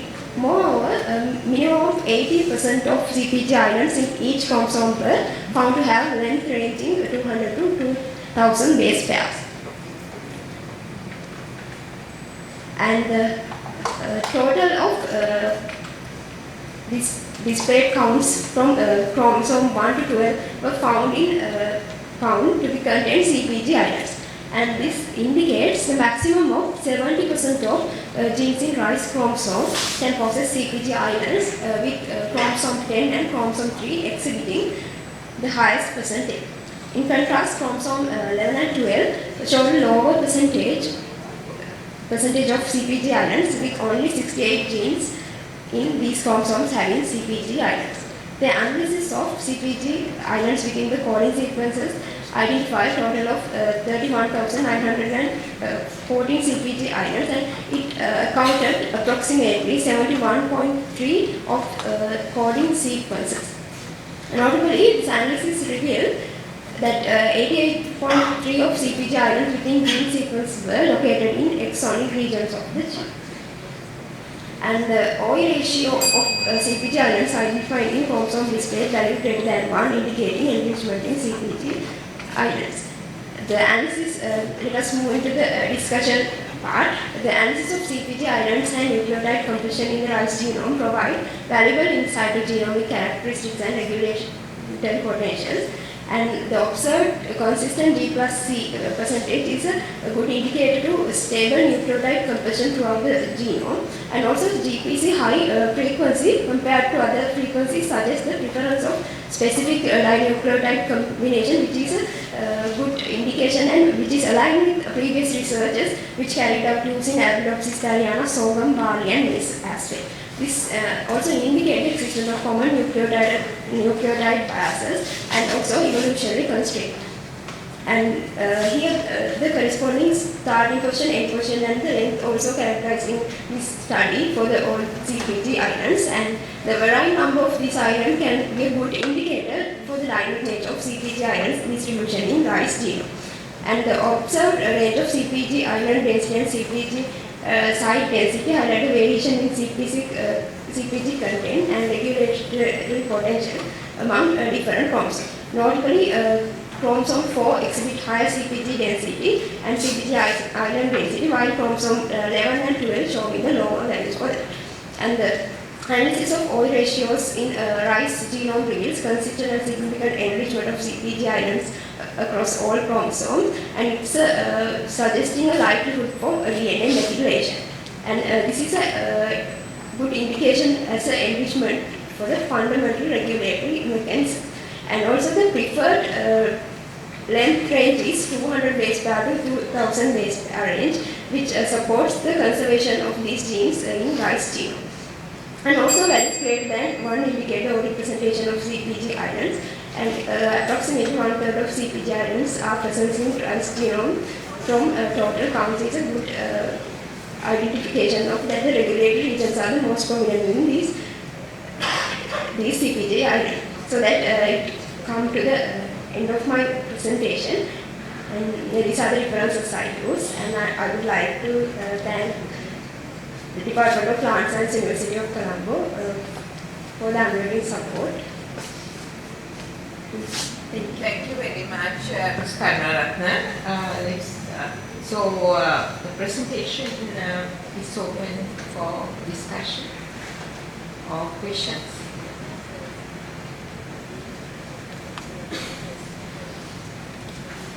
Do you want? Do you? No questions? I thought we were going to reach out for the mic. In the absence of any question from the audience, I will ask a small question. This is basically, you have, it's a computation part, bioinformatics. So now you have to find out this particular CPG islands are enriching different chromosomes. So what is the end point of this finding? Like the very reason to find out this way is if we are directly going to the wet lab experiment, it will be a very cost, but when we are having some certain idea on what genes we can obtain from there, so there is a aim there we can follow. So this identification that what you... So I think that after finding out these genes, which are likely can be regulatory important, so we can conduct the wet lab experiment upon them.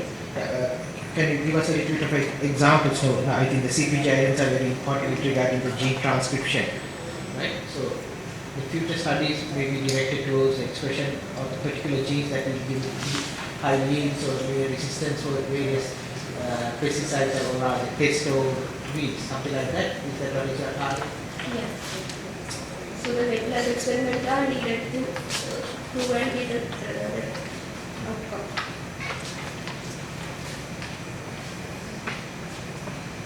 Different varieties from different rice varieties we identified. Yeah, there is a potential to identification, and also using that we can compare another species, compare with species like evolutionary trends. I did this for rice, but again we can do this for this same approach for other ones and identify the evolutionary divergence relationship as well. Have any plan on doing that? Especially we know that this now with this new trend of greening the world, we go back in history to the rice varieties that was there in the past, which is supposed to be quite healthy. So is there any work done, maybe not by you only, but by your team as well as by others on using these techniques? We are not still, but we are expecting to do so. If there's potential, okay. Thank you very much. So let's give her a big hand. So I would like to give this task which I had been doing to my co-chair now. Thank you, Professor. You can. Yes. So I will introduce the speakers to the next 5 presentations. It's a good line of presenters. The first one is going to present about the research that he or she, WPT Vijayanagar, has carried out to develop a biofertilizer, a very important and sensitive topic in Sri Lanka. Kepada kami atat puccagat biofertilizer palicchigana. Anyway, this has been tried many times in Sri Lanka for the last 20-30 years with good and bad results. Anyhow, we need to develop biofertilizers as we are unable to completely rely on chemical fertilizers for the next century also. So it's a good research. Let's listen to what WPT Vijayanayaka has to say. Over to you. Yeah, there is a potential to identification, and also using that we can compare another species, compare with species like evolutionary trends.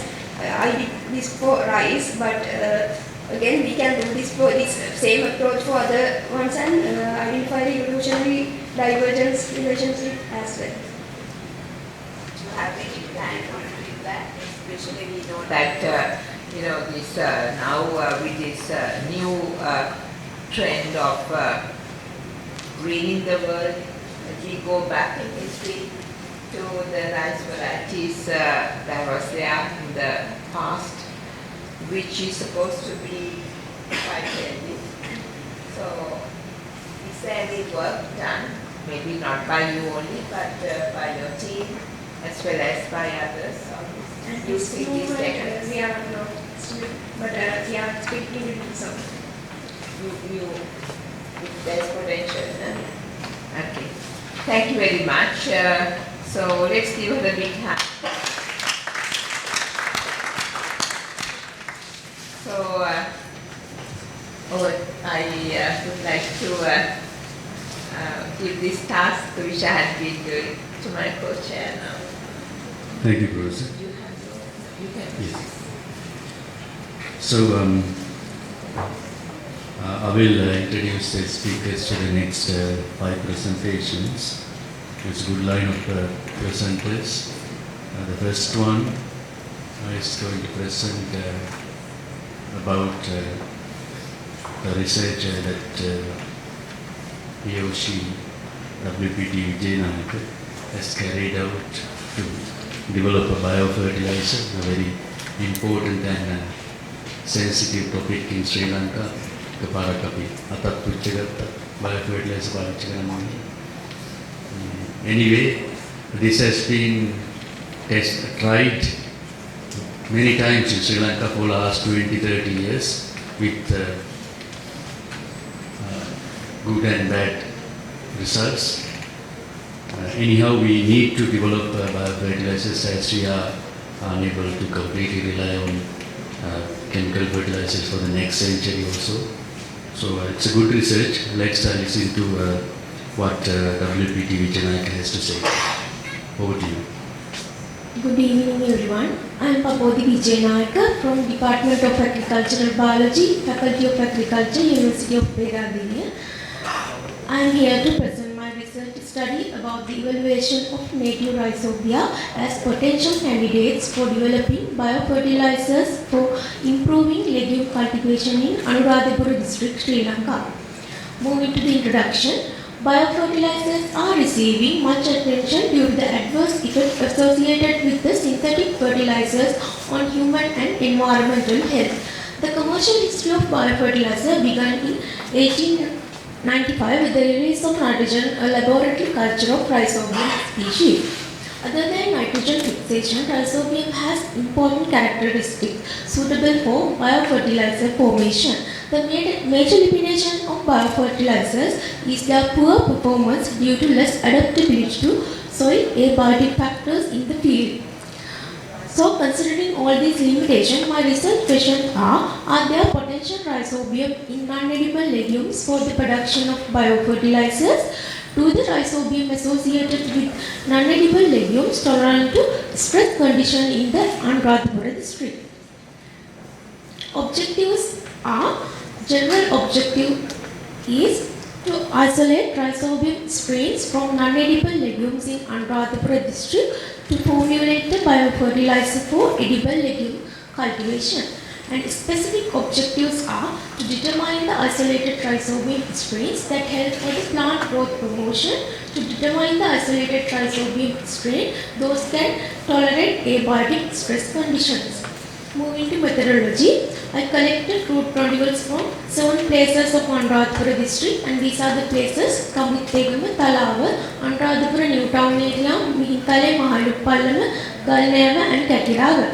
And these are the plant species where I isolated root nodule rhizobium from root nodules: Nidikuma, Mimosa pudica, Ipil, Leucana leucocephala, Catropilla, Tetracine puparia, Calval, Denis thalmorensis, Asvanna, Alicarpus vaginalis, Petithora, Senatora, and Heminthopialia desmodium consina.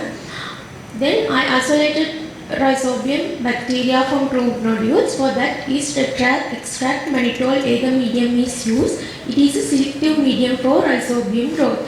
Then gram staining test was done to confirm gram negativity of rhizobium bacteria. Next text is about in-vitro screening of bacterial isolate for their plant growth promoting traits. First test was nitrogen fixing ability.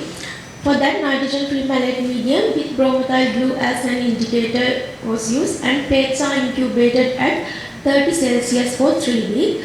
Next test is test for phosphorus solubilizing ability. For that, NB-rich medium is used and plates are incubated at 30 Celsius for 48 hours. Next test is indole acid production test. For that, bacteria inoculated to Salkowski reagent and tubes were incubated in dark for 30 minutes. 3 replicates for each test were maintained, and the first selection is done. Strain positive for all 3 tests were selected.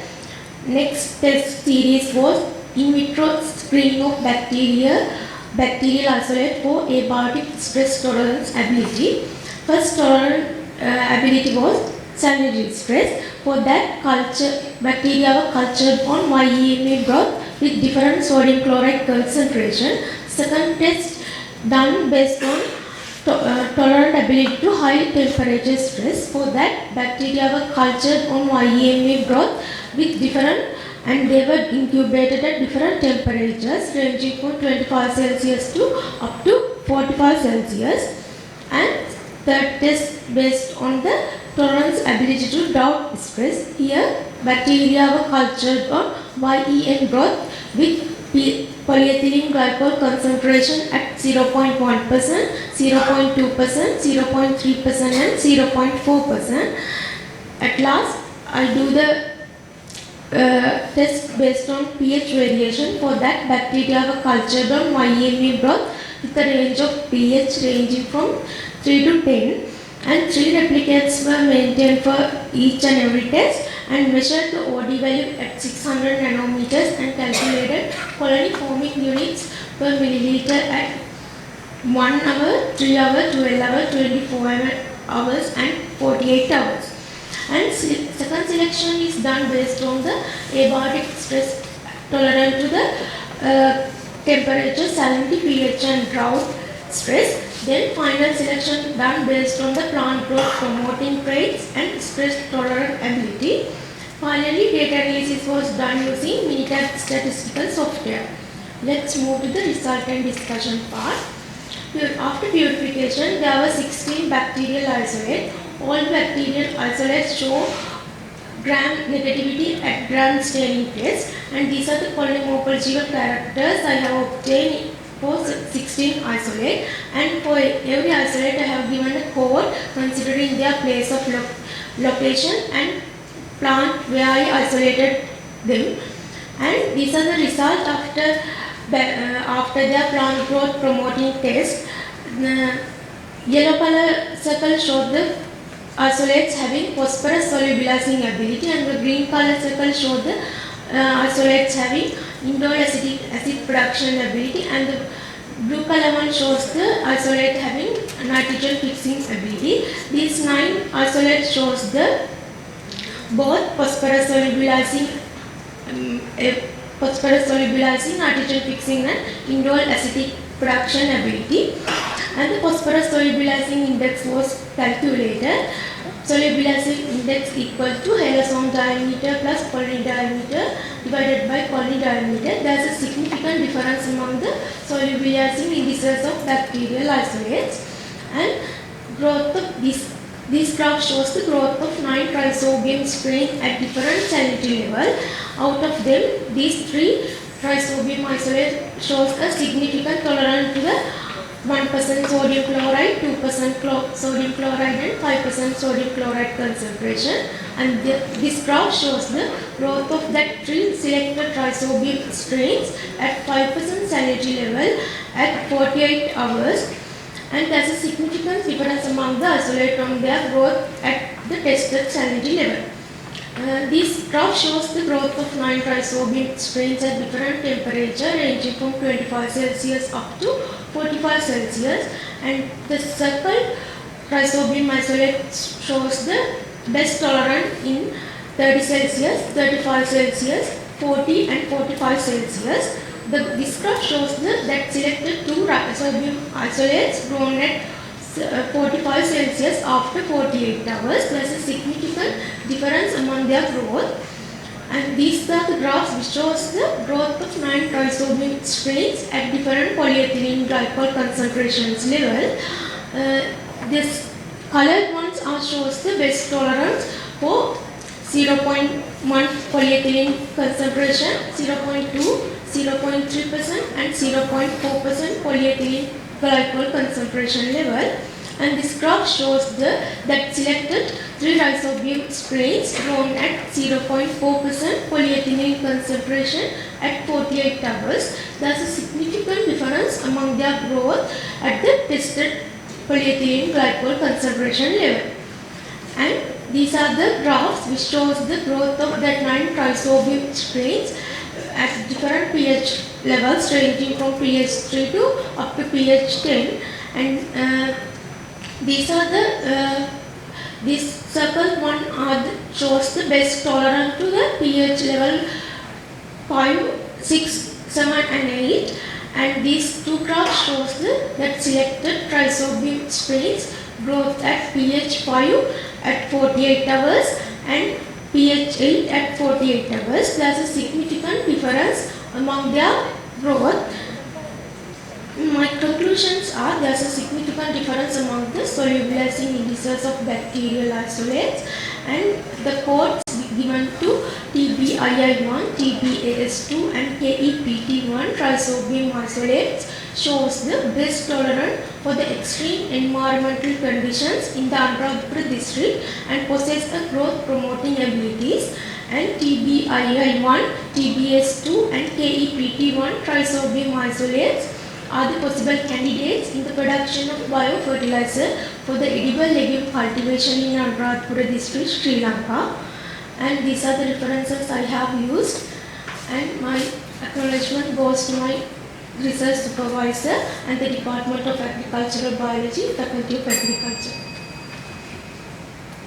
Thank you, Jayasinghe. Just for our information, can you please elaborate the 3 rhizobial strains that you have found to be ideal, TB21, TBS2 and KEPT1, which modules have you isolated them from?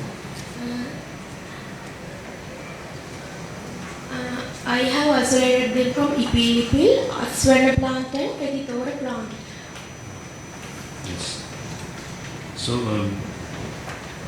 out of this few tests that you have done, you have tested the potential strains for saline tolerance, salinity of how tolerant they are in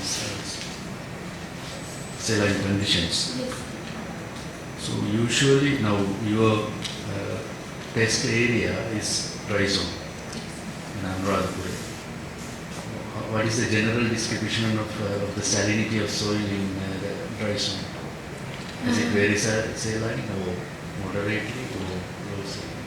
It has moderate salinity condition in some parts of the Anuradhapura district because it received low rainfall in some period of the year, and it has high evaporation, so it has moderate type of salary level. So can these strains be used in other parts of the country as well for similar purpose? No, I am focusing on the Undergraduate district, Sri Lanka. I tested the abiotic stresses based on Undergraduate district because most of the legume cultivation are done around the Undergraduate district. Yes, and when you use these identified rhizobial strains for legume cultivation, do you think they will have preferred hosts?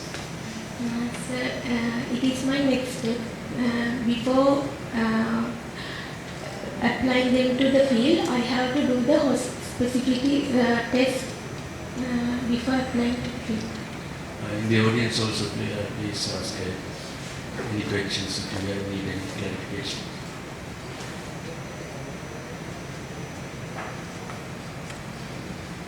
So basically, what you have done is you try to find out the best species to the environmental condition that rise on that particular district. Yes, using native crops in Undergraduate district. So the pH, optimum pH, everything is tally with the general pH, soil pH of Undergraduate district.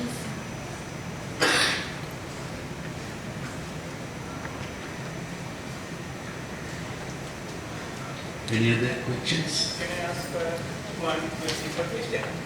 Now, you identified 3 different strains of bacteria. Those bacteria are isolated from legumes. And so you assume that since these bacteria are naturally found in legumes, they act as growth inhibitors. Easy. You are going to use this as biofertilizers. So since they are naturally found in the legumes, you assume that they can use as a biofertilizer. Easy. The question is this now.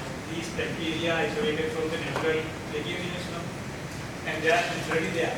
And you say that is going to be used, can be used as the biofertilizers. So what you are saying is, since they are naturally found in these trees or legumes, you can use them as the biofertilizers. Is it? No sir, I am selecting here growth promoting rhizobacteria. There are so many rhizobacteria I have. As example, here I isolated 16 types of rhizobia, but out of 16, 9 of them shows the plant growth promoting characters. Others doesn't show any promoting characters. Plant growth promoting characters you measure using the characters that you have measured. We have done quite a lot of work in this. It's a very long-term work, I think. Yes. Thank you, Mr. Jayasinghe. Now I would like to invite the next presenter to present about his studies on isolating and testing pigments from bacteria, very important area of research with very good potential. So to present about their work, let me invite Mr. or Miss M.B. Abeygunawardana from the School of Applied Sciences, Edinburgh Napier University, Scotland, United Kingdom, and also Spectrum Institute of Science and Technology, Colombo, Sri Lanka.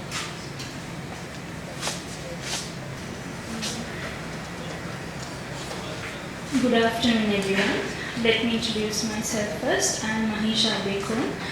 As a recent graduate in microbiology and biotechnology from Edinburgh Napier University, I stand here before you today to share a significant part of my final year thesis titled Bioassay on the Stability of Pigments Extracted by Bacteria Isolated from Wastewater.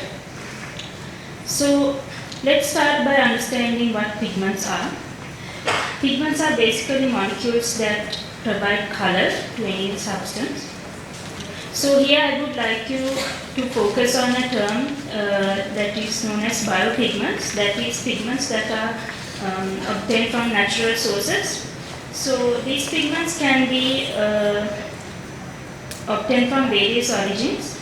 That includes plant origins, fungal origins. They can also be of bacterial origins.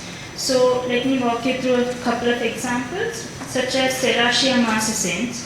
It's a red color pigment that is used in the salmon industry to give that characteristic pinkish orange color, specifically used in countries like Norway.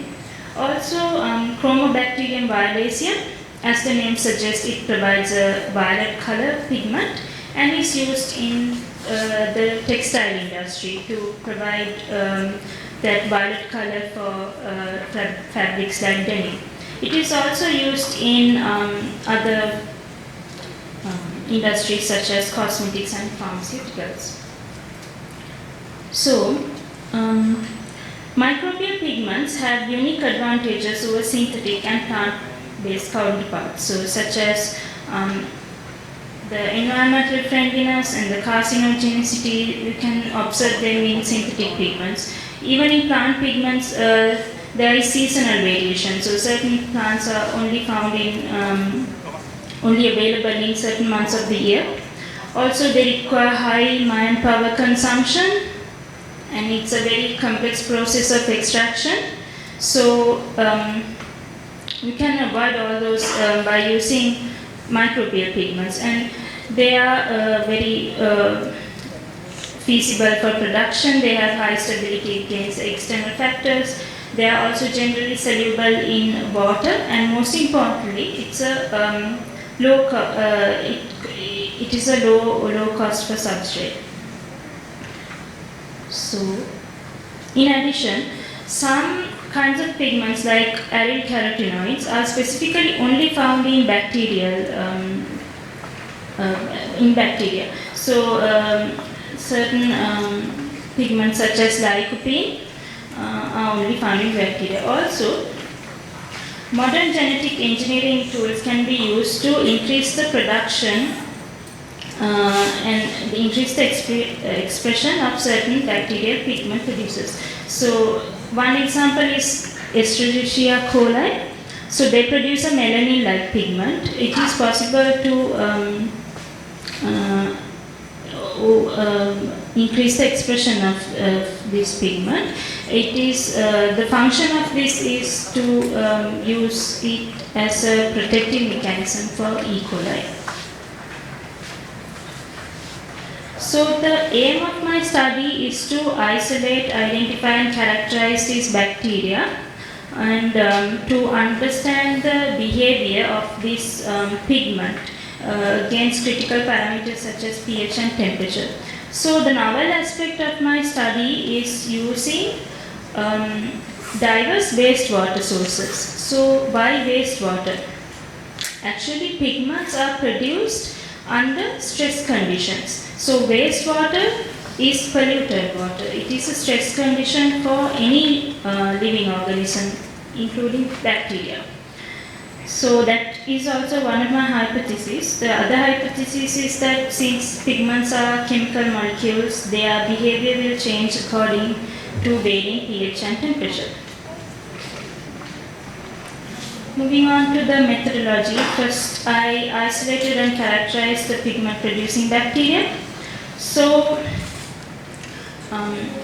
I followed several protocols according to previous studies, but here I had to do a small modification, and that is to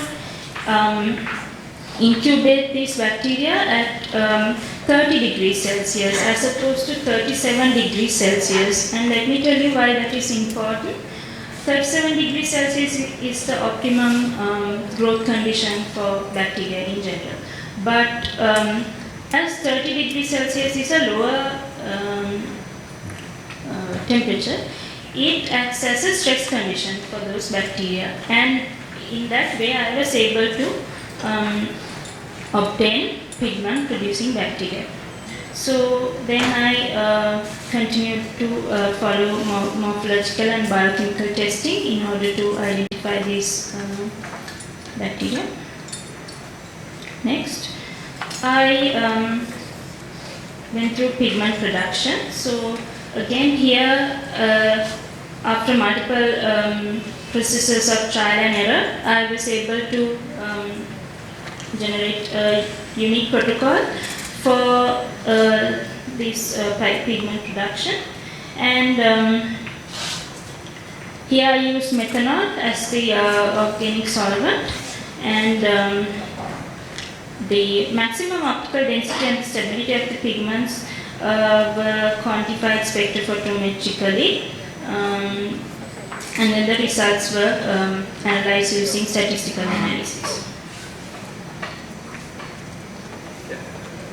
Moving on to the results, a total of 4 bacterial isolates were subcultured on Nutrimega. So you can see there is a range of colors ranging from pale yellow to orange, and I actually isolated them from 3 different kinds of waste, that is urban waste, garage waste and industrial waste. So moving on to the biochemical test results. So after I concluded them, I identified 3 bacterial species, that is Corynebacterium, Streptococcus and Staphylococcus. So according to the time constraints that I had, I was only able to extract the pigment from Streptococcus, and the maximum absorption wavelength of that pigment was 205 nanometers. So as you can see in the figure, I have generated a pH series by adjusting the pH that I created it for pH 1, 4, 7, 10 and 13. As you can see at the lowest pH, it resembles a pinkish red color, and as the pH increases, actually the yellow color hue has sort of increased in intensity. So this is the main part of the result, so that is to understand the stability of the pigment at varying pH. So with respect to the maximum optical density I found, I conducted the spectrophotometric analysis with triplicates. So if you can see the differences in the absorption readings, we all know that pigments, there are a lot of external factors that affect the behavior of pigments, and one thing is light. So light is what is the concept that is used in spectrophotometry. So here you can see in the lower pHs there are, if we comment on the stability, there's a varying in the stability. But if we look at pH 7 and 10, sort of going from neutral to basic pH, they have lower variations.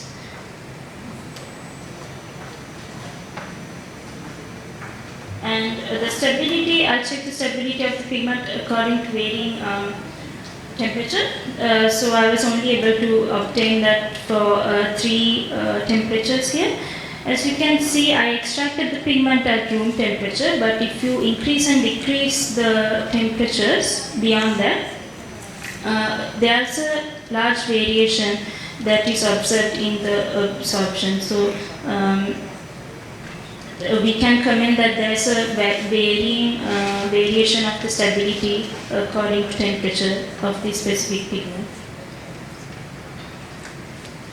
So to conclude my study, the extracted pigment, according to the maximum optical density and the original color, and also the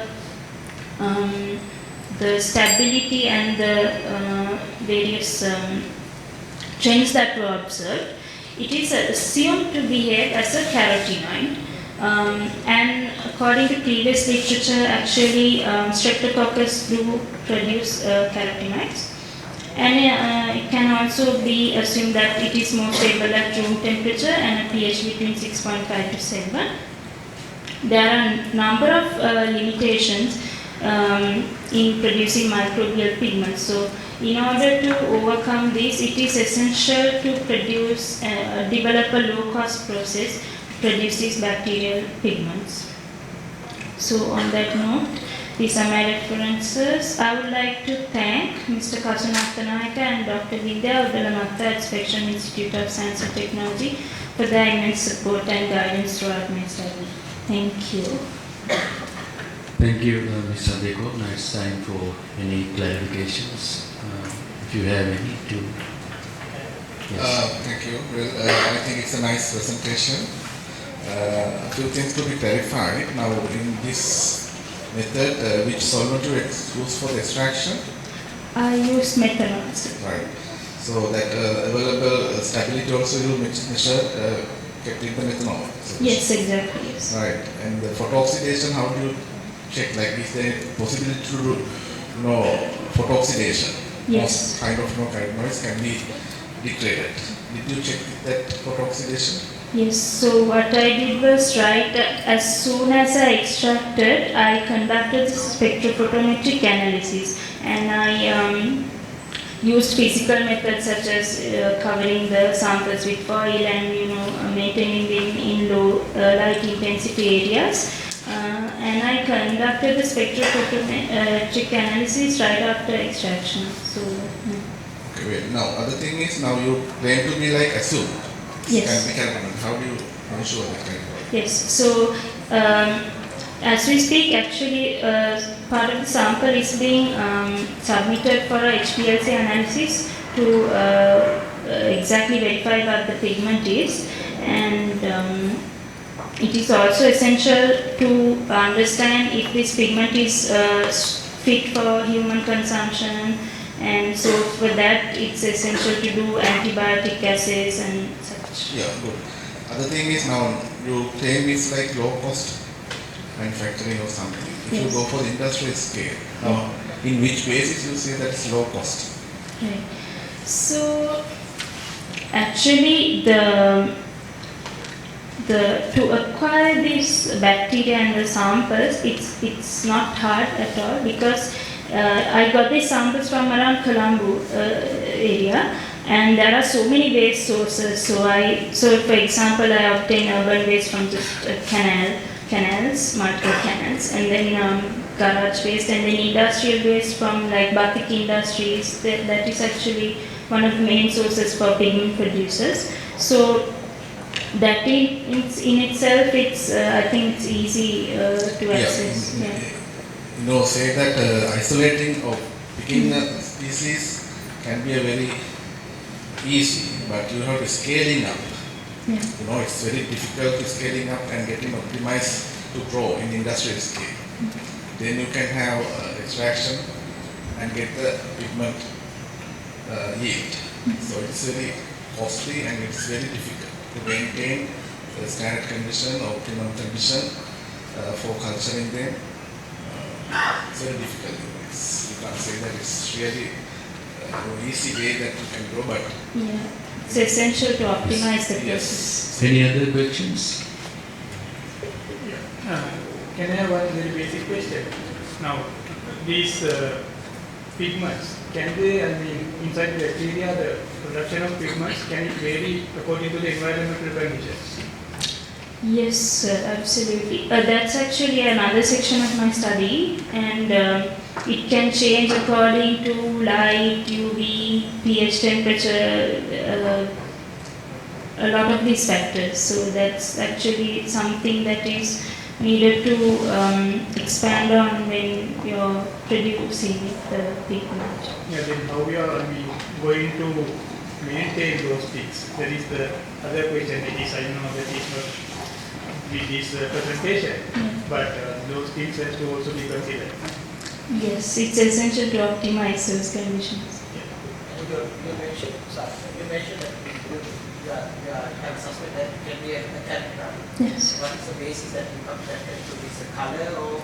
The color, the maximum optical density, and the trends. What is that absorption spectrum reading? It is 205, sir. The carotenoids are normally coming somewhere around 420 plus. It's a green, reddish color pigment. Yes. 200 maybe there is continuous visible range. So I think your absorption spectrum there is a little bit of error. 200 wavelength is at the ultraviolet range. Ultraviolet range. Maybe your absorption spectrum has to be, I'm very happy to see in a young age they are doing something very nice work, but I think there is a bit of scientifically you have to double check. Yes. That's why it's normally 400 to 480, 90. Another thing as mentioned in the audience question, that these things has to be, the research has to be one thing that it has to be useful. Whatever what we are doing in the lab or whatever, it has to be useful. The carotenoids are very rich source in the environment. Any plant material rich with carotenoids. So isolation of bacteria, extraction of pigments from them, and purify it and stabilize them is very cost effective and costly. And there's a lot of cost. But when you take it in the environment, you take a plant, take leaf, right? You remove the chlorophyll, the grains are carotenoids. Right? So we have to think it that angle aspect. So why you see at least 3 bacterial species? Why only these 3? Sir, I was only able to obtain these bacterial species from these wastewater sources. Those are 3 that have positive in the uptake. Yes. As an extension to that direction, I was also going to ask, why did you only carry forward with the Streptococcus species? What was the basis of going ahead with only that? Yes, sir. That's actually due to time constraints, because I spent a lot of time optimizing the extraction process for just one species. So that's the reason why. Yes, the time is up for the Q&A for this presenter. So if you have any other queries, she will be here. Let's give her a round of applause for the good work she's done. The next presenter is M. Pereira, who is going to talk about the aftermath of one of the tragedies which has happened May last year. That is the tragedy of this Express Pearl ship disaster, the microplastic pollution that occurred as a result. So he or she has conducted some research to find out the effect of that disaster on the immediate surrounding environment. Let's welcome Mr. Pereira to present his research work.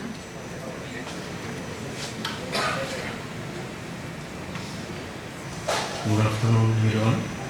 I am Mani from University of Sabaragamu.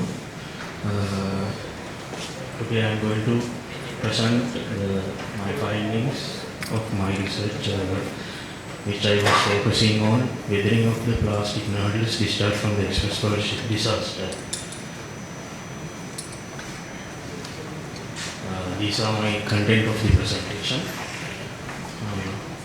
As an introduction, as you all know, this is the Express Pearl ship disaster is known as the largest plastic spill that happened from a single ship vessel, and it released thousands of chemicals to the environment, including mainly more than 1,700 tons of plastic nodules to the environment.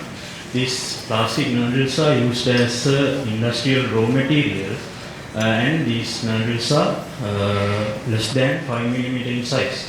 So these are called microplastic nodules. In our study, we could observe that there is an environmental effect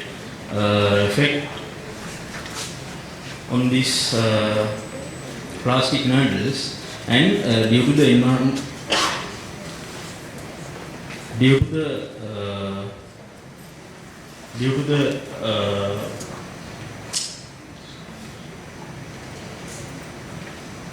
due to the weathering of these nodules, there is a volume reduction, and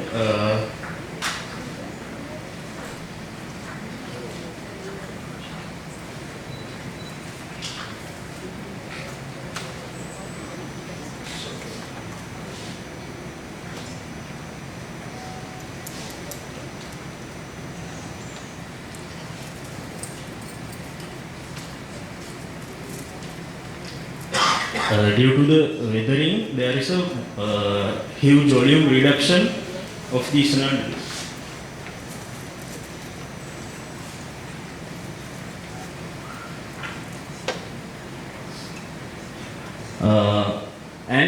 What our focus was on to analyze how the volume has reduced, quantitatively analyzing how the volume has reduced. And the overall objective of the study was to assess the weathering and the size reduction of plastic nodules discharged during the express ship accident. And the specific objective was to analyze how the surface chemistry of the weathered nodules has altered. Here we analyzed in contrast to the pristine nodules. The pristine nodules was obtained during the disaster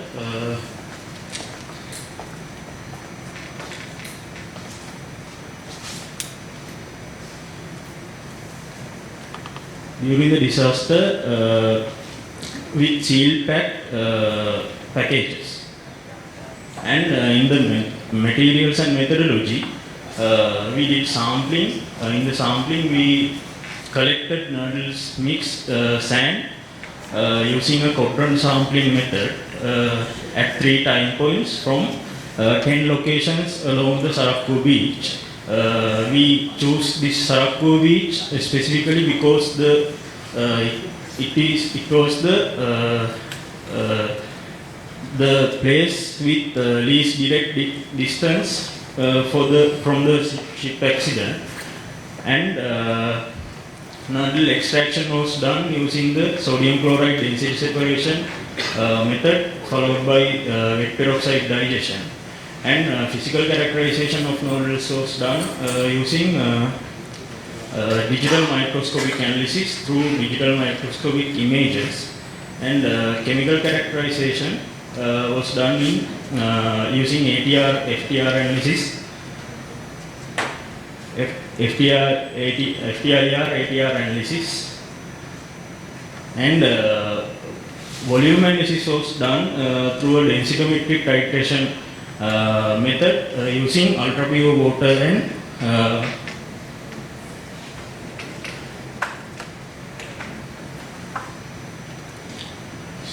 some sites are not sure.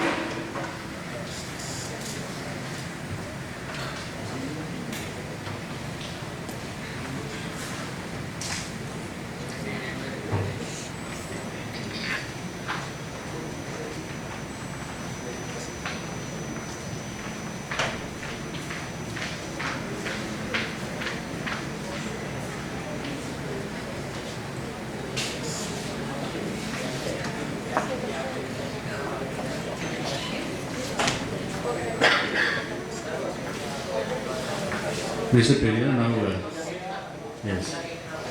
While Mr. Pereira get the technical issue sorted, we will invite the next presenter considering the time. If you are ready, I would like to invite the next presenter, Prema Kumar from the Faculty of Science, Business Management School, Colombo 6, Sri Lanka, to present his study on in vitro cytotoxicity assessment of glyphosate on the Vero cell line.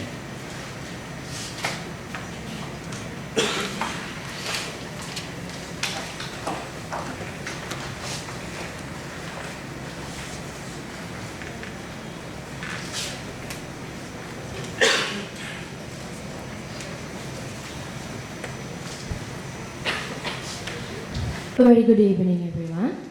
So, I'm Akashna Prem Kumar from the BMS Business Management School, Sri Lanka, and I'm here to present a part of my undergraduate research. The topic is in vitro cytotoxicity assessment of glyphosate in the Vero cell line. Moving on to the introduction. First of all, let me give you the significance of why this study was done. Glyphosate is a widely used herbicide that was brought to Sri Lanka in 1977, but it was invented in 1962. But also, the issue with glyphosate is that it lacks conclusive research data on how it affects other organisms that are not weeds. Now, there has been varied research speculations regarding the toxicity of glyphosate, and some have speculated that it does have toxicity on cells, and also some have shown that this toxicity is only present at very high concentrations, not found in the environment. The current study aims to investigate glyphosate's cytotoxic potential, particularly as an aflatoxin, using the Vero cell line. Now, Vero cells are isolated from the kidneys of the African green monkey, and it is a continuous cell line. It provides a good cell line for toxicological studies as well as virology studies, and that is why it was used in this study. The images show you the structure of glyphosate as well as a phase contrast microscopic image of the Vero cell line. To give you a background on glyphosate, the chemical structure known as N-phosphonamethylglycine, is a synthetic organophosphate commonly used as an active ingredient in most of the broad-spectrum herbicides. It was first synthesized in 1950 by a Swiss chemist called Henry Martin, and from 1950 to 1974 it had various uses, including antiparasitic agent, pipe cleaner actually, and also an antiviral agent, and also treatment options for plasmodium as well as other parasites. The mechanism of action of glyphosate as a weed is that it acts as a competitive inhibitor of the plant enzyme 5-enol pyruvyl shikimate phosphate synthase, EPSPS, and this enzyme metabolizes shikimate 3-phosphate compounds in plants and bacteria. It disrupts the production of 3 essential aromatic amino acids, tryptophan, tyrosine, and phenylalanine in bacteria and plants. Now all plants, not only weeds, die due to the lack of these vital amino acids and the toxic accumulation of the shikimate 3-phosphate, which is now not metabolized thanks to the inhibition. The general objective of the study is to study the cytotoxicity effect of glyphosate on the Vero cell line, and the specific objectives are to carry out cell viability assays, namely MTT assays and SRB assays, to evaluate the cytotoxicity effect of glyphosate, and to determine the morphological observations of glyphosate exposure using phase contrast as well as fluorescence microscopy. Here are the materials that were used, the chemicals and reagents, and as well as the equipment and the software. Moving on to the methodology, starting with the cell culture maintenance for the Vero cell line. Complete growth media was prepared using DMEM, fetal bovine serum, and strep penicillin. Cultured cells were incubated at 37 degrees Celsius with a CO2 to air ratio of 5% and a humidity of 90% in a CO2 incubator. These culture media were refreshed with media every 48 to 72 hours. Moving on to the cytotoxicity assays. First, the cell lines were seeded in 5 into 10 to the power 3 density in a 96 well plate and incubated for 24 hours. The cells were exposed to different concentrations of glyphosate, 0.1 ppm, 2 ppm, 0.3 ppm, 0.4 ppm, 0.5 ppm, 0.6 ppm, 0.7, 8 and 3. The significance of using these concentrations will be elaborated on later, and a control well was also maintained. MTT and SRB assays were performed in triplicates to enhance accuracy, and cytotoxicity assays were performed after 24 hours of glyphosate exposure. The procedures for MTT assay and SRB assays done separately are as follows. For the MTT assays, the cells were exposed and then washed with 1 times phosphated buffer saline, and then each well was stained with 5 mg per ml MTT solution and incubated at 37 degrees for 3 hours. The wells were washed again using 1 xdPPS, and 100 microliters each of 10% DMSO was added. The plate was shaken in a plate shaker for 30 minutes, and then finally the absorbance at 540 nm was measured using ELISA. In the same way, for the SRB assays, cultured cells were washed with 1 xdPPS again, and then fresh media was added again. Ice cold 50% trichloroacetic acid was added to the upper layer of this fresh media, and then it was incubated at 40 degrees Celsius for 1 hour. The cells were rinsed again and stained with 0.4% of SRB this time, dissolved in 1% acetic acid for 1 hour at room temperature. Each well was again filled with tris-based solution with a pH of 7.5, and the plate was shaken in a plate shaker for 1 hour. Now these readings were also taken using an ELISA at an absorbance of 540 nanometers. Moving on to the morphological observations, separately Vero cells was cultured in 24 well plates at a density of 5 into 10 to the power 4 cells per milliliter again.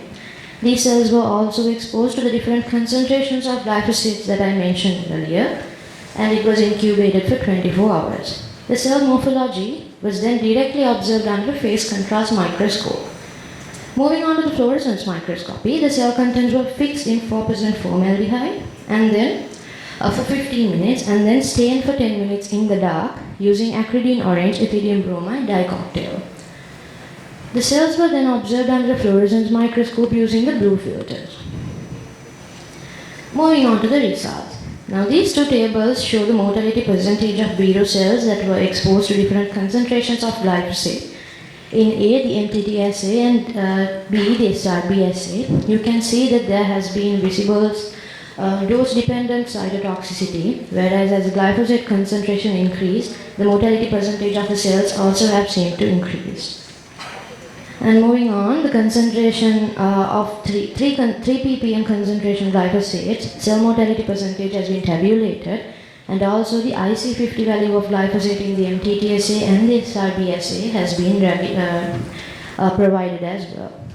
All these data readings were expressed in the form of mean plus or minus the standard deviation, and the statistical analysis were carried out by the Minitab version 17 statistical software and ensured to have a significance of p less than 0.05. Now, these images show the phase contrast microscopic observations of Vero cells that were exposed to the different concentrations of glyphosate.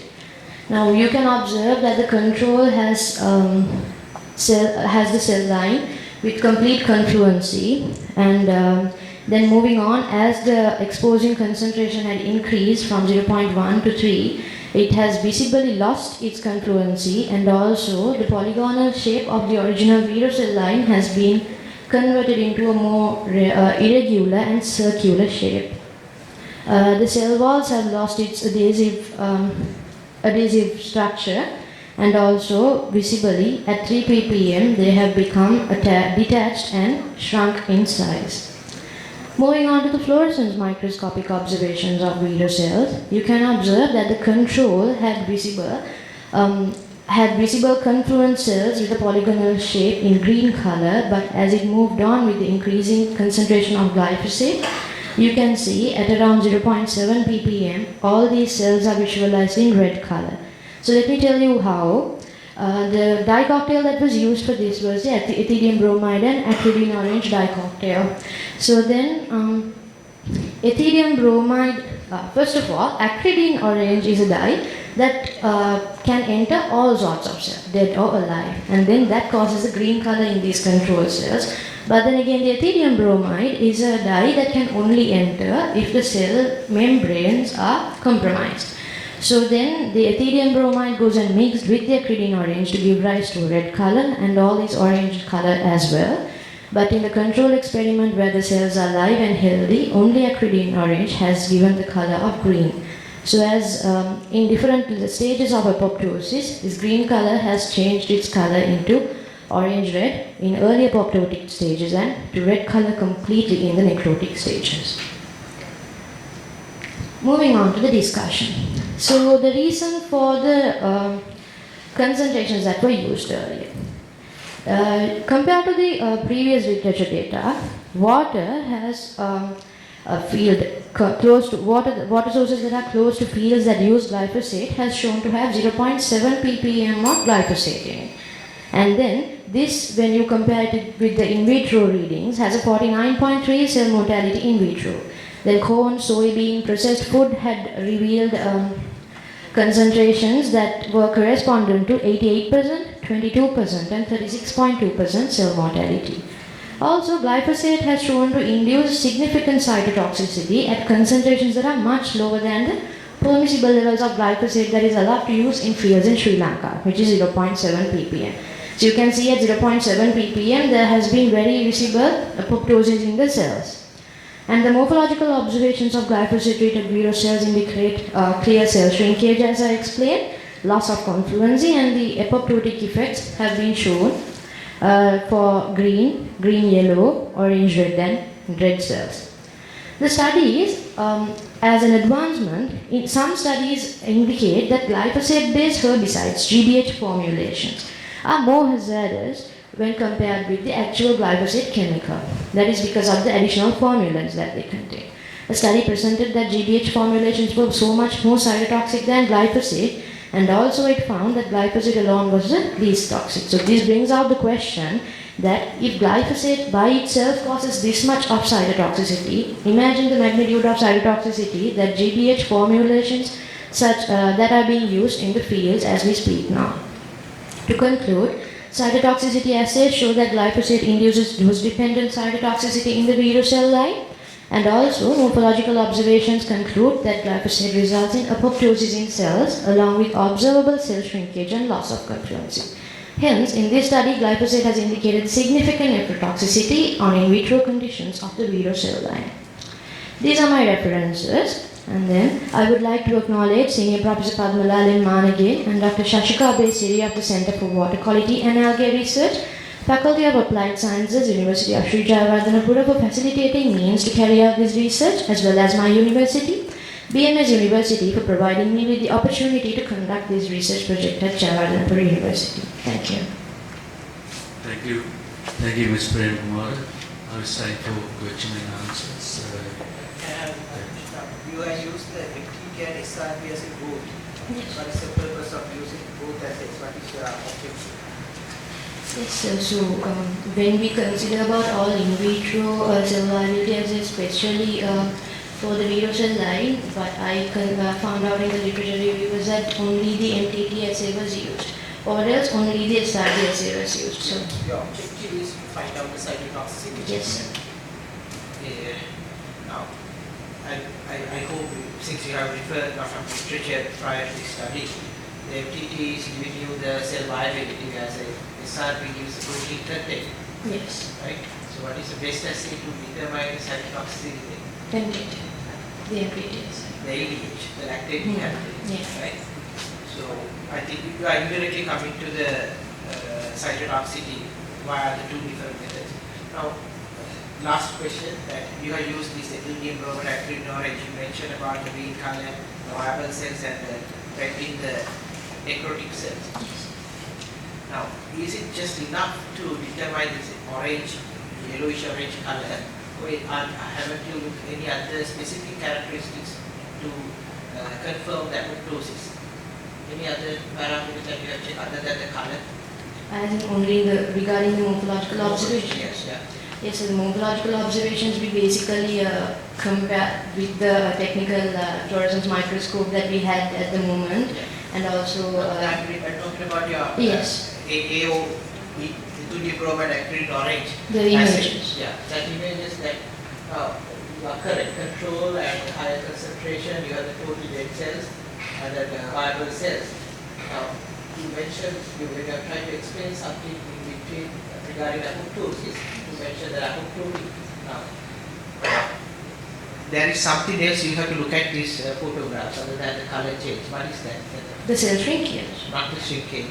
The shrinkage is there even in ectopic cell. That is a unique feature. That's a unique feature of ethyl bromide acrid orange staining acid. I'm actually not. Have you heard about the cell Levy? Yes, the nutrient. That's what you have to check. The Levy, because apoptotic bodies has to be visualized to confirm there is apoptosis. Otherwise, your assay is not. You can't confirm by just looking at the changing in the color is not adequate enough. You have to look at the Levy. Levy is one of the most important thing when you look at in this method. Otherwise, you can use other methods to determine the apoptosis. Yeah. Any other methods that you prefer? Yes, so the continuation of this is to see the gene expression and the caspase 9 and caspase 6 activity. And also, so even if the literature stated about the Levy methods, it was not very visible in the images, so I did not go through in observing this. So that means maybe your concentration may be even at a lower concentration, somewhere 0.1 ppm. There is significant damage to the membrane, the nuclear membrane. Maybe that's maybe the reason there's no Levy C. Right? So you can lower the concentration, see whether you can observe Levy.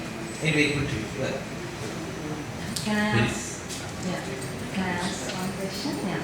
So it's a good study in Spring. So how did you obtain glyphosate? Glyphosate was previously extracted from another study, and I was given the 100 ppm solution, the concentrated solution.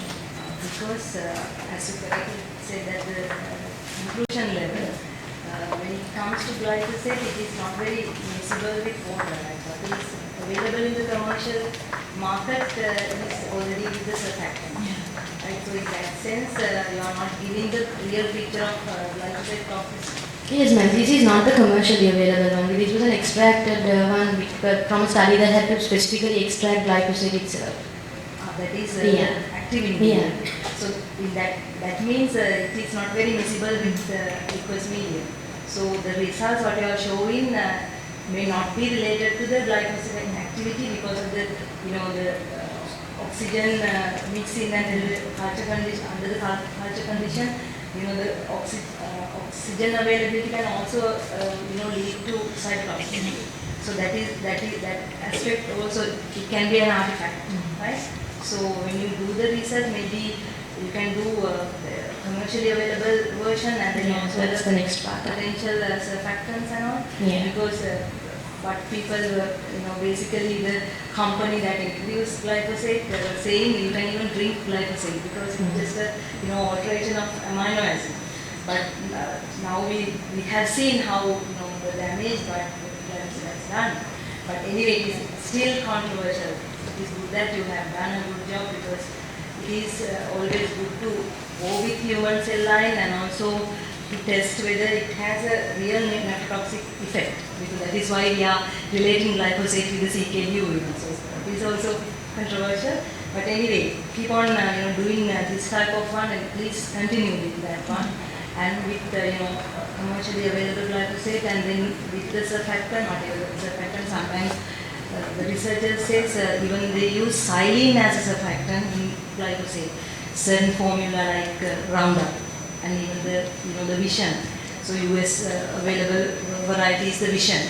So likewise there are a lot of controversy going on with the glyphosate use of the glyphosate and anyway, good luck with your future. Thank you. Yeah, I also have a kind of shall we move on to the next presentation because since the time is up.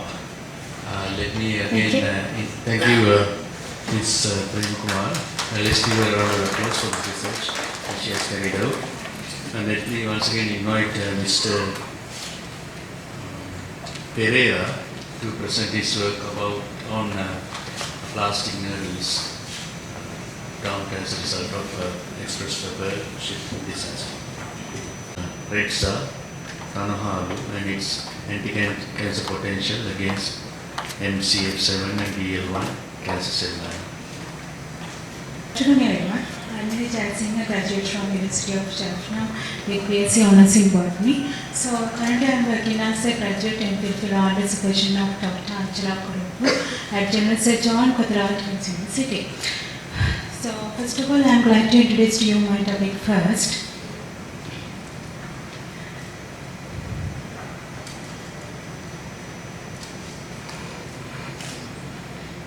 An in-vitro investigation of Xanthocylum resta and its anti-cancer potential against MCF7 and DL1 cancer cell lines. This is the content. Then first introduction. So what is the cancer? Cancer is a major cause of the death in the world, and you know that this is the second leading cause of the death after cardiovascular disease we can identify in the world. So now you can clearly understand what is the process of the cancer development in human body. There are three different types of factors can affect the normal cells of human body, that chemically and biologically and also physically. If they affect the normal cells of human body, what happens? There will be damage. So it can form a defective cell. So that defective cell can be undergo numerous number of cell multiplication in their cell cycle. Then eventually they form a tumor formation. After further mutation of this tumor, they form a malignant tumor. Malignant tumor, which is a collection of abnormal cells, as well as it can abnormally grow, and also it can be transferred from one body part to another part through the bloodstream and lymphatic system. Then we can call it, this is metastatic tumor. Metastatic tumor, which is a very risky and also dangerous stage we can identify in this cancer development. So now you can understand this one is very big important health problem in developed as well as in developing country. So according to World Health Organization statistical data in 2020, they estimate that when you take 1 lakh people from them, 182 people are already suffering from cancer, and also approximately 102 deaths occur according to their statistical data. So they predicted it will be increased by 2030, that more than 30.1 million deaths will be occur by 2030. So we have to give some suggestion for that. This also reflected in breast cancers among women.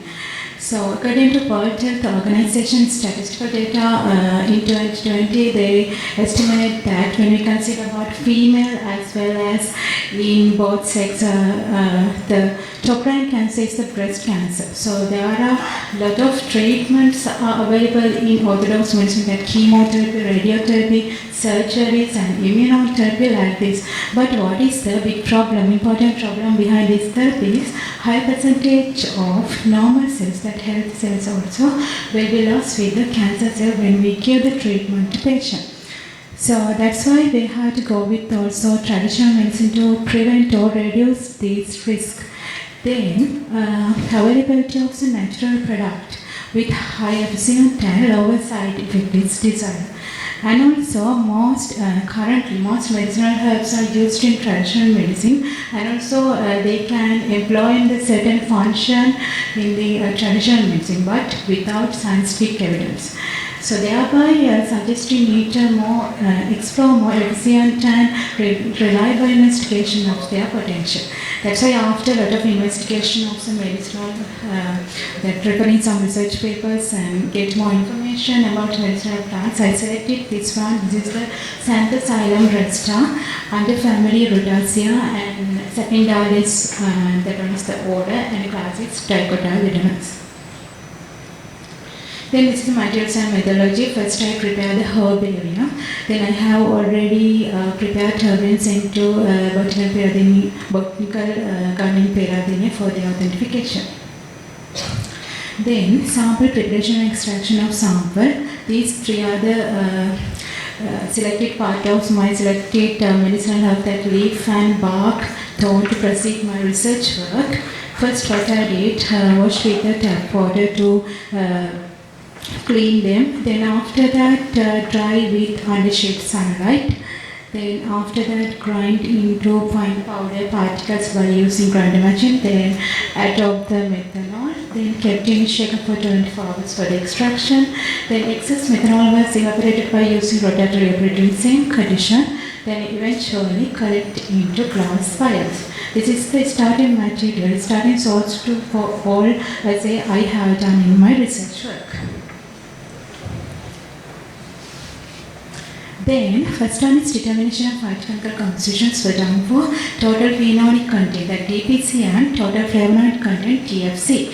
So, TPC were done by using Foley seal collecting method, and TFC were done by using aluminium chloride colorimetric method. So, in both first I prepare the neat sample, then preparation of serial dilution, then after that eventually absorbance was measured at 765 nanometer for the TPC, and TFC at 405 nanometer.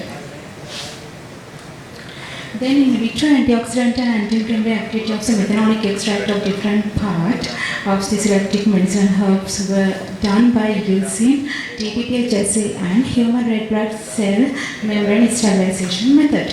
When it's come to DPPH assay, first I prepare the neat sample, then preparation of serial dilution, then eventually after 15-minute creation time in dark condition, absorbance was measured at 170 nanometer.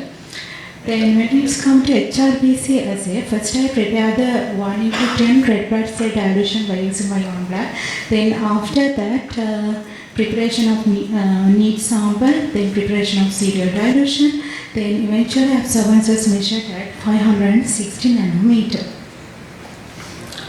Then, cytotoxicity effect of methanolic extract were done by using MTTSA for 24 hours. Here I use MCF7 and TLD1 cancer cell line, and also radar cell line was used as a control cell line for this assay. So I proceed this MTTSA in 3 days. In first day, I prepare the cell suspension, then addition that cell suspension into 96 well and kept it incubator for 24 hours. After that, in second day, preparation of my drug sample and addition into that incubated cell. In third day, addition of MTT reagent. Then after that, eventually absorbance was measured at 570 nanometer after 30 seconds shaking time. So when it's come to result and discussion, you can clearly understand it and observe this. In TPC and TFC, rather than the other sample extract like bark and thorn meets bark extract already represent the higher maximum concentration for that at the one concentration of serial dilution. When it's come to the EPPH and HIBC, that antioxidant and anti-inflammatory activity, rather than the leaf extract, other extract already show the highest inhibitory activity at the highest concentration of serial dilution.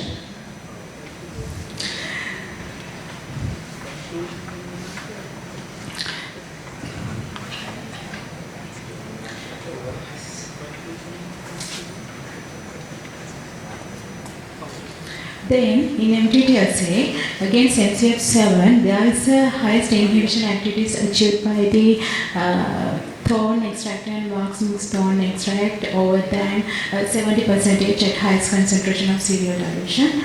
Against DLD1 cancer cell line, that an interesting I got in my research work, that leaf extract show the highest anti-cancer activity at the highest concentration of serial dilution. In control cell line, against viral cell line, inhibition activity of the all samples rank from 30% to 60%. In conclusion, against MCF7 cell line, that individual bark extract and individual thorn extract as well as bark mixed thorn extract already show the highest anti-cancer activity against MCF7, and also other chemical evaluation is high with this extract rather than the leaf extract.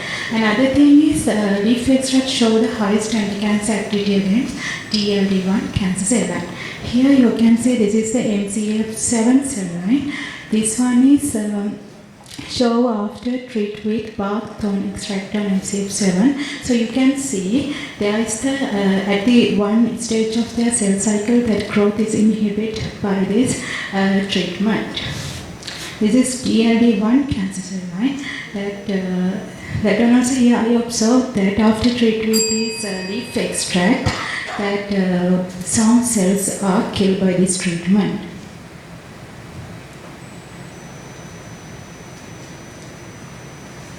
Then these are the references. So I wish to express my deepest gratitude to my principal supervisor, Dr. Anshara Kulupan, co-supervisor, Professor Kalpa W. Sapakon, for their invaluable guidance and encouragement and supervision provided. And also I would like to thank Sulfur KGN to giving this great opportunity to my project. Then thank you so much listening to my presentation. So if you have any doubts, so need more clarifications about my research work, now you can ask. Thank you very much. Thank you, Ms. Jayasinghe. And now it's time for questions. If you need any clarifications, I have a small question. In your abstract, at the end, you mentioned more experiments will be conducted to determine the anti-cancer activity of this extracting breast cancer cells. I guess because of that, I guess that this is part of a bigger study that you are representing part of the work that you have done. Am I correct? Sorry, I can't really understand that. You have assess the anti-cancer activity by using the cytotoxicity. Am I correct? And after your studies, you mentioned that you would further study the anti-cancer activity using breast cancer cells. As a result of that statement, I thought this might be a part of a bigger study. I have to plan proceed this research work furthermore. I want only in this point just analyze the what about the anti-cancer activity against MCF7. Here I use the estrogen positive cell line. That one is the commonly we can identify in breast cancer, and also this is the we can identify in patients who are already suffering from MCF7 breast cancer. That's why I use this one, and I have planned to do further analysis. So what did you use the test results of TPC, TFC, HRBC, BPPHS for? What purpose did you use the results of those tests? Were they just done just to find out? Individual thorn extract and also bark extract, and thorns bark extract already show the highest TPC and TFC values, as well as it has good potential for the anti-cancer activity against MCF7. My main aim is against MCF7, but I also got new evidence from these. That's the leaf extract already show the highest anti-cancer activity against DLD1 cancer cell. Okay. Any other questions? Yes, please. I think what the chair has asked is about the title of your paper is an in-vitro investigation of Tanakalu and its anti-cancer potential against the two different cell lines. But you have in your article, you have discussed about the TPC, TFC and antioxidant activity as well. So how you correlate those results with the anti-cancer activity? Because when we consider about flavonoids and phenols, both having high potential of antioxidant activity. When it's come to phenol compound, it can alter the key steps of self-replication and self-differentiation, apoptosis and angiogenesis. That process is happening in cancer cells. And also it can alter the signaling pathway of... so those are not the universal aspects that you observe when it comes to cancer progression and metastasis. We can discuss those things in their discussion. That why the TPC high, there are articles arguing both sides. Because some anti-cancer drugs, even the phytochemicals, they exert the cell cytotoxicity through oxidative stress. When we have the antioxidant property in the plant material, they are antagonizing each other and the activity goes down. Some they don't have. So there are different papers arguing the same thing. You are correct that there is some sort of literature. There is literature says if the plant provide high antioxidants, they have more anti-cancer activity. But there are another set of articles that they say high antioxidant, low anti-cancer. So you have to correlate in your discussion. I think that's one missing part in your discussion that has to be mentioned. And one more thing, if I have time, what are the EC50 values? Your LD50, EC50 values for these these extracts? I didn't mention in here. I already calculate IC50 values for them. So approximately I got... I think what you are mentioning percentages, you are respect to your negative control, right? So that's also give a good idea, but what is more accurate is giving the EC50 because that gives whether your extract is active or not, right?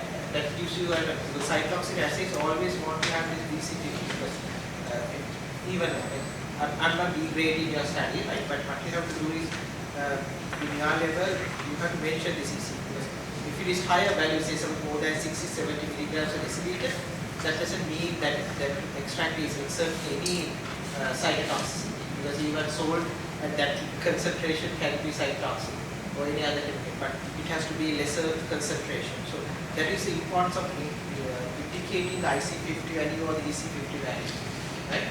Not correct. So I think you should improve those things in your presentation. That will then it will be a very good study. You have done it, but I think you have mentioned it. So that's all the time we have to ask questions from Ms. Jayasinghe. Thank you very much, Mr. Jayasinghe. Let's give her a round of applause. And as the final presenter, let me once again invite Mr. Pereira to present about his study on plastic nodules. Good afternoon again, everyone. I'm Malik from University of Sabaragaon. I'm going to talk about the weathering of plastic nodules discharged from the disaster. These are my content of the presentation. As you all know, this is the expressor ship disaster is considered as the single largest ship disaster happened, which released the largest amount of plastic spill on record. According to studies, it has released more than 1,700 tons of plastic nodules to the marine environment. And considering these nodules, these are used as raw material for the plastic production, and in the size of these are in the size of less than 5 millimeters, and called microplastic nodules. In my research, what I did was I checked what is the environmental effect with time and analyzed the volume reduction of the nodules due to weathering and analyzed how the volume has reduced. My overall objective was to assess the weathering and the size reduction of the plastic nodules, and specific objective was to analyze how the surface texture of the weathered nodules has altered. This is how I did the sampling. I collected nodule mixed sand at 3 time points. from 10 locations of Sarakpur Beach. We selected Sarakpur Beach as the study location because it is the place where with least direct distance from the disaster. And we collected samples after 1 month, 4 months and 6 months after the accident. We used the folded sampling method to collecting the samples. Then the nodal extraction was done through sodium chloride density separation method, followed by red peroxide digestion. And the physical characterization was done using stereo microscopic images, and surfaces was analyzed. And then chemical characterization was done using FTIR, ATR mode. And the volume analysis was done using densitometric titration method using ultraviolet water and ethanol. These are the results of my study.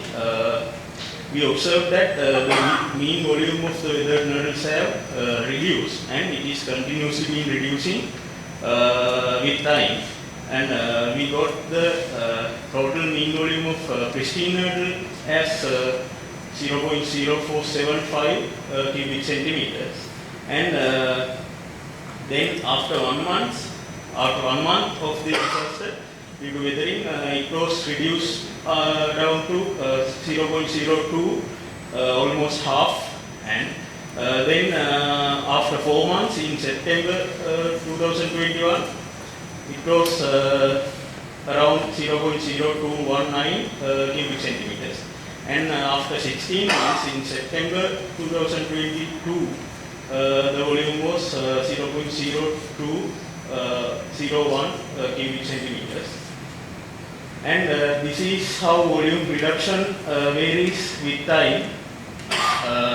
After 1 month, the volume has reduced by 44.59%, and after 4 months, in September 2021, it was 53.67%, and after 16 months in September 2022, we observed 57.53 mean volume reduction.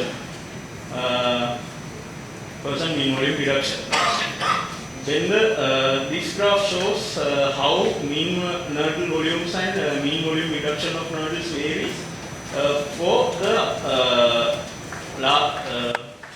latest sampling. That shows percentage. There is a percentage reduction of 55.13%, and this shows the microscopic image analysis. As you can see, the pristine nodule was obtained in sealed packages, which fall down to the sea during the disaster without catching fire. And compared to the pristine nodules, due to weathering, there are some nodules with higher surface toughness, nodules in yellow color, which was originally in pristine nodules color, and nodules in brown color. Then due to fire of the ship, the fibrillized nodules also we could see. Fibrillized nodules have black colored surface, and this shows the size reduction of the nodules due to weathering. Pristine nodules, we got average diameter as 4.507 millimeters, and this is one of the nodules which has weathered drastically, and these nodules show 3.170 and 3.243 diameter. It means the volume reduction is there. These are the bands in the FTIR characteristics, we analyzed the weathered nodles, and weathered nodles showed some characteristic peaks, carbonyl stretching, sulfoxide stretching, and this anhydride stretching. This carbonyl stretching and anhydride stretching evidences the oxidation caused by weathering, and the sulfoxide stretching shows the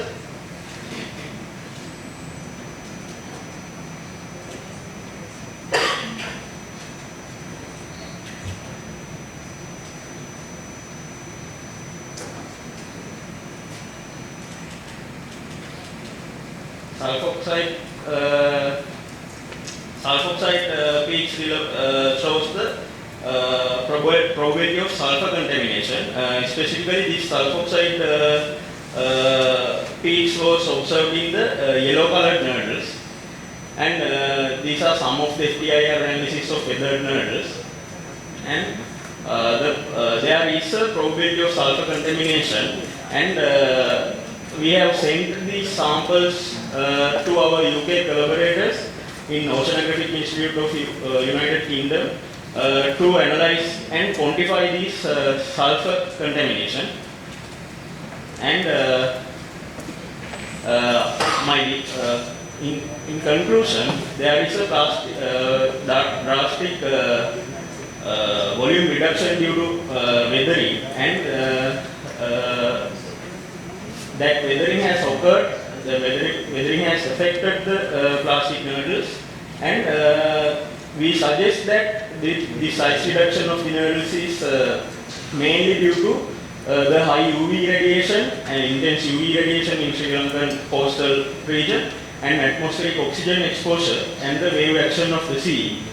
And also there is a probability of sulfur contamination as suggested by the FTIR analysis, and this sulfur contamination, we suspect that it can occur due to the surface adsorption of elemental sulfur, because the cargo manifest says that there was elemental sulfur in the cargo ship during the accident, and due to this size reduction, there is a risk of generating nanoplastic from these microplastic nodles through photoaging with time.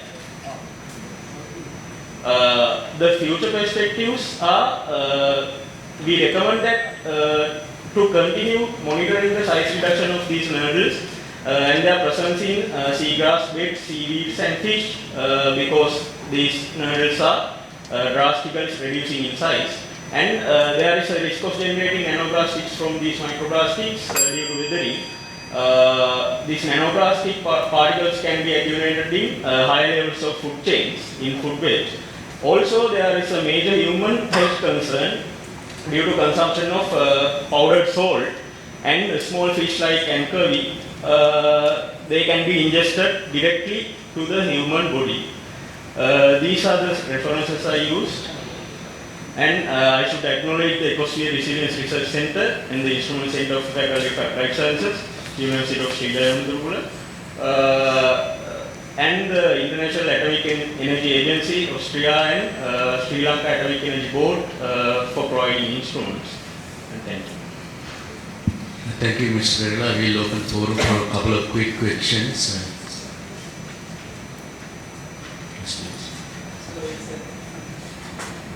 Interesting study. So when you are collecting, you didn't think of getting any of the seaweeds and things and looking at that process? Sir, taking samples from seaweeds and other things, we have to dive or we have to use some sophisticated method. So our first focus was how the volume has reduced of the nodules. Actually, our one of future perspective is to study seaweeds and seagrass weeds. Another quick thing, is anyone designing studies where you take these pellets, you put it in like a metal cage and put it out in sea to see what happens? Then you can answer the question as to you say you speculate that the sulfur came from the Pearl expression. So is it natural or something? If anyone is doing any experiments like that, then is it even allowed? You can get approval and do this. So sulfur contamination, actually we suspect that it definitely happened. Yes. Now the experiments are in proceed. Actually also we have sent some samples for XPS analysis, and for sulfur contamination we have sent some samples for the UK collaborators of our research. They are currently studying on the quantification of sulfurs. Just two quick questions. It's not questions, some clarifications actually, because it's a very important study because there are steps and then become a major catastrophe of late. So you have shown that there has been a reduction in the nodal content, and from your work it's purely environmental, like climate, sunlight and other environmental factors that cause health. Yes. So just two things, like if we just leave it as it is, you have done only 2 years of work, but how long do you think? Usually people say that it cannot be and it will be there forever, right? But supposing in your speculations and in your models, how many years will it take if it's to decompose or reducing content significantly, and that's one thing. And the other one is if there's any other way that apart from the physical and natural factors, are there any interventions that humans could do to accelerate the process?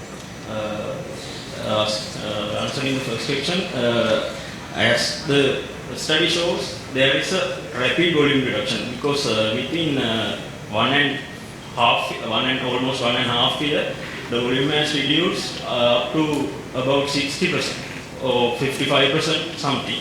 It means, and also we collected another sampling was done in August also. In this year,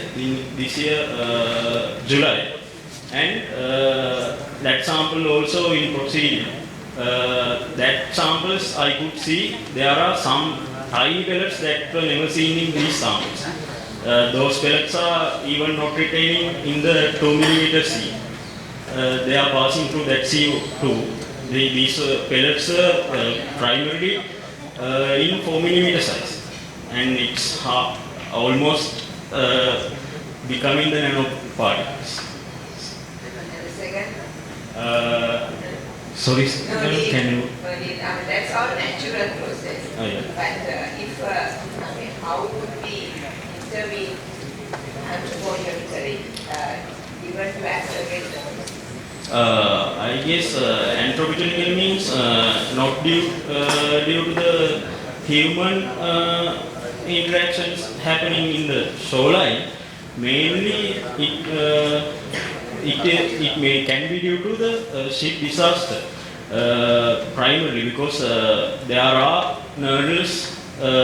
Some nurdles have caught fire, and some nurdles got subjected to elevated temperatures, and that effect I think accelerate the weathering process. Thank you, Mr. Pereira. Let's give a round of applause to Mr. Pereira. He was our last speaker. There were 10 very good presentations on various topics from microbial pigments to anti-cancer investigation of Tanahalu. So very interesting to listen. I would not reiterate what they have nicely presented as concluding remarks. Let me highlight 2 things that I believe will be important as researchers. Firstly, as I mentioned at the start, with the onset or the arrival of new technologies like artificial intelligence, machine learning, deep learning, neural network, the way we do research, especially research like drug screening, target identification, will be totally different. I'm pretty sure some of the research that were presented here, we won't have to do in 3 to 5 years' time. Those will be easily done with the use of those novel technologies. Therefore, as researchers, I believe that we should expose ourselves to those new technologies and have developed the competency using those tools. We don't have to be AI experts to develop algorithms, but we should be able to use the tools so that we will be able to ask the questions. If I recall the speech by Nobel laureate yesterday, Professor Hartland, he correctly said, these technologies are very good at giving us answers, but they are not yet capable of asking the questions. So we are there to ask the right question, so these technologies will give us the right answers. They are capable, even now. So that's the first thing. Secondly, now we saw a wide spectrum of research being carried out tirelessly by the researchers. If you take in Sri Lanka, any given year, over 30,000 different such researches are carried out by researchers in universities and outside. But we have to see how many of them get translated into practical realities. We are very good at doing paper research, publishing, and closing the book and forgetting about it. Now we have to rethink how good that is as a nation. Of course, knowledge generation is part of doing research, but I believe as a nation that is being developed, we should focus more on applied research, translational research. Let the developed nations do the knowledge generation. We are not rich enough to spend money on such research. So that's also one of the things that I would like to highlight. So with that, let's give a very good round of applause for all the researchers for their tireless efforts in conducting this very nice research. Thank you very much.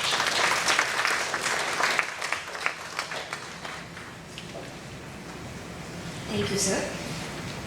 The discussion was incredibly engaging and productive. I'm confident as we exit this hall, we will carry with us a plethora of thought-provoking ideas. I would like to once again thank Chairpersons, Senior Professor Hemanthi Ranasinghe and Professor Prasanna Premadasa for gracing the 16th International Research Conference with their presence among their busy schedules. Now, I cordially invite Dr. Gihani Jayaweera to continue with the proceedings. Over to you, ma'am.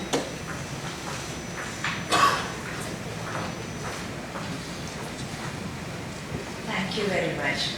On behalf of the organizing committee of Basic and Applied Sciences session, I warmly welcome Dr. Aruna Darshani Silva, the conference chair of 16th International Conference of KDU to the Basic and Applied Sciences session. Sir, we hope that you will remain with us to award the best oral presentation award at the end of the session. So we need little time to do the calculation. Until that time, I would like to cordially invite Dr. Nandana Gunavikrama to present the token of appreciation to Senior Professor Hemanthi Ranasinghe, the Chairperson of the Technical Session 3 and 4.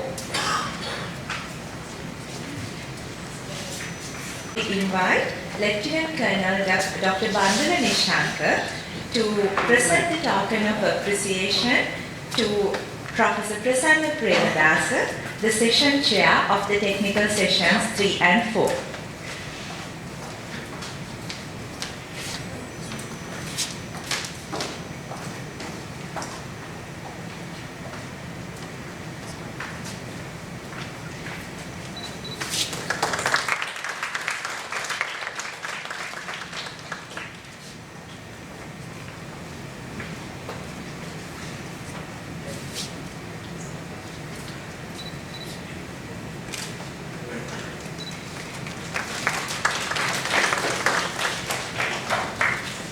Thank you, sirs.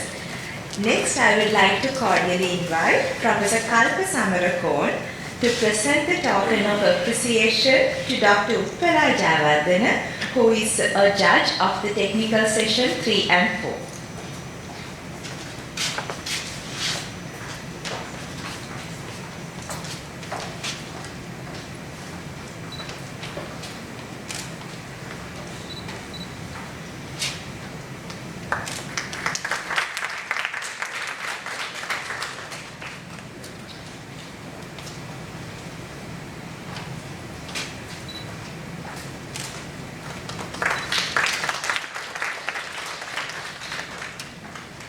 Thank you, madam. Thank you, sir. Next, I would like to cordially invite Dr. Nadisha Ratnawadu to present the token of appreciation to Dr. N.D.A. Vadisha, who is the judge of the technical sessions 3 and 4.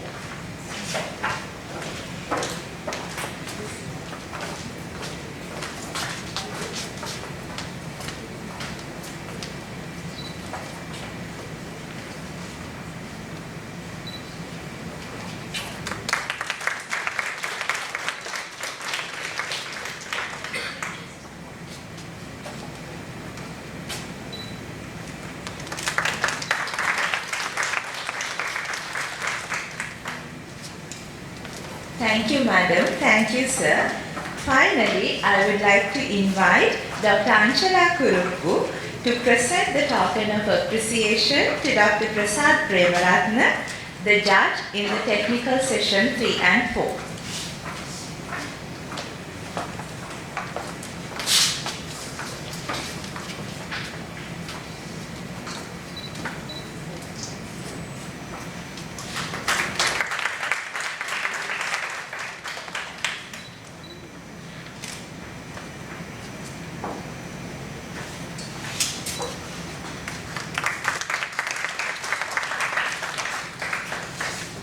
Thank you, sir. Thank you, madam. So in order to make this moment a memorable one further, I would like to cordially invite the conference chair and the distinguished invitees and the organizing committee members of the Basic and Applied Sciences session to pose a conference photograph.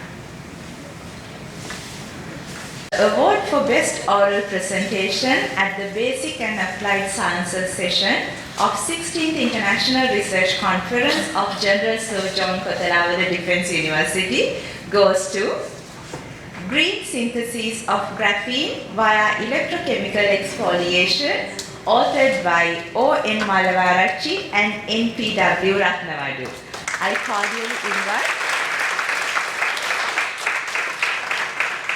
cordially invite Dr. Arun Darshan De Silva, the conference chair, to present the certificate to the winner.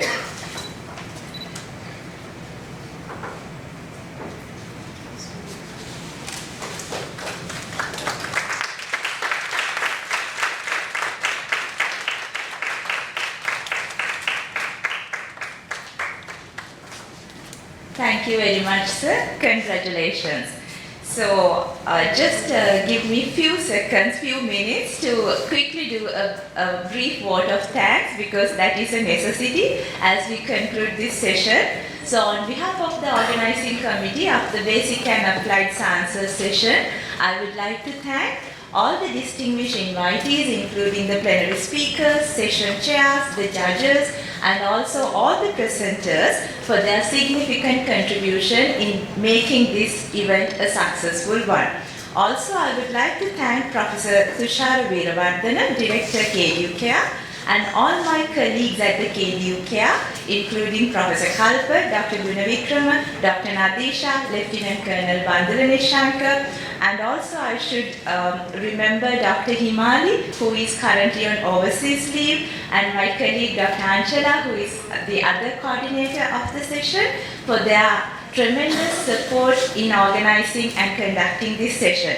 Also, I should remember my colleagues at the Department of Basic Sciences for their tremendous support.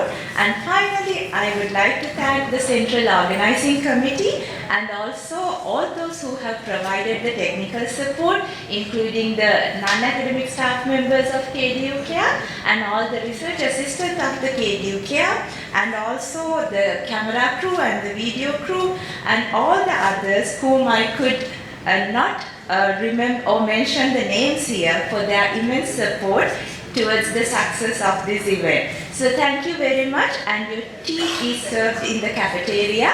So thank you very much, and that marks the end of the Basic and Applied Sciences session of 16th International Research Conference of KDU, and we'll see you next year. Thank you very much and have a good evening.